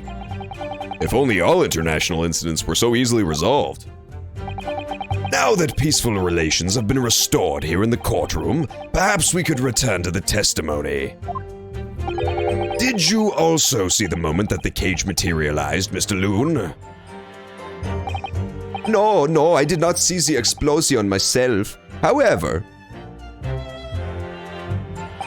the cage, it fell from the sky like a stone and crashed into the crystal tower. So it was a green balloon, that's so true, it actually was. But I want to present evidence against that, but it's supporting evidence. Like, I don't have any contradictory evidence, but I do have supporting evidence that there was a green balloon. It's the torn piece of canvas, I think. Yeah, we're definitely running out of helium, I heard that too. The helium is definitely running out, and we just love building balloons, so we're just gonna let it run out anyway, because it's hype. I personally agree with that, though. If the future generations don't get to see balloons, then, you know, it sucks for you, but that just means there's more balloons for me. That just means there's more balloons for me personally. I didn't get to see any fucking dodo birds, and you think I complain about it? No, because I got here too late. You snooze, you lose. You don't exist, you don't ballist, as I've always said. So I don't give a fuck. Use all the helium, I don't care. As long as I get to use a little bit too. You can blow a balloon with your mouth. Remix, you know what you can blow with your mouth? For fucking daring to interrupt me just to say that? You know what you can fucking blow with your mouth, Remix? I'll give you a hint. I'll give you one hint, Remix. No, it's not my mom. It's not my mom, Remix. That's not what you can blow with your mouth. I didn't get a look inside the cage, but no one went near it after it crashed into the tower. Remix, I don't think you know how that works.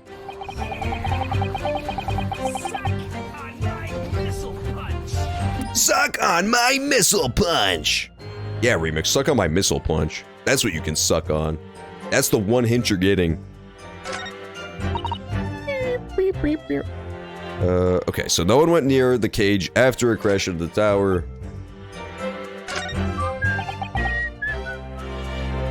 It was a green balloon. I really want to present this evidence against that statement, but I don't think that's what the game wants right now because it's not contradictory.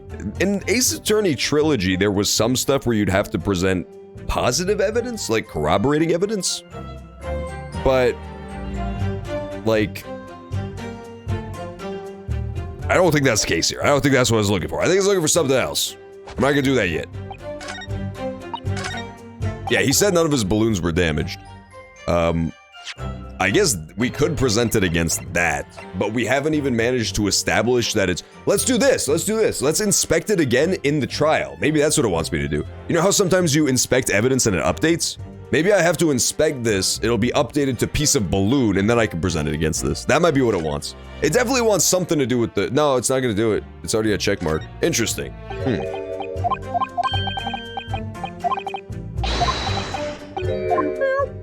That's annoying. That's extremely annoying. Let's at least press this for now. Let's press the balloon thing. God, this guy, look at his eyes, dude. His eyes are just so dreamy. Hold it!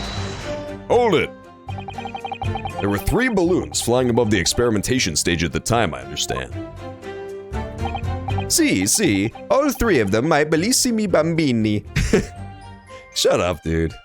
I'm gonna start calling everybody who watches my stream the Bellissimi Bambinis. There'll be a new emote called Bellissimi Bambini Champ. They are very popular, senor. Some will pay £10 for one ride. £10? That's more than my annual stipend. £20 a month. That is my pocket money. Get fucking owned. Royals have all the luck. I got up there for free, I did. Played the old I work for Her Majesty's police card, you know. Detectives have all the luck. If they're so popular, why would you only be operating such a small number of balloons, though? Because if I have too many in the skies, they could crash into each other. The operators for the balloons were described by lots, with each operator manning a particularly area. That was not what he said at all. See, and the zone above the public experimentation stage is the most profitable. The other impresarios, they hate me. Excuse me! Oops, no, I didn't mean to do that. Fuck. Esther Gotts, do you have something to say? I did not mean to do that. I'm so sorry. Something that struck you about what you just heard, perhaps? What I just heard was you failing to remember my full name. Sorry? Which is Wilhelm Gottschalk Sigismund Ormstein.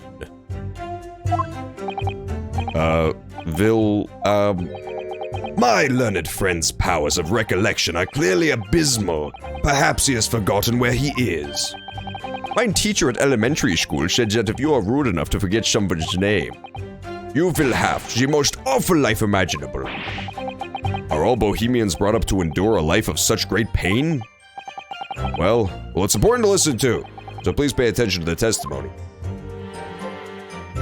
Conk, dude, I fucked up. Hold it! I gotta get back to where I was. My 3 Bellissimi Bambinis. Okay, so he did give us important information. There's 3 total balloons. And it does add up with what we know from the picture, right? These 2 balloons here, and then a third one that would have been right here that exploded and dropped the thing down onto the tower. That does add up. What doesn't add up to me personally is how one of the pieces of this balloon ended up all the way the fuck over here. Maybe it just got launched that far? It's technically possible, I guess, but that seems a little weird. Also, the fact that there weren't more pieces of it anywhere, that's also strange. That is my pocket money. We're gonna get back to where we were in this testimony real fast. Ba ba ba ba ba ba ba. They hate me. Thank you, witness. I think the court has a clear picture of the arrangements for balloon rides at the exhibition. Perhaps we could hear more about what you actually witnessed. Right, I can fill you in there, my lord.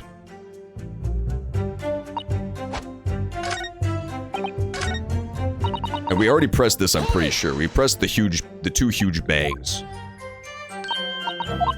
Yeah, okay, we pressed the 2 huge bangs.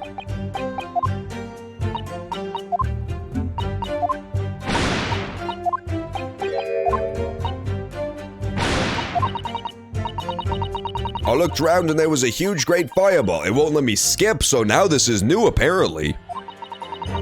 What appears out of the flames? The cage, that's what. And that description sounds like the moment after the man was beamed instantaneously through space. It's mind-blowing, isn't it? But that's the 20th century for you, I reckon. It's because we pursued Gotts last time. Last time, Gotts had an exclamation point, so we talked to him instead. We never finished this press. That's right. So the people who actually saw the demonstration with their own eyes really believe they saw something miraculous taking place. Meow, meow, meow, meow. It was a green balloon. And we already pressed all this, just making sure. Nice. So, the balloon stuff is definitely the clear contradiction. You know what? We have 5 pips for some reason. Oh, that's right. It's because the last court segment ended where we lost one. I'm just gonna try pressing the green balloon against the first statement and hope that it works. I don't think it'll work. I don't think that evidence is ready yet to work here. But I'll just try it because it'll save us a lot of time rather than going through every statement and trying to find something different. I'm gonna feel mighty foolish if it turns out to be that, and I could have just done it the whole time. Okay, so my balloons were not damaged. Yes, they were. Mr. Loon. Oh, it worked! Perfect! Okay, thank goodness. Damn. That's crazy that it doesn't let you re-examine the evidence? That's nuts. I really thought that's what it would have to be, is like you have to figure out that that's a piece of balloon in-game and then present it. But no, it was just supposed to be that. Mr. Loon, in your testimony, you said that all 3 of the balloons you had operating at the time were undamaged. So is this guy's first name Buh? Why is his last name Loon? Let's check. Balthazar Loon. Okay, so it is kind of like Balloon a little bit. He looks good for 42, I'm not gonna lie. Can you believe this guy's 42? He takes immaculate care of his skin. This dude definitely has a Patrick Bateman skincare routine, I'm not gonna lie. 42 isn't like old at all, but it's definitely old enough that you would start to have a little bit of wrinkles at some point. But this dude's face is just like the perfect complexion. Absolutely flawless complexion. Garradeb. Yeah, this guy's close in age to Garradeb, man. I wish I could see right now, but it's definitely close. And he's just looking so good. Yeah, he's for sure. He's got that Korean skincare routine. He got the surgery, the eye surgery. He got the jawline surgery. He's looking damn good for 42. Shit. She's looking really damn good. She's looking damn good, but she's only 26, so that makes sense. Dun, dun, dun, dun. Bohemian Boy. Why wouldn't it give his name? Oh, he has an excessively long name, I see. Poor Bohemian Boy. We also have just not addressed the bandage in the room. The bandage on top of this poor child's head. But besides that, he looks normal. I don't see anything immediately suspicious about him. Balthazar is not looking suspicious. Esmeralda is unfortunately looking incredibly suspicious. She is looking like the most suspicious ever. Gina is definitely not suspicious. Gina is like solid like a rock. We defended her in the last game. She was innocent. She did commit an armed robbery as a goof, but that's not really mean you're a bad person just because you tried to murder somebody. Masked Man is definitely suspicious, but he's still masked, so he's not going to be a problem just yet. Yeah, it's probably most likely gotta be Balthazar or Esmeralda at this point, out of the people we have as possible suspects. You said that all 3 of the balloons you had operating were undamaged. See, that is correct. If they had been caught in the explosiones, it would have been terrible. Italian people are stupid, dude. All they did was take English words and make them look goofy. That's not a real language. Italians, create a real language. Not like this. You know what Italians are great at creating? Art. Have you ever been to fucking Italy? I have. I went to Florence. Firenze, as it's known. That shit's fire, dude. The architecture is godlike there. Have all this crazy art they made. I wonder if you might know what this is. I think it may be. See, part of a balloon. A burnt piece of the fabric of the envelope. Sorry, the envelope? Pardon, that is the large round part of the balloon which comes filled with hot air. It is made from very thick fabric lined with rubber. You do not want it to rip when you are in the sky. Just as I thought. This piece of cloth was found near the experimentation stage. In other words, as Master Gotts testified, a green balloon did indeed explode that day. So here's the thing, right? I don't know. Esmeralda seems suspicious to me. Like, my gut is telling me Esmeralda is the perpetrator of this crime. But I feel like Balthazar Loon, based on how they're making it seem the crime went, he's kind of the only guy who has the know-how to pull this off. Because the balloon did straight up explode, right? The balloon exploded in the fucking sky 60 meters up above this Crystal Palace, not a soft landing.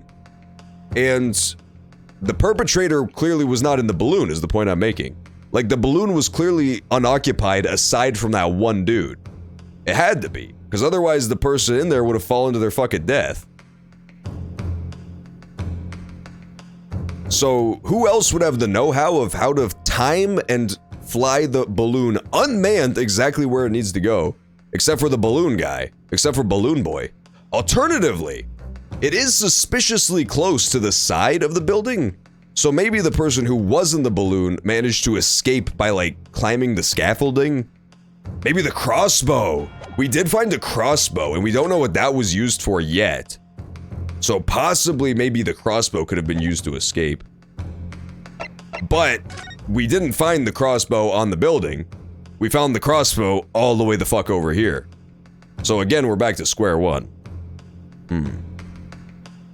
Yeah, see, I thought crossbow too, but then that doesn't explain where we found it. The location doesn't really add up. The most generous possible reading, the crossbow would have been like here, which is still very, very, very far away from this place where it was supposedly used to escape the balloon. I don't know. We'll see. Maybe the person just kept it on them and then ditched it on the way out, but that seems like weird dispose of incredibly important evidence right on the floor in the middle of the Great Exhibition. I guess we'll see.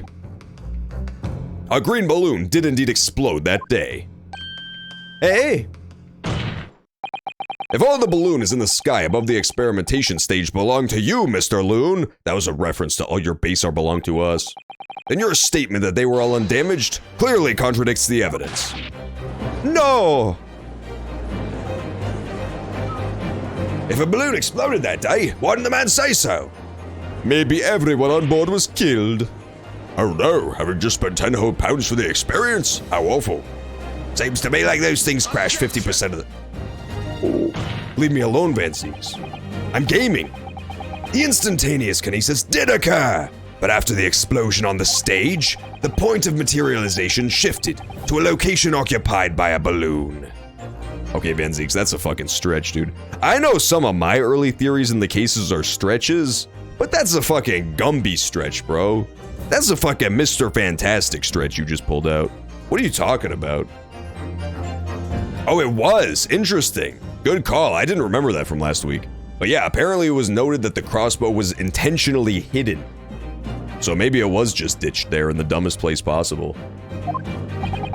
Causing the balloon to explode? Yes, eminently plausible. An unfortunate traffic accident, as it were, but it changes nothing about the pertinent facts. This I cannot accept. Why not, Mr. Loon? Are you suggesting that I am a liar? That persons died in a balloon incident? There's no need to get fired up, Mr. Loon. The victim was the sole fatality that day. That's right, and I prove it. Balthazar Loon is not a liar. There was no such balloon in the sky. It's not possible. You're saying it's impossible? Why? This court has more important matters to discuss than the number of balloons that were operating that day. Hey! But we can't ignore the fact that nobody appears to have known anything about this other balloon until now. My lord, the defense calls for further testimony from Mr. Loon. I concur! There is clearly more to the truth here than meets the eye. Brip, brip, brip! Transformers! It is imperative that we clear up the issue of this phantom balloon, I feel. Has there ever been a cooler sound effect in human history and more fitting than the Transformers transforming sound? I posit that that was the single greatest sound effect of all time. No one else would have dreamed of such a crazy sound effect. Anybody else makes that show, and it would have just been like metal clanking sounds.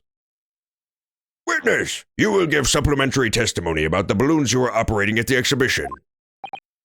Ah, grazie, my lord. If you were a transformer, what car would you transform out of? I personally think I would transform from a Volkswagen Beetle. Yeah, I'm saving. No, I'd be like a Herbie. I'd be like a Herbie Reloaded car. And then transform into a Transformer. Do they really? That's fucking awesome. I love that they still use that sound effect. That sound effect is so good. It's fucking classic. It's iconic.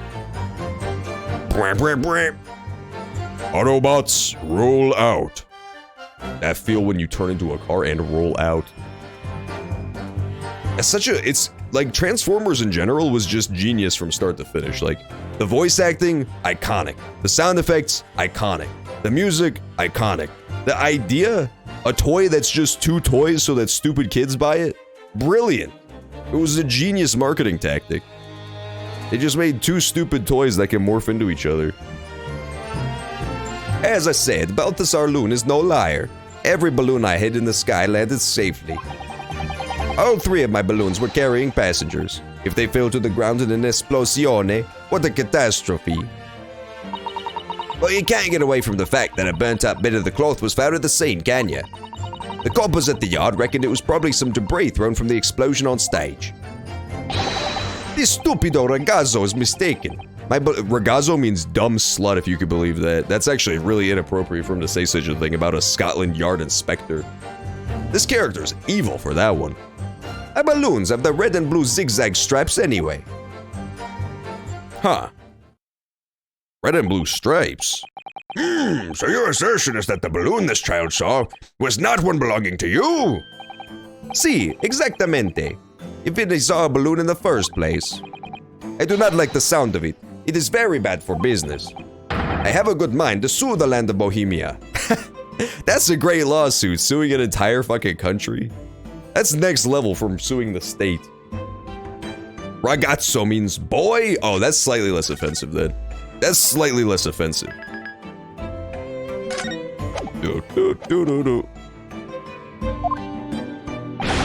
If you attack us, we will fight back. It will be war, all out war. That's when he unhinges his jaw and vores the entire balloon salesman at one bite. What happened to all-out war? Mr. Loon certainly doesn't appear to be lying, but that doesn't change the fact that the testimony and evidence are contradictory here.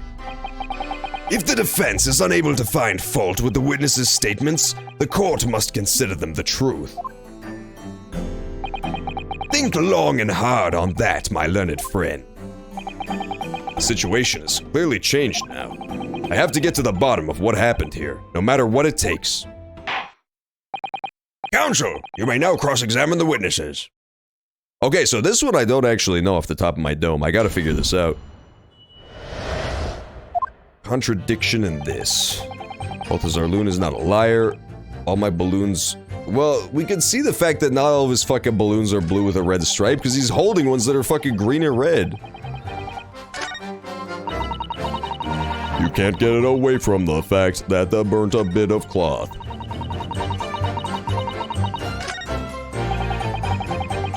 Stupido ragazzo. It was still kind of mean for him to call her a stupid boy, because she's not a boy, she's like a girl type.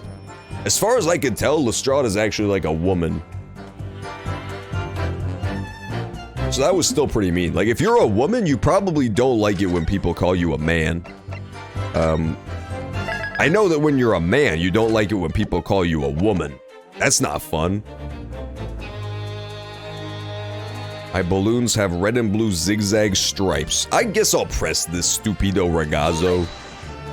Hold it. You mean, the color is wrong? He's referring to Bohemian Boy. But Bohemian Boy wasn't even testifying! I guess Bohemian Boy was the one who brought up the green balloon in the first place. He must be. You mean the color is wrong? Si, senor, I do not have any green balloons in my warehouse. And yet, a piece of green cloth was found at the scene, and it's unmistakably from a balloon. Well, I do not know how that could be. For the sake of argument, let's say that a green balloon did explode above the stage. You couldn't therefore conclude that it happened on the day in question. Why not? There have been recreational balloon flights over Hyde Park operating from before the exhibition. One could have exploded on some earlier date. Unfortunate, as I'm sure you'd agree. You believe it may have been from some earlier balloon accident that predates the expedition? Exhibition? Si, exactamente. As the senor says, it is not from one of my balloons. Clearly, this little ragazzo from Bohemia is mistaken about what he saw. He sounded like fucking Baby Bowser when he did that line. This dude is definitely voiced by Baby Bowser, I believe.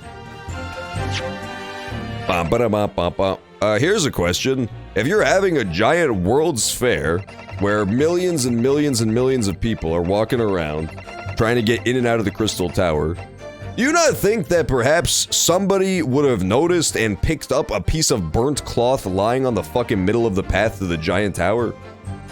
Maybe somebody, I don't know, working at the fucking exhibition? You tool? I guess we'll see what the ragazzo has to say. Excuse me. Can we get some ragazzo champs in the chat? Is something wrong, Master Gotts? It's Master Wilhelm Gottschalk Sigismund Ormstein. It was on the tip of my tongue. Ja, something is very wrong. I know what I saw. There was a green balloon there. I swear it. I swear all over Bohemia.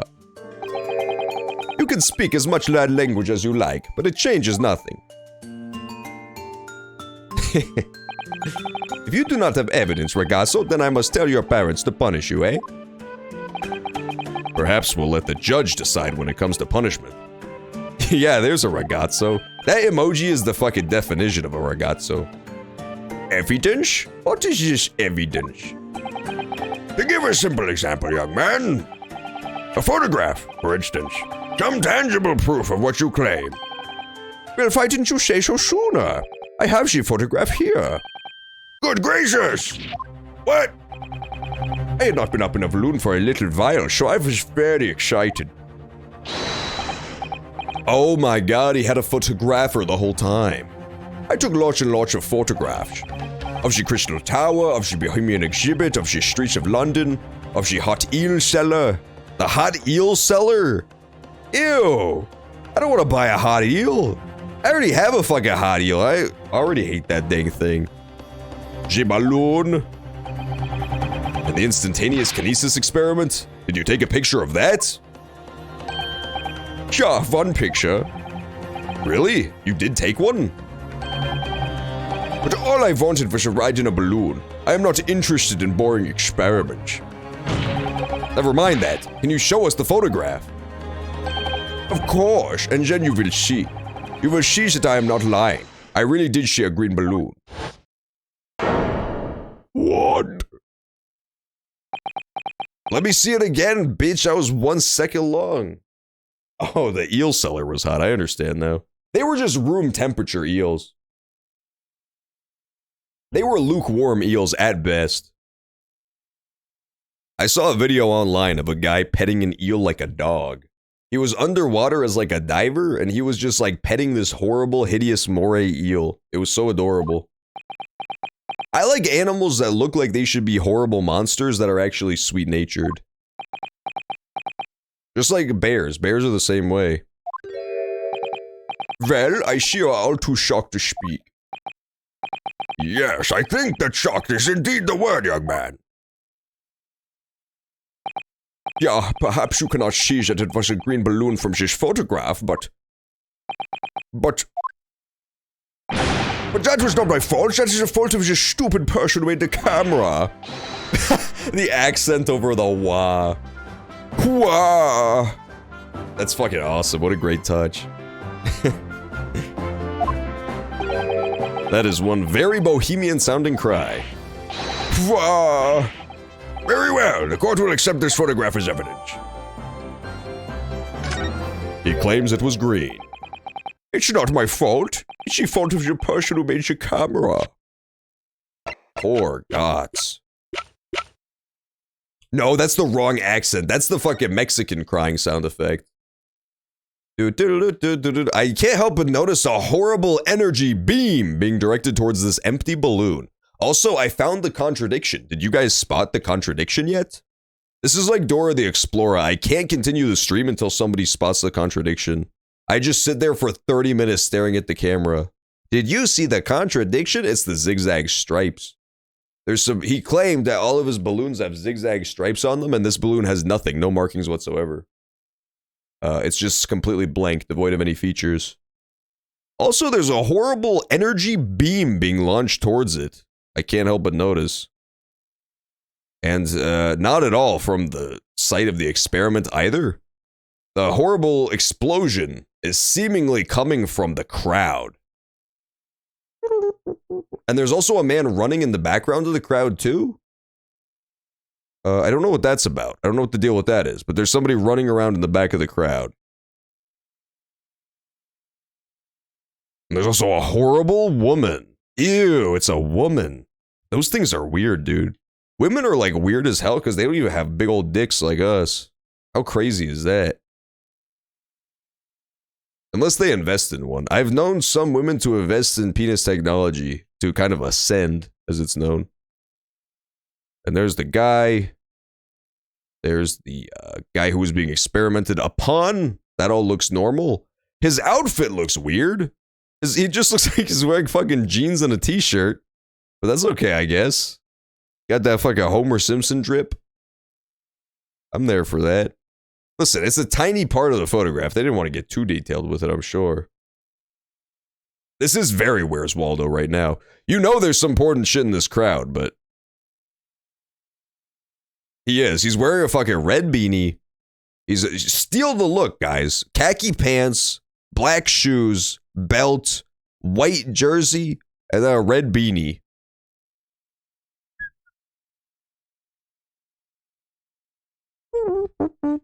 Where's Herlock? Yeah, it is the Where's Herlock photo. I can't find them anywhere. You know who I'm looking for? The woman with the duck for a head. Unfortunately, she's dead by this point, supposedly, but she's probably in this photo somewhere. It's not a peacock, it was a swan, sorry. A zoom, yeah, so possibly the crossbow being fired is what we're seeing here. Possibly. Could be. We did confirm what I was saying earlier, that there's nobody inside of the balloon, which is very mysterious. Huh. Cool photo. That's a lot of evidence.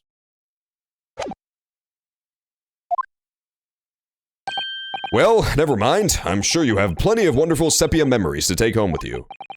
In any case, when exactly did you take that photograph? Well, it was on the day of the big explosion. You don't say.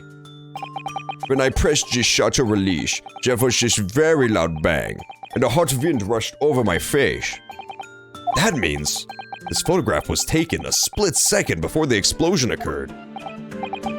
Well, if you ask me, this black and white photograph changes nothing. I could not give the flying fig. Lovely language you picked up. Okay, we got him though, right? As I thought, Mr. Loon's testimony just doesn't quite add up. The young bohemian boy claims to have seen another, fourth balloon, but Mr. Loon vehemently denies the possibility. And it's hard to imagine the man in charge could be mistaken about the number that were in the air. Okay, so it's 4 balloons total, my bad. I thought it was 3 total, 1 popped. It's 4 total, 1 popped. Still, this inconsistency must tell us something, I'm sure. It does, it does. Watch, look at this, everybody. Hang on. My balloons have red and blue zigzag stripes. No, they don't, sucker! See, there's no stripes at all. Objection! Objection! The defense would object to that. What? This game is so stupid, bro. This game is actually so stupid. How is that wrong? How is that wrong? Am I taking crazy pills? Show me the zigzag stripes. Show me the fucking zigzag stripes on this balloon. Show them to me. I implore you to show me the red and blue zigzag stripes. They can be sepia tone, I don't care. Show them to me. Show me the stripes. There's no stripes. No stripes anywhere. Ba-ba, ba-ba. The stupido ragazzo.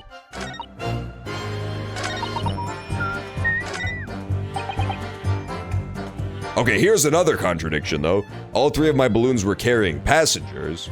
If they fell to the ground in a... But this is gonna be wrong, too, clearly.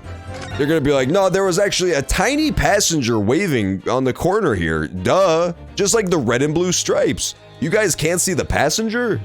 I see the red and blue stripes and the passenger. I don't know what you're talking about. Objection! There, that's the one I wanted. This case has been a sack of fucking shit so far when it comes to the evidence, bro.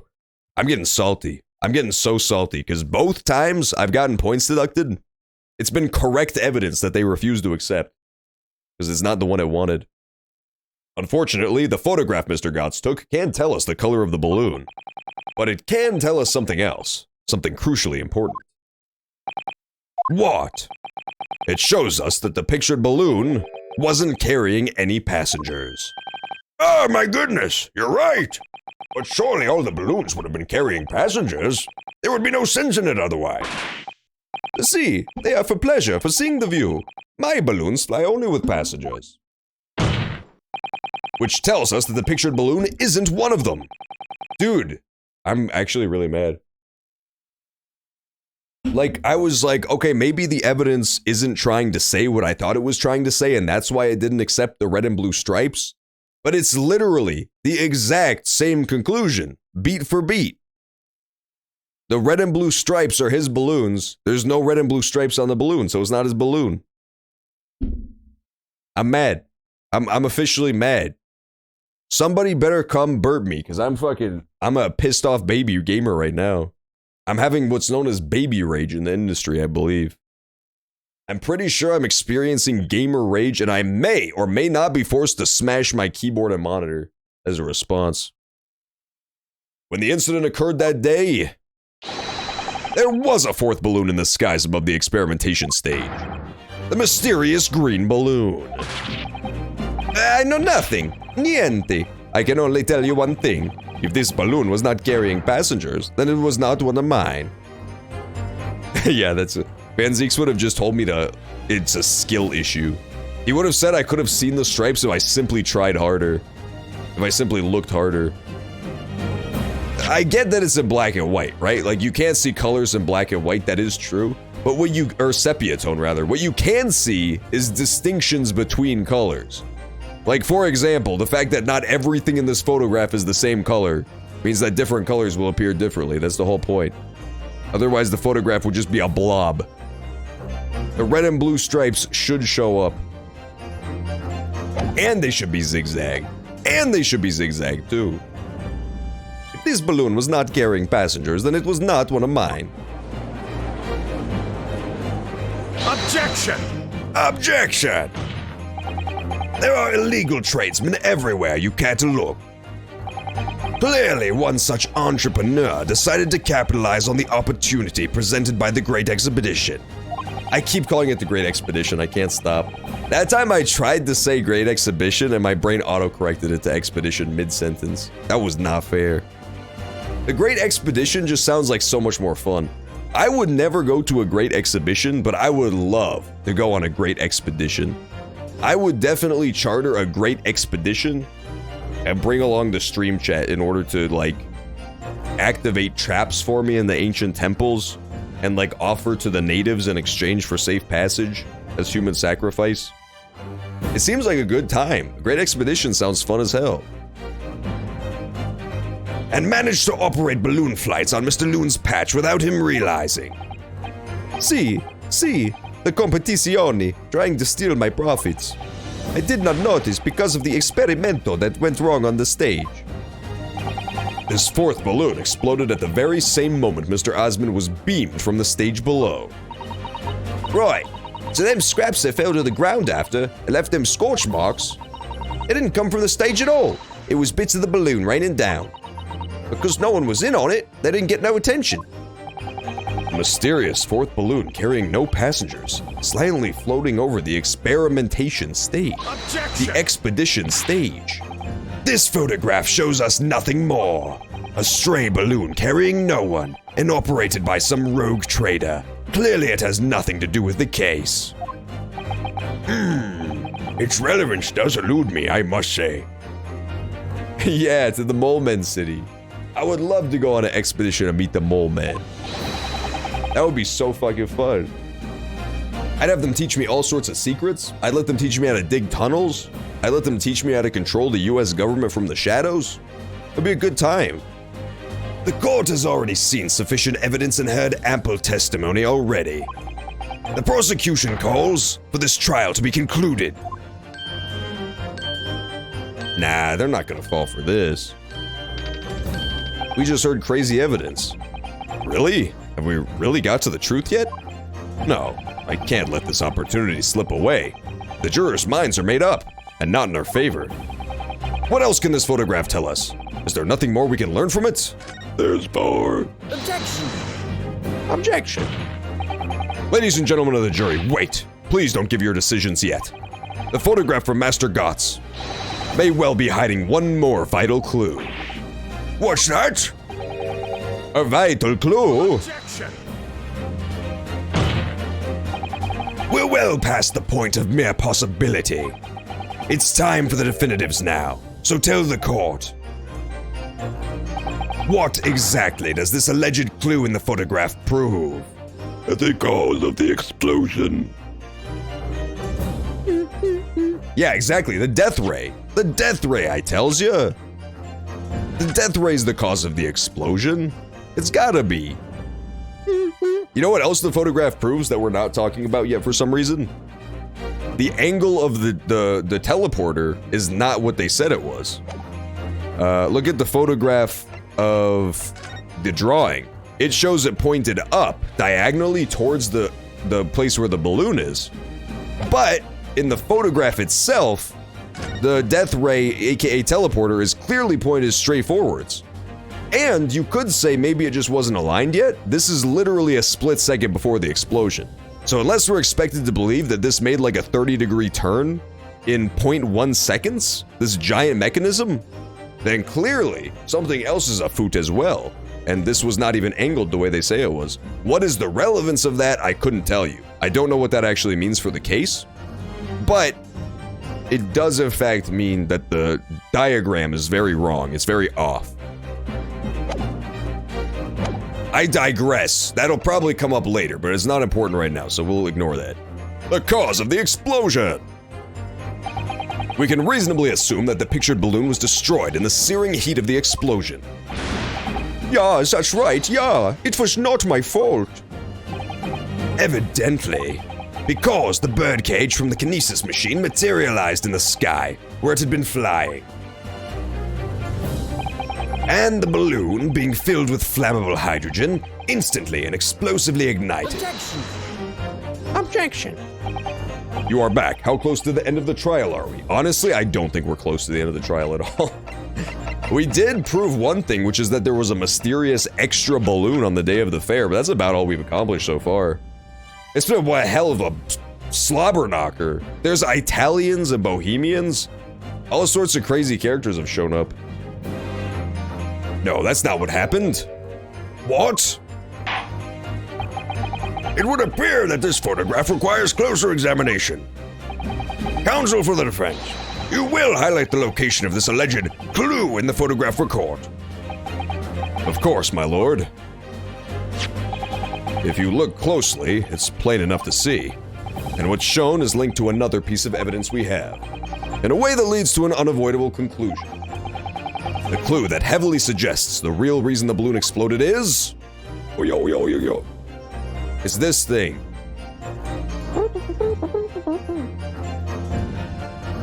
That's awesome. Big old bonfire, let's go. I love bonfires because they melt your face off with the fucking searing heat of the fire. Much like the searing heat of this balloon explosion, the heat of a bonfire is also extremely intense. It makes you feel like you're a melting wax figure if you're too close to it.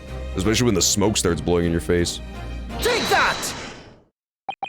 The timing of this photograph can only be described as miraculous. If you look, you'll notice there's a bright white line that appears to point directly at the balloon.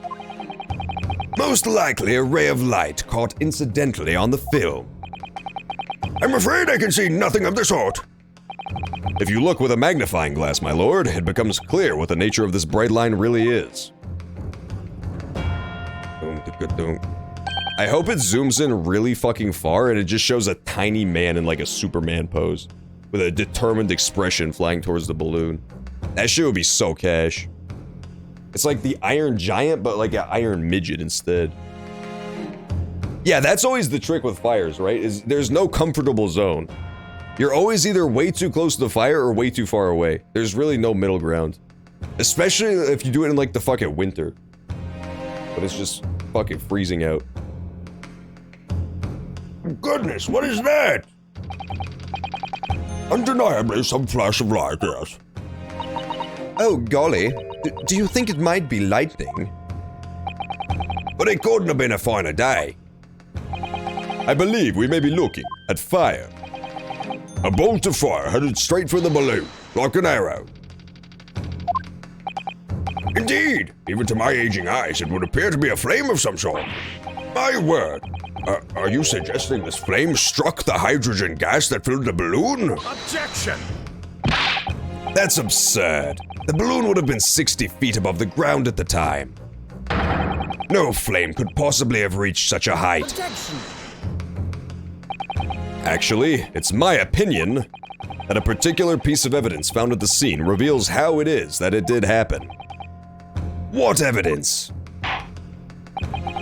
If such evidence exists, counsel, then for goodness' sake, present it, man. Which evidence explains this mysterious streak of flame that appears to be headed directly for the balloon? It's most likely gonna have to be a screwdriver, bro. For sure, it's not the crossbow. You're a fool if you think it's the crossbow. He doesn't like flaming arrows. I don't remember why. I don't remember why he hates flaming arrows, but he does hate them. And I don't really understand what it was that he hated about it. I don't remember what it was. They're real. Flaming arrows are a real thing that people used to use. But it was a siege tool. You would like shoot flaming arrows into people's fortresses and they'd be like, well, fuck, everything's on fire now. A weapon found hidden behind a tree.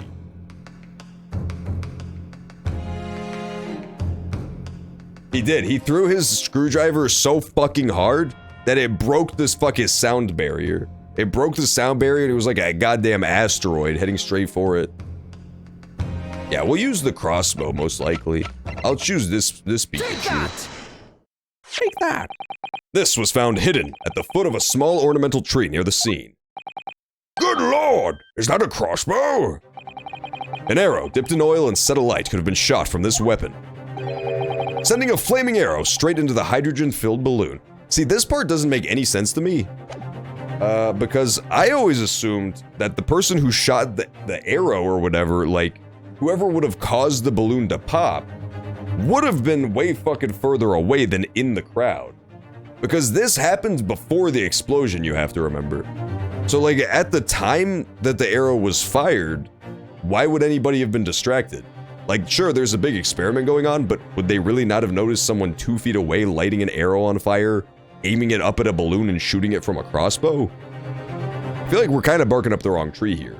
That can't be right. That doesn't make any sense. They specifically mentioned, too, like, there's other balloons, there's a Ferris wheel that's pretty close by. There's a bunch of other places this could have been shot from that would make a lot more sense than a place filled with witnesses. Yet to be distracted witnesses. The explosion does happen like a second later, but I don't see how they wouldn't have noticed before the explosion happened. I guess we'll find out. Are you suggesting that crossbow was used deliberately? Blimey, you're right. That streak of light in the photo looks just like an arrow, doesn't it? Then the esplosione of the balloon, it was very likely the result of a flaming arrow from this crossbow igniting the hydrogen gas inside of it.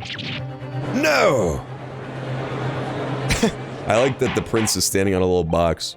Order! Order! Counsel, this is an extraordinary supposition. If the aim was to cause the balloon to explode, the shooter could have used a gun, of course. However, there's an obvious reason why that would have been out of the question. The noise of the discharge, of course.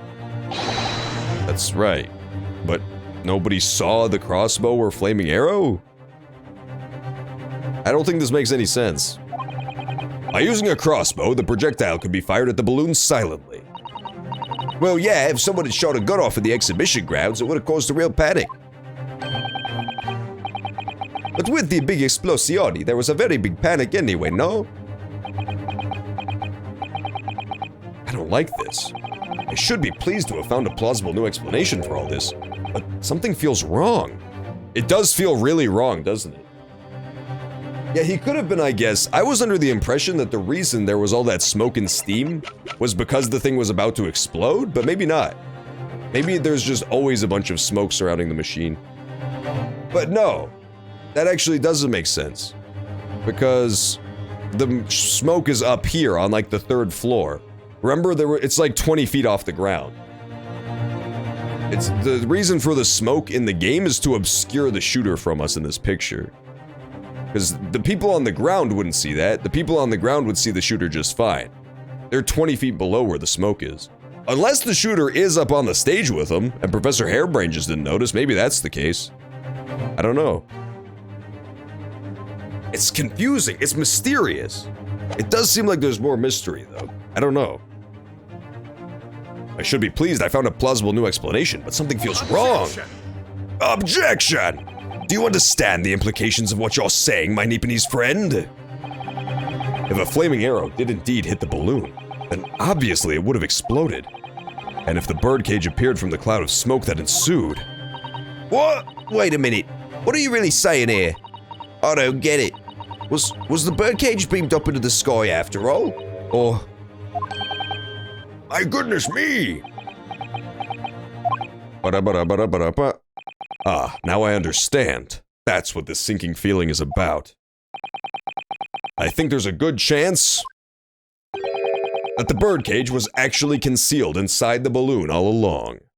Brum, brum, brum. I don't know what that thing on Ryunosuke's wrist is. It's really weird. He has like a glove that only covers his middle finger. I guess it's so that he could constantly flip people off and not experience any discomfort? But I have no clue. It's really fucking weird. It must be a Japanese thing. What? Did I just hear that correctly, Council?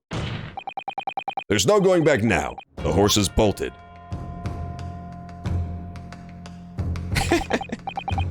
Let's assume, as I said, that the birdcage was hidden inside the green balloon from the start. This case makes no sense. I'm gonna be totally honest with you.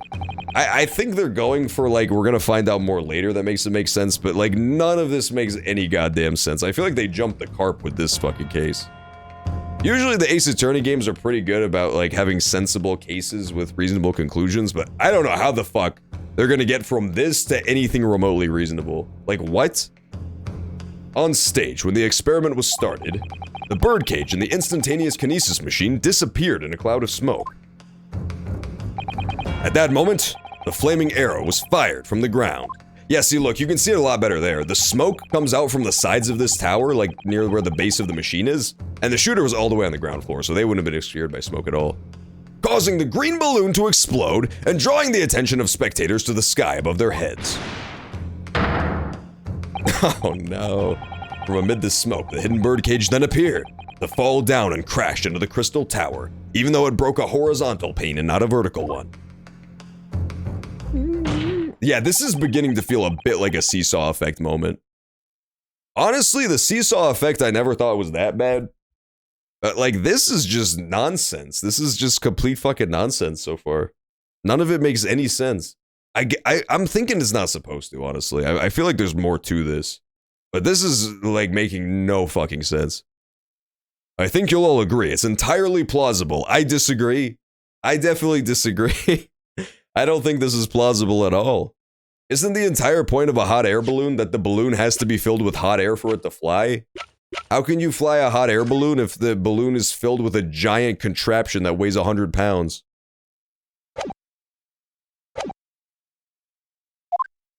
And what I've just described is the real truth behind the miraculous experiment carried out that day. This... God grief! Oh, that's true. They fly because of prayer power. I actually forgot about that. So yeah, it does make sense. Ace Attorney was right all along. It really does feel like a Holmes deduction. Van Zeeks is finally the voice of reason for once. This is ludicrous. What you've just described is no science experiment. It's child's play, a contemptible display of stage magic. Both Mr. Sholmes and Iris said that the experiment was a scientific impossibility. In which case, this is the only way to explain what happened that day. Nonsense! They are really, like, literally saying the word magic. It feels like it's unfortunately Esmeralda. I'm pretty sure Esmeralda is a vicious murderer. She's still kind of bad though. Like, I could fix her. I'm just saying that she's almost definitely the murderer, is all. Like, I'm pretty sure she's the murderer. She's even winking like, hey, don't tell anybody, but I'm secretly the murderer the whole time. Turns out I filled up, and the balloon is green, just like her green hat. Which to me is like a smoking gun. That's just evidence right there. That's slam dunk evidence that she's the killer, is that her balloon is the same color as her green hat. I mean, think about that. But that's honestly stronger evidence than anything they've put in the game's case so far. Than the fact that they hit a giant 800-pound contraption inside of a hot air balloon's balloon. It fell perfectly into the crystal tower vertically, causing a horizontal hole to appear, and it goes inside the tower, breaking one vertebrae from the man's neck. And nobody on the ground floor saw the assailant shoot a flaming crossbow into the sky right before the balloon popped. I think my evidence is honestly stronger. The fact that she has a green hat. In any case, the victim's body was found inside the birdcage in the crystal tower. If the instantaneous kinesis didn't take place, how do you explain that? If I may put in a word, as a man of magic, he is a magic man. Of course he's gonna help us out. This guy's a complete Chad. This guy is a complete fucking Chad, bro. He is a vampire. He's dressed up for Halloween. He's so excited. Dude, the thing is, too, that, there's definitely an accomplice. There's 100% at least 2 people involved. Because there has to be the person on the ground floor shooting the crossbow. And then there also had to have been somebody in the tower to retrieve the person and, like, put it into the location. Like, to retrieve the thing that fell out and put it into place. Because, again, it fell straight out of the sky, and yet it somehow ended up inside of the tower. There has to be at least 2 people in on this, for sure. For super sure. It's him! It could be him. He could be the secret murderer all along. That would be awesome. It's probably Esmeralda and him, to be honest. If I may put in a word, as a man of magic myself, such apparent discrepancies can easily be explained by some simple deception. Juror number 3. All that would be needed is a doppelganger, someone who looked very similar to the victim, Mr. Osmond, and having this other man appear on stage to front the show as a body double. I completely agree with him right now. I still think that the guy on the stage was the real ass man who was not actually killed, and then the wax dummy was the thing in the balloon. But it's a hot air balloon, so the wax dummy would have melted. Ah, yes, of course. So in fact, Mr. Osmond must have been inside the birdcage that was concealed inside the balloon right from the start. Objection! That balloon would have been filled with hydrogen.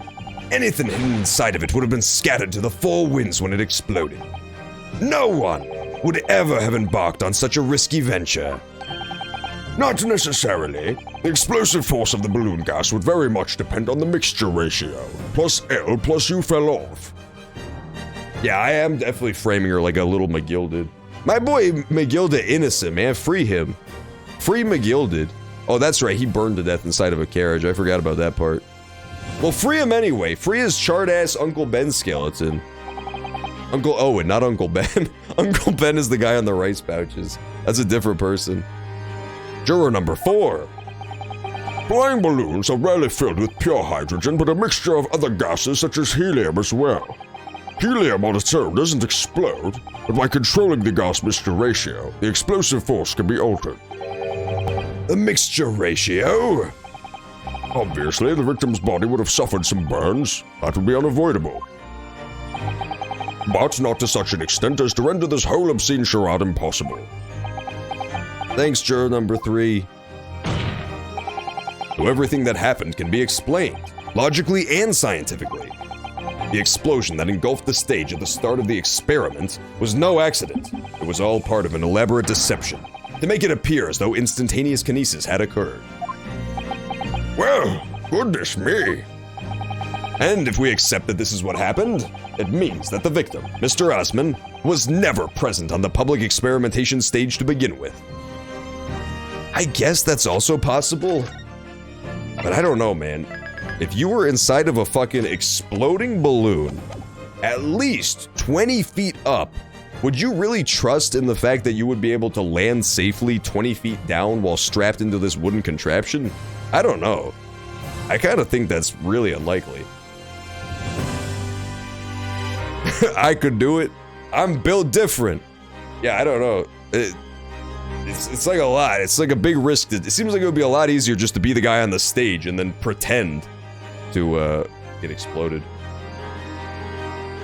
That's true. He could have been forced into it as well, forced into the balloon. Which would mean that the person on the experimentation stage was not a wax dummy at all, but an actual body double, which is a lot crazier to think about, but it's definitely possible. Like, there could just straight up be a guy who looks a lot like Mr. Osman. It's possible. But then why even introduce the wax dummy somewhere? I guess we'll find out. But yeah, a lot of possibility. Absolutely I would. Well, that's not fair, Tirasine, because everybody knows that Brazilians' racial passive is 50% resistance to fire damage. So, like, obviously you could blow up in the balloon and it would be fine. But it's not true for the humble British. The humble British are weak to fire because it's cold as fuck on their rainy-ass island. It means the victim, Mr. Osman, was never present on the public experimentation stage to begin with. Ugh. In short, he couldn't have been killed by the defendant who was on stage in full view the entire time. Also, the picture of the body is not burnt at all, and it said there would have been burns, like even his clothes are fine. This will be very hard for the prosecution to counter. Lord Van Zeeks can't credibly maintain that Professor Harebrain is a suspect now. Oh god, is it him? Is it Harebrain again? To make himself seem oh my god. You're such an idiot. Mr. Naruhodo, I appreciate your efforts. Thank you. Professor? But you can stop now. Just keep your mouth shut, please. Sorry? What's all this about, Mr. Harebrain?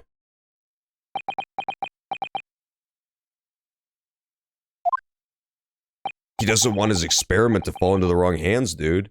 He doesn't want his experiment to fall into the wrong hands.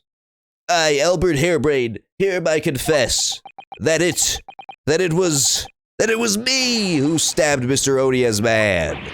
Yes, it was me, with my faithful friend and partner, Andrew the Screwdriver. What are you doing?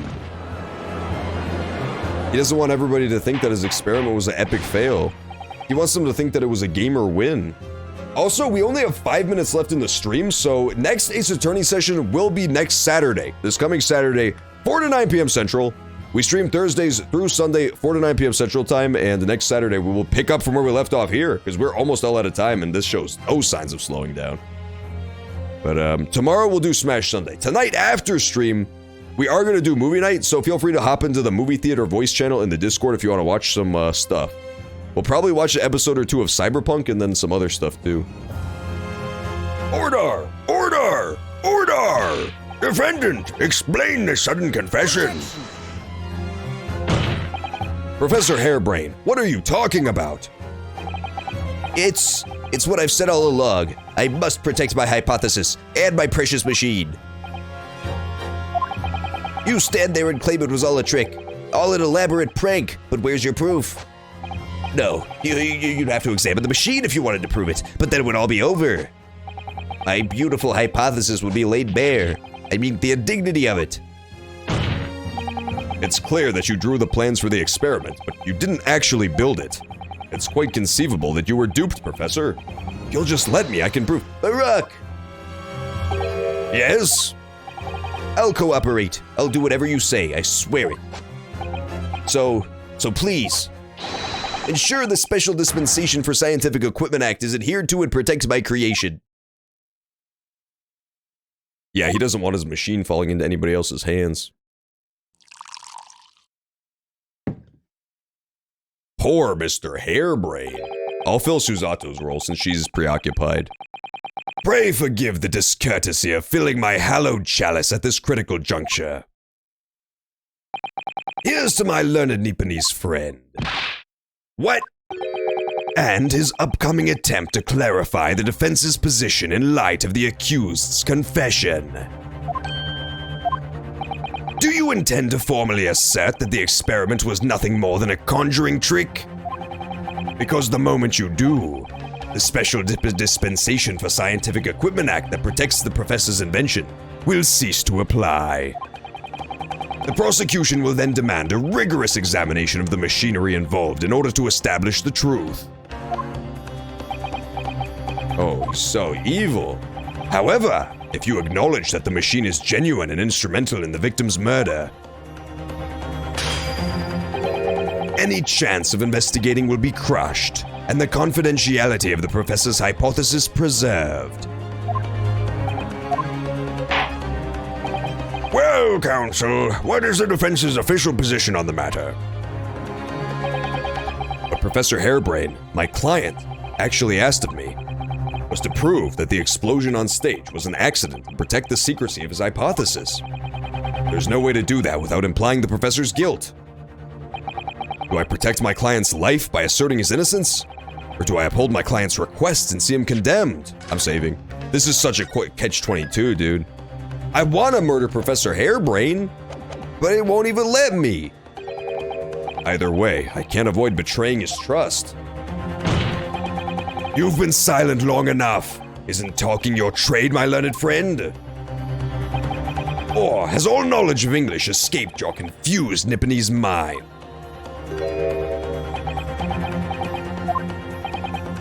Oh, poor Wakapi. He got. What did he say? What did Wakapi say, everybody? I didn't get to see his message. Uh-oh. Ooh, he's timed out for 10 minutes in the last 2 minutes of the stream? Wakapi, what did you say? If you type really hard, Wakapi, if you press every key as hard as you can actually bypass the timeout and type anyway.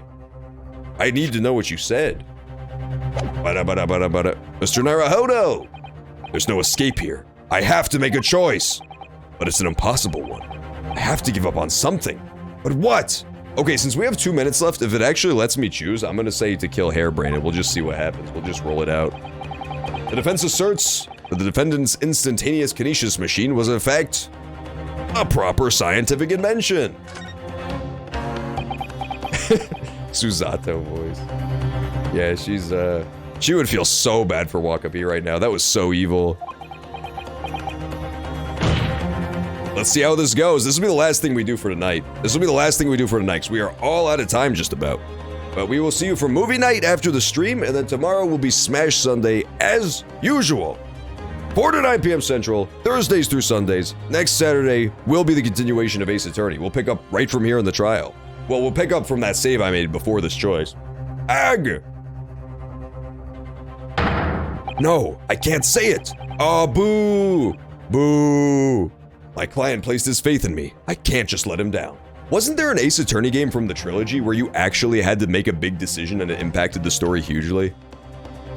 There was one where like the ending was decided on a choice you made in court, but I can't remember which one. It might have been 3. I can't just let him down. What must I give up on? It's not the question you have to ask yourself here. It's what can I protect? Hello again, Mr. Naruhodo. Guys, everybody applaud. It's Miss Suzato. Can students' applause go here? Woo! Everybody's fucking clapping so hard. That's so crazy. The studio audience is just cheering so loud that they can't even fucking hear me talk. I have to just wait to deliver my line until they calm down. Hello again, Mr. Naruhodo. It's been far too long. Sato-san! But what are you? Hiya! Oh my god. The chapter should have just ended right there. That would have been the best ending of all time. Imagine if the game ends. Imagine if you just get Suzato takedown into the corner and then the fucking game cuts to credits. That would be the most controversial game in Ace Attorney history. My first Susato takedown in 6 months. There will be time to talk later, Mr. Naruhodo. Just the dumbest case in human history into a Susato takedown and it hard cuts to the credits. For now, we must concentrate on the task at hand. Which is working out not what I have to give up on, but what I can protect? Professor Hairbrain. Yes? Yesterday you told me that science is the pursuit of truth. Well, my job is to pursue the truth too. Yes, of course. And personally, I believe that you didn't stab Mr. Osmond. I think you've come to realize something yourself too, haven't you? And your experiment and the machine you built with the victim are questionable. The truth behind that is what we must both pursue now. Ugh.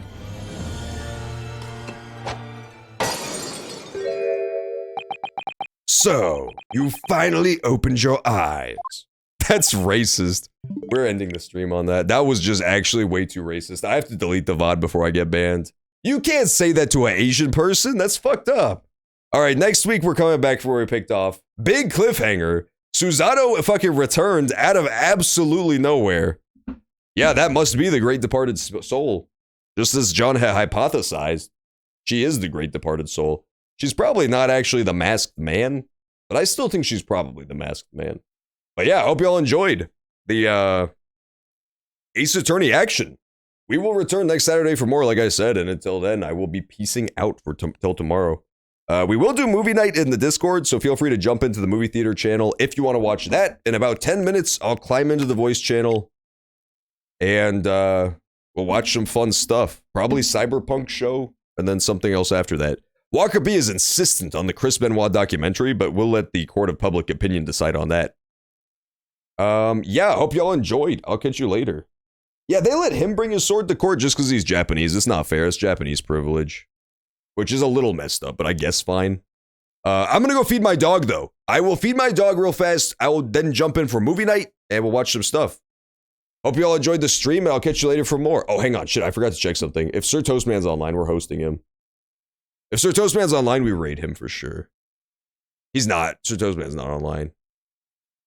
Damn it. Well, that's just messed up. Stupid toaster. Yeah, today was a slightly short stream because I started late. I did accidentally start late like a complete fool. I'll raid my boy Viathan. We'll raid Viathan. He's actually, coincidentally enough, doing a movie night today. I don't know how, but he's just on Twitch streaming movies like a fucking god. I guess they're probably just public domain. So if you guys want to watch movies with him for a bit before my movie night starts, yo, feel free, jump in and give him some love. He's a good guy. He's a good streamer. But yeah, hope you all enjoyed, and I'll catch you tomorrow for more. Peace out for now, everybody. Have a good night.